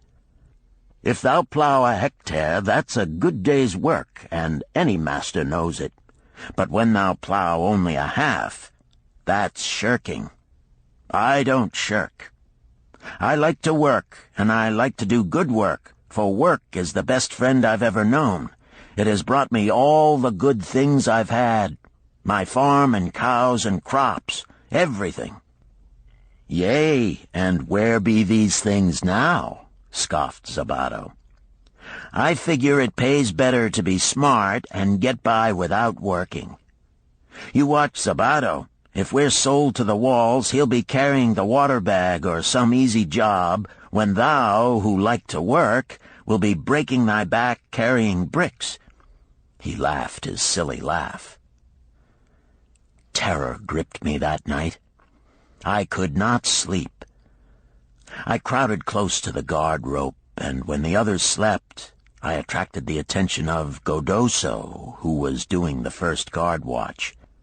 He was one of those brigand Arabs, the sort of rogue who, if he robbed thee of thy purse, would think he must also cut thy throat. "Tell me, Godoso," I whispered, "when we get to Babylon, will we be sold to the walls?" "Why want to know?" he questioned cautiously.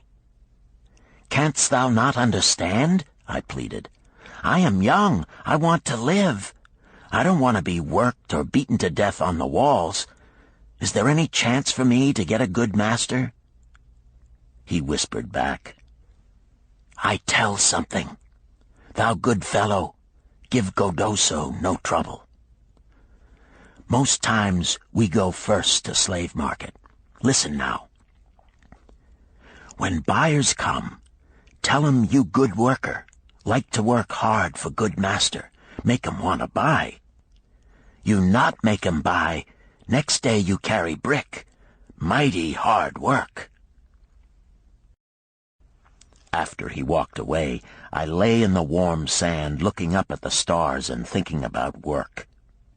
What Megiddo had said about it being his best friend made me wonder if it would be my best friend. Certainly it would be if it helped me out of this. When Megiddo awoke, I whispered my good news to him. It was our one ray of hope as we marched toward Babylon. Late in the afternoon, we approached the walls and could see the lines of men, like black ants, climbing up and down the steep diagonal paths. As we drew closer, we were amazed at the thousands of men working. Some were digging in the moat, others mixed the dirt into mud bricks. The greatest number were carrying the bricks in large baskets up those steep trails to the masons. Overseers cursed the laggards and cracked bullock whips over the backs of those who failed to keep in line. Poor, worn-out fellows were seen to stagger and fall beneath their heavy baskets, unable to rise again. If the lash failed to bring them to their feet, they were pushed to the side of the paths and left writhing in agony. Soon they would be dragged down to join other craven bodies beside the roadway to await unsanctified graves. As I beheld the ghastly sight, I shuddered. So this was what awaited my father's son if he failed at the slave market. Godoso had been right. We were taken through the gates of the city to the slave prison, and next morning marched to the pens in the market. Here the rest of the men huddled in fear, and only the whips of our guard could keep them moving so the buyers could examine them. Megiddo and myself eagerly talked to every man who permitted us to address him. The slave dealer brought soldiers from the king's guard who shackled Pirate and brutally beat him when he protested. As they led him away, I felt sorry for him. Megiddo felt that we would soon part. When no buyers were near, he talked to me earnestly to impress upon me how valuable work would be to me in the future. Some men hate it. They make it their enemy. Better to treat it like a friend. Make thyself like it. Don't mind because it is hard. If thou thinkest about what a good house thou build, then who cares if the beams are heavy and it is far from the well to carry the water for the plaster? Promise me, boy, if thou get a master, work for him as hard as thou canst. If he does not appreciate all thou do, never mind. Remember, work well done does good to the man who does it. It makes him a better man. He stopped as a burly farmer came to the enclosure and looked at us critically. Megiddo asked about his farm and crops, soon convincing him that he would be a valuable man. After violent bargaining with the slave dealer, the farmer drew a fat purse from beneath his robe, and soon Megiddo had followed his new master out of sight. A few other men were sold during the morning. At noon, Godoso confided to me that the dealer was disgusted and would not stay over another night, but would take all who remained at sundown to the king's buyer. I was becoming desperate when a fat, good-natured man walked up to the wall and inquired if there was a baker among us. I approached him, saying, "Why should a good baker like thyself seek another baker of inferior ways? Would it not be easier to teach a willing man like myself thy skilled ways? Look at me. I am young, strong, and like to work. Give me a chance, and I will do my best to earn gold and silver for thy purse." He was impressed by my willingness, and began bargaining with the dealer, who had never noticed me since he had bought me, but now waxed eloquent on my abilities, good health, and good disposition. I felt like a fat ox being sold to a butcher. At last, much to my joy, the deal was closed. I followed my new master away, thinking I was the luckiest man in Babylon. My new home was much to my liking. Nananeid, my master, taught me how to grind the barley in the stone bowl that stood in the courtyard, how to build the fire in the oven, and then how to grind very fine the sesame flour for the honey cakes. I had a couch in the shed where his grain was stored. The old slave housekeeper, Swasti, fed me well and was pleased at the way I helped her with the heavy tasks. Here was the chance I had longed for to make myself valuable to my master, and, I hoped, to find a way to earn my freedom. I asked Nananeid to show me how to knead the bread and to bake. This he did, much pleased at my willingness. Later, when I could do this well, I asked him to show me how to make the honey cakes, and soon I was doing all the baking. My master was glad to be idle, but Swasti shook her head in disapproval. "No work to do is bad for any man," she declared. I felt it was time for me to think of a way by which I might start to earn coins to buy my freedom. As the baking was finished at noon, I thought Nananeid would approve if I found profitable employment for the afternoons and might share my earnings with me. Then the thought came to me, why not bake more of the honey cakes and peddle them to hungry men upon the streets of the city? I presented my plan to Nananeid this way. "If I can use my afternoons after the baking is finished to earn for thee coins, would it be only fair for thee to share my earnings with me, that I might have money of my own to spend for those things which every man desires and needs?" Fair enough," he admitted. When I told him of my plan to peddle our honey cakes, he was well pleased. "Here is what we will do," he suggested. "Thou sellest them at 2 for a penny, then half of the pennies will be mine to pay for the flour and the honey and the wood to bake them. Of the rest I shall take half, and thou shalt keep half." I was much pleased by this generous offer that I might keep for myself 1/4 of my sales. That night I worked late to make a tray upon which to display them. Nananeid gave me one of his worn robes that I might look well, and Swasti helped me patch it and wash it clean. The next day I baked an extra supply of honey cakes. They looked brown and tempting upon the tray as I went along the street, loudly calling my wares. At first no one seemed interested, and I became discouraged. I kept on, and later in the afternoon, as men became hungry, the cakes began to sell, and soon my tray was empty. Nananeid was well pleased with my success, and gladly paid me my share. I was delighted to own pennies.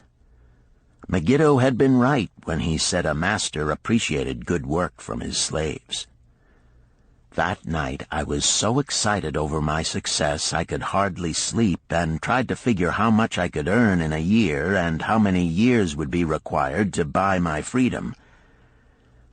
As I went forth with my tray of cakes every day, I soon found regular customers. One of these was none other than thy grandfather, Arid Gula.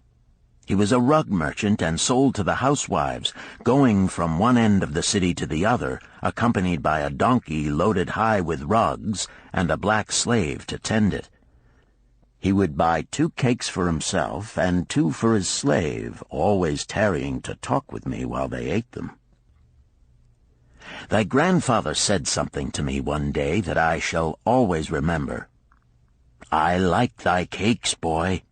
But better still, I like the fine enterprise with which thou offerest them. Such spirit can carry thee far on the road to success."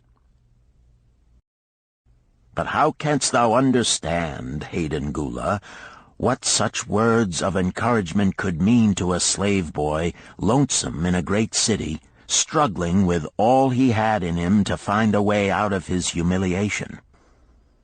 As the months went by, I continued to add pennies to my purse. It began to have a comforting weight upon my belt. Work was proving to be my best friend, just as Megiddo had said. I was happy, but Swasti was worried. "Thy master, I fear to have him spend so much time at the gaming houses," she protested. I was overjoyed one day to meet my friend Megiddo upon the street. He was leading 3 donkeys loaded with vegetables to the market. "I am doing mighty well," he said.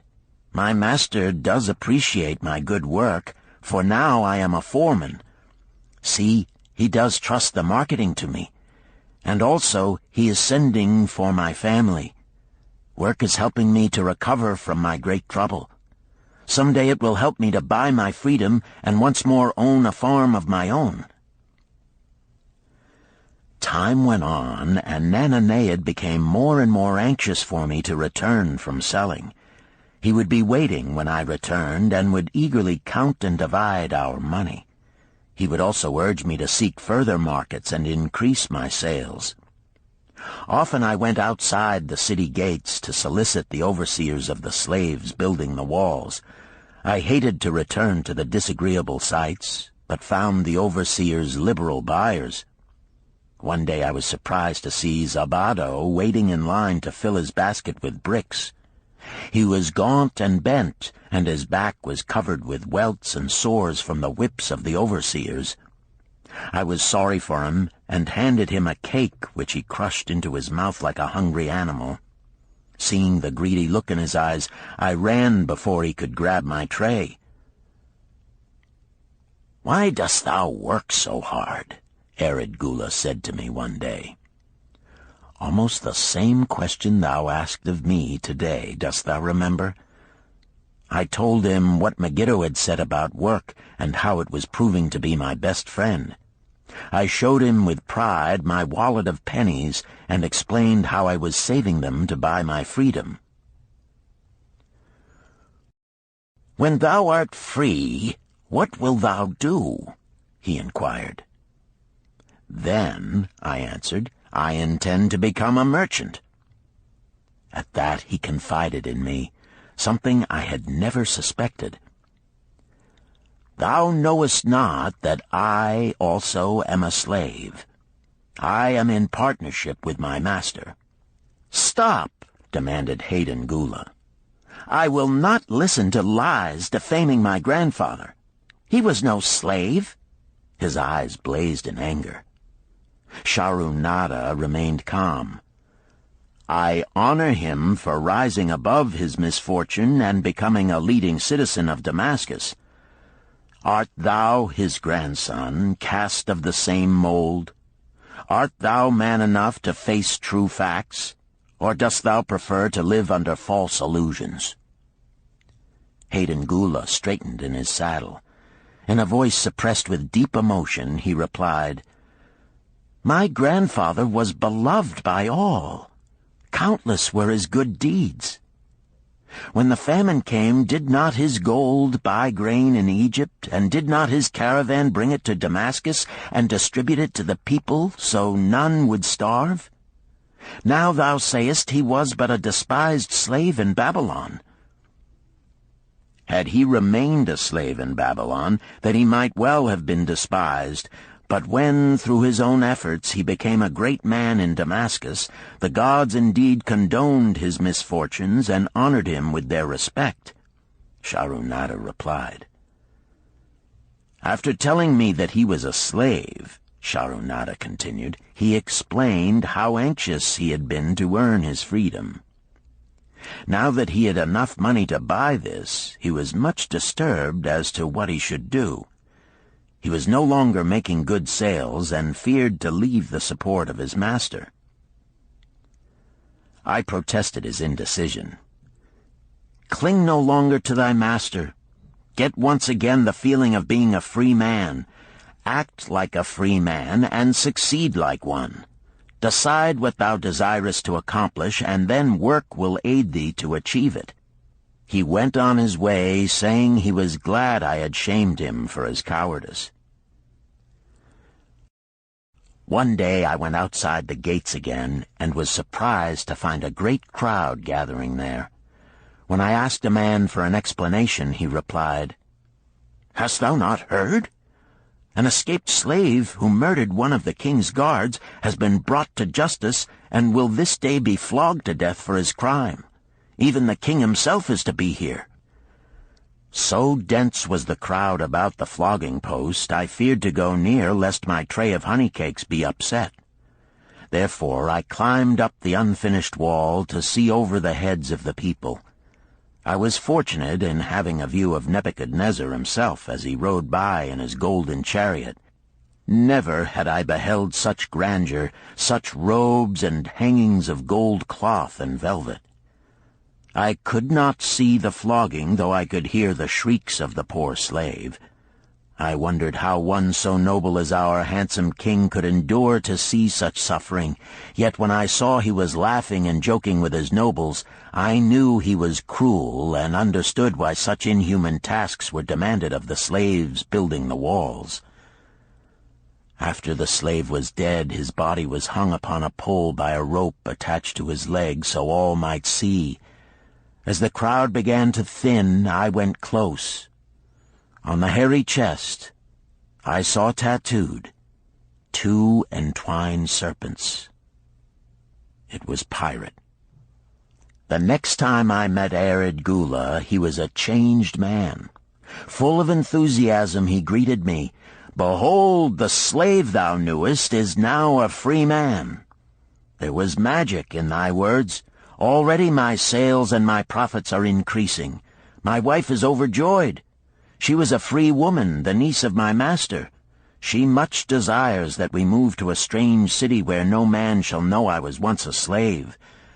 Thus our children shall be above reproach for their father's misfortune. Work has become my best helper. It has enabled me to recapture my confidence and my skill to sell." I was overjoyed that I had been able, even in a small way, to repay him for the encouragement he had given me. One evening Swasti came to me in deep distress. "Thy master is in trouble. I fear for him. Some months ago he lost much at the gaming tables. He pays not the farmer for his grain, nor his honey. He pays not the money-lender. They are angry and threaten him." "Why should we worry over his folly? We are not his keepers," I replied thoughtlessly. "Foolish youth, thou understandest not. To the moneylender didst he give thy title to secure a loan? Under the law he can claim thee and sell thee. I know not what to do. He is a good master. Why, oh, why should such trouble come upon him?" Not were Swasti's fears groundless. While I was doing the baking next morning, the moneylender returned with a man he called Sasi. This man looked me over and said I would do. The moneylender waited not for my master to return, but told Swasti to tell him he had taken me. With only the robe on my back and the purse of pennies hanging safely from my belt, I was hurried away from the unfinished baking. I was whirled away from my dearest hopes as the hurricane snatches the tree from the forest and casts it into the surging sea. Again a gaming house and barley beer had caused me disaster. Sasi was a blunt, gruff man. As he led me across the city, I told him of the good work I had been doing for Nananeid, and said I hoped to do good work for him. His reply offered no encouragement. "I like not this work. My master likes it not. The king has told him to send me to build a section of the Grand Canal. Master tells Sasi to buy more slaves, work hard, and finish quick. Bah! How can any man finish a big job quick?" Picture a desert with not a tree, just low shrubs and a sun burning with such fury the water in our barrels became so hot we could scarcely drink it. Then picture rows of men going down into the deep excavation and lugging heavy baskets of dirt up soft, dusty trails from daylight until dark. Picture food served in open troughs from which we helped ourselves like swine. We had no tents, no straw for beds. That was the situation in which I found myself. I buried my wallet in a marked spot, wondering if I would ever dig it up again. At first I worked with good will, but as the months dragged on I felt my spirit breaking. Then the heat fever took hold of my weary body. I lost my appetite and could scarcely eat the mutton and vegetables. At night I would toss in unhappy wakefulness. In my misery I wondered if Zabado had not the best plan, to shirk and keep his back from being broken in work. Then I recalled my last sight of him and knew his plan was not good. I thought of Pirate with his bitterness and wondered if it might be just as well to fight and kill. The memory of his bleeding body reminded me that his plan was also useless. Then I remembered my last sight of Megiddo. His hands were deeply calloused from hard work, but his heart was light and there was happiness on his face. His was the best plan. Yet I was just as willing to work as Megiddo. He could not have worked harder than I. Why did not my work bring me happiness and success? Was it work that brought Megiddo happiness, or was happiness and success merely in the laps of the gods? Was I to work the rest of my life without gaining my desires, without happiness and success? All of these questions were jumbled in my mind, and I had not an answer. Indeed, I was sorely confused. Several days later, when it seemed that I was at the end of my endurance and my questions still unanswered, Sasi sent for me. A messenger had come from my master to take me back to Babylon. I dug up my precious wallet, wrapped myself in the tattered remnants of my robe, and was on my way. As we rode, the same thoughts of a hurricane whirling me hither and thither kept racing through my feverish brain. I seemed to be living the weird words of a chant from my native town of Harun. Besetting a man like a whirlwind, driving him like a storm, whose course no one can follow, whose destiny no one can foretell. Was I destined to be ever thus punished for I knew not what? What new miseries and disappointments awaited me? When we rode to the courtyard of my master's house, imagine my surprise when I saw Arid Gula awaiting me. He helped me down and hugged me like a long-lost brother. As we went our way, I would have followed him as a slave should follow his master, but he would not permit me. He put his arm about me, saying, "I hunted everywhere for thee. When I had almost given up hope, I did meet Swasti, who told me of the money-lender who directed me to thy noble owner. A hard bargain he did drive, and made me pay an outrageous price. But thou art worth it. Thy philosophy and thy enterprise have been my inspiration to this new success." Megiddo's philosophy, not mine, I interrupted. Megiddo's and thine. Thanks to thee both, we are going to Damascus, and I need thee for my partner. See, he exclaimed, in one moment thou wilt be a free man. So saying, he drew from beneath his robe the clay tablet carrying my title. This he raised above his head and hurled it to break in 100 pieces upon the cobblestones. With glee he stamped upon the fragments until they were but dust. Tears of gratitude filled my eyes. I knew I was the luckiest man in Babylon. Work, thou see, by this, in the time of my greatest distress, didst prove to be my best friend. My willingness to work enabled me to escape from being sold to join the slave gangs upon the walls. It also so impressed thy grandfather, he selected me for his partner. Then Hayden Gula questioned, was work my grandfather's secret key to the golden shekels? It was the only key he had when I first knew him, Shahrunada replied. Thy grandfather enjoyed working. The gods appreciated his efforts and rewarded him liberally. I begin to see, Hayden Gula was speaking thoughtfully. Work attracted as many friends who admired his industry and the success it brought. Work brought him the honors he enjoyed so much in Damascus. Work brought him all those things I have approved. And I thought work was fit only for slaves. Life is rich with many pleasures for men to enjoy, Shahrunada commented. Each has its place. I am glad that work is not reserved for slaves. Were that the case, I would be deprived of my greatest pleasure. Many things do I enjoy, but nothing takes the place of work. Shahrunada and Hayden Gula rode in the shadows of the towering walls up to the massive bronze gates of Babylon. At their approach, the gate guards jumped to attention and respectfully saluted an honored citizen.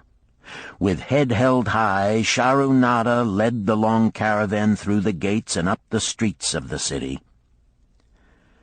I have always hoped to be a man like my grandfather, Hayden Gula confided to him. Never before did I realize just what kind of man he was. This thou hast shown me. Now that I understand, I do admire him all the more and feel more determined to be like him. I fear I can never repay thee for giving me the true key to his success. From this day forth I shall use his key. I shall start humbly as he started, which befits my true station far better than jewels and fine robes. So saying, Hayden Gula pulled the jeweled baubles from his ears and the rings from his fingers. Then, reining his horse, he dropped back and rode with deep respect behind the leader of the caravan.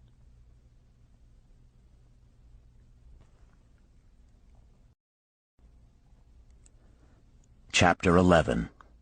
An Historical Sketch of Babylon. In the pages of history there lives no city more glamorous than Babylon. Its very name conjures visions of wealth and splendor. Its treasures of gold and jewels were fabulous. One naturally pictures such a wealthy city as located in a suitable setting of tropical luxury, surrounded by rich natural resources of forests and mines. Such was not the case.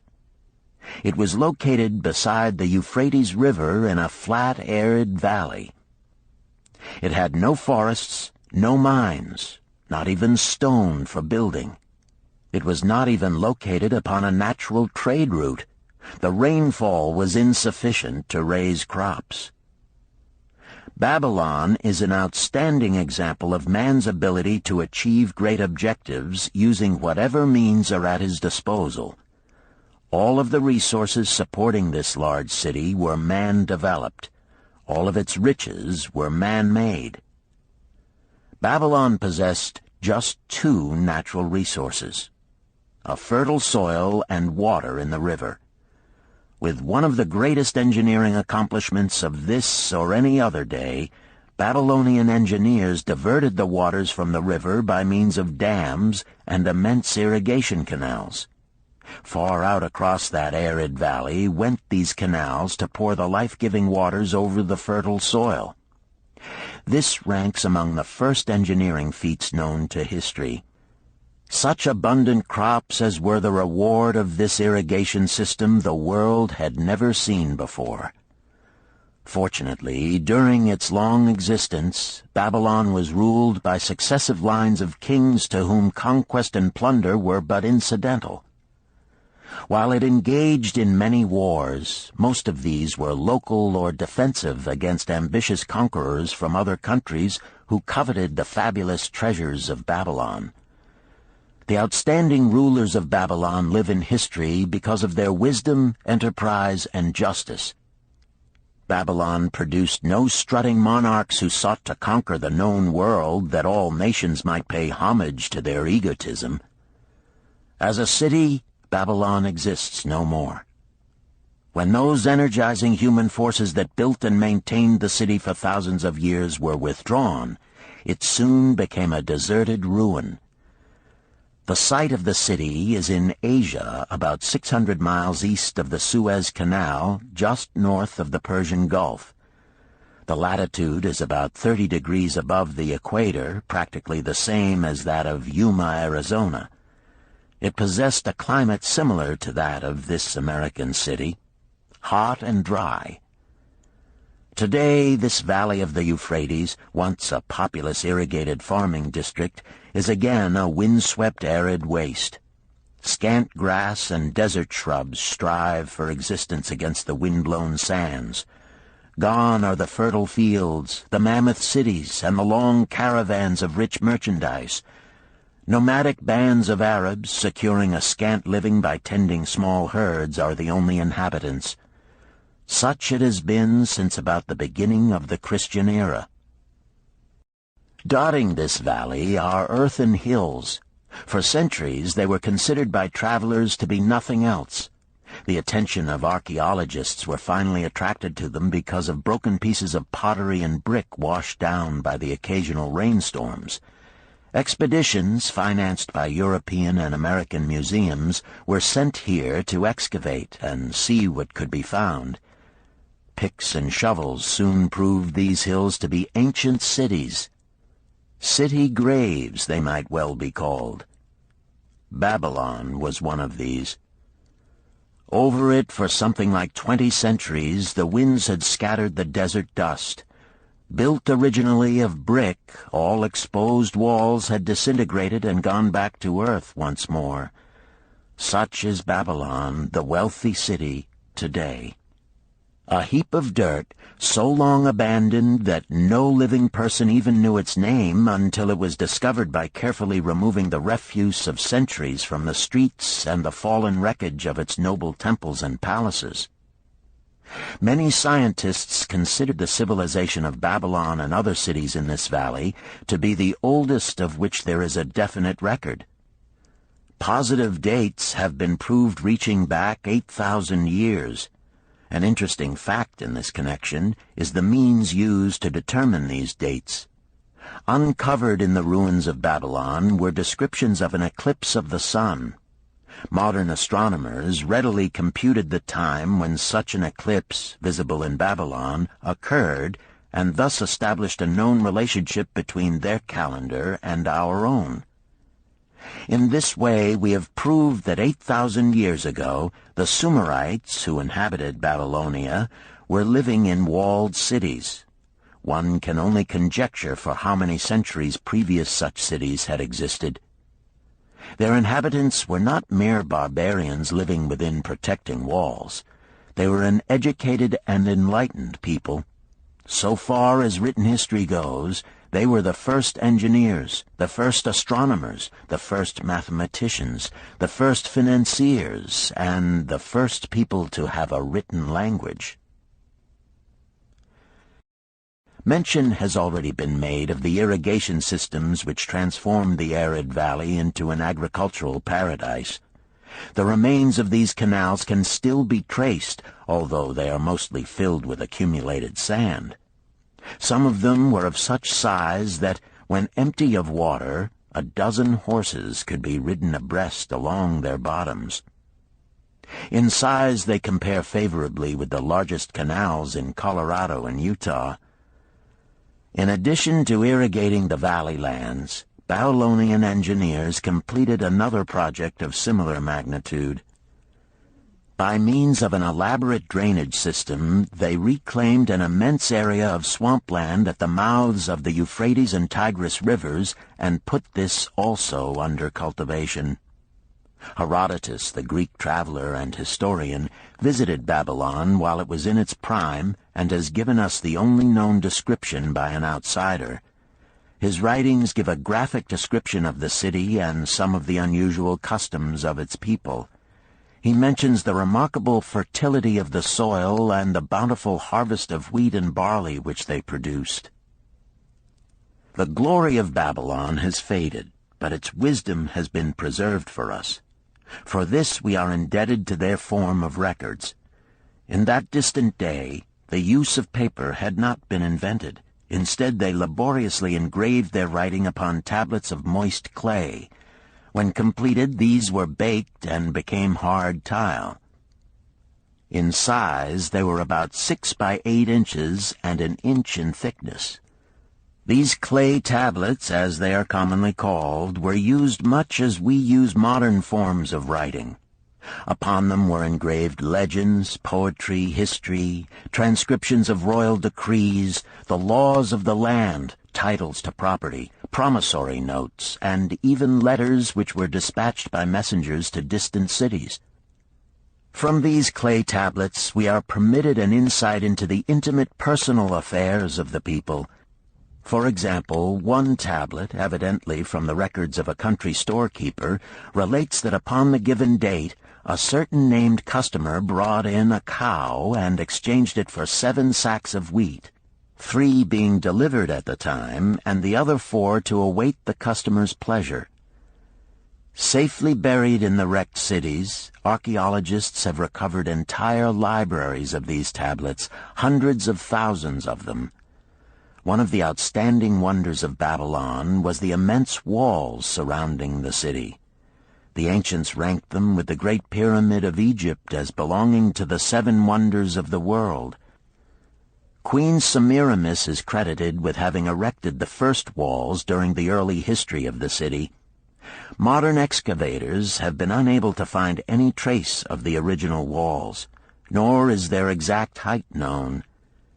From mention made by early writers, it is estimated they were about 50 to 60 feet high, faced on the outer side with burnt brick, and further protected by a deep moat of water. The later and more famous walls were started about 600 years before the time of Christ by King Nabopolassar. Upon such a gigantic scale did he plan the rebuilding, he did not live to see the work finished. This was left to his son Nebuchadnezzar, whose name is familiar in biblical history. The height and length of these later walls staggers belief. They are reported upon reliable authority to have been about 160 feet high, the equivalent of the height of a modern 15-story office building. The total length is estimated as between 9 and 11 miles. So wide was the top that a 6-horse chariot could be driven around them. Of this tremendous structure, little now remains except portions of the foundations and the moat.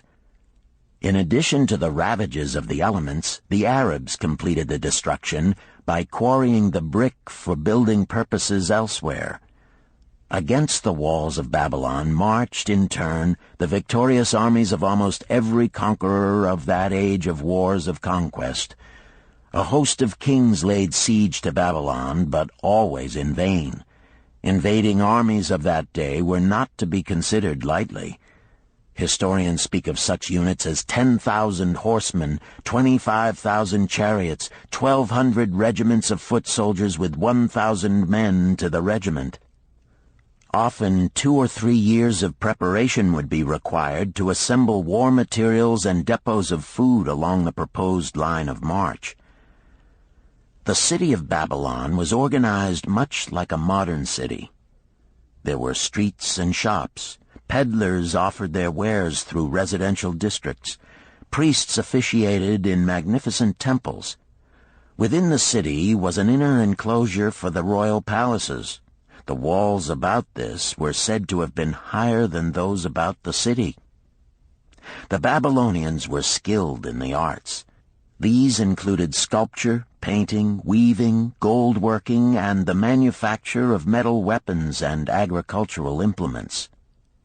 Their jewelers created most artistic jewelry. Many samples have been recovered from the graves of its wealthy citizens and are now on exhibition in the leading museums of the world. At a very early period, when the rest of the world was still hacking at trees with stone-headed axes, or hunting and fighting with flint-pointed spears and arrows, the Babylonians were using axes, spears, and arrows with metal heads. The Babylonians were clever financiers and traders. So far as we know, they were the original inventors of money as a means of exchange, of promissory notes, and written titles to property. Babylon was never entered by hostile armies until about 540 years before the birth of Christ. Even then the walls were not captured. The story of the fall of Babylon is most unusual. Cyrus, one of the great conquerors of that period, intended to attack the city and hoped to take its impregnable walls. Advisors of Nabonidus, the king of Babylon, persuaded him to go forth to meet Cyrus and give him battle without waiting for the city to be besieged. In the succeeding defeat to the Babylonian army, it fled away from the city. Cyrus thereupon entered the open gates and took possession without resistance. Thereafter the power and prestige of the city gradually waned until, in the course of a few hundred years, it was eventually abandoned, deserted, left for the winds and storms to level once again to that desert earth from which its grandeur had originally been built. Babylon had fallen, never to rise again, but to it civilization owes much. The eons of time have crumbled to dust the proud walls of its temples, but the wisdom of Babylon endures. The End. You've been listening to The Richest Man in Babylon by George S. Clason, narrated by Richard Ferrone, and directed by Ben Ruggiero. If you've enjoyed this book and this performance, Recorded Books recommends The Art of War by Sun Tzu, narrated by Joe Mantegna. This classic of military strategy includes a detailed introduction and commentary on the history of Chinese warfare and military thought. We also recommend Nickel and Dimed by Barbara Ehrenreich, narrated by Christine McMurdo Wallace. Nickel and Dimed reveals low-wage America in all its tenacity, anxiety, and surprising generosity. A land of big boxes, fast food, and 1,000 desperate stratagems for survival. You'll find a wide selection of titles in the Recorded Books catalog, including bestsellers, mysteries, classics, histories, and more. So to order another recorded book, or for a copy of our latest listing, please call the toll-free number found on the back of this book. Don't forget to ask about easy 30-day rentals by mail. On our website, you can browse our catalog, place orders, hear about our latest releases, or tune into narrator profiles and author interviews. So visit us there at www.recordedbooks.com. And thank you for being a Recorded Books reader.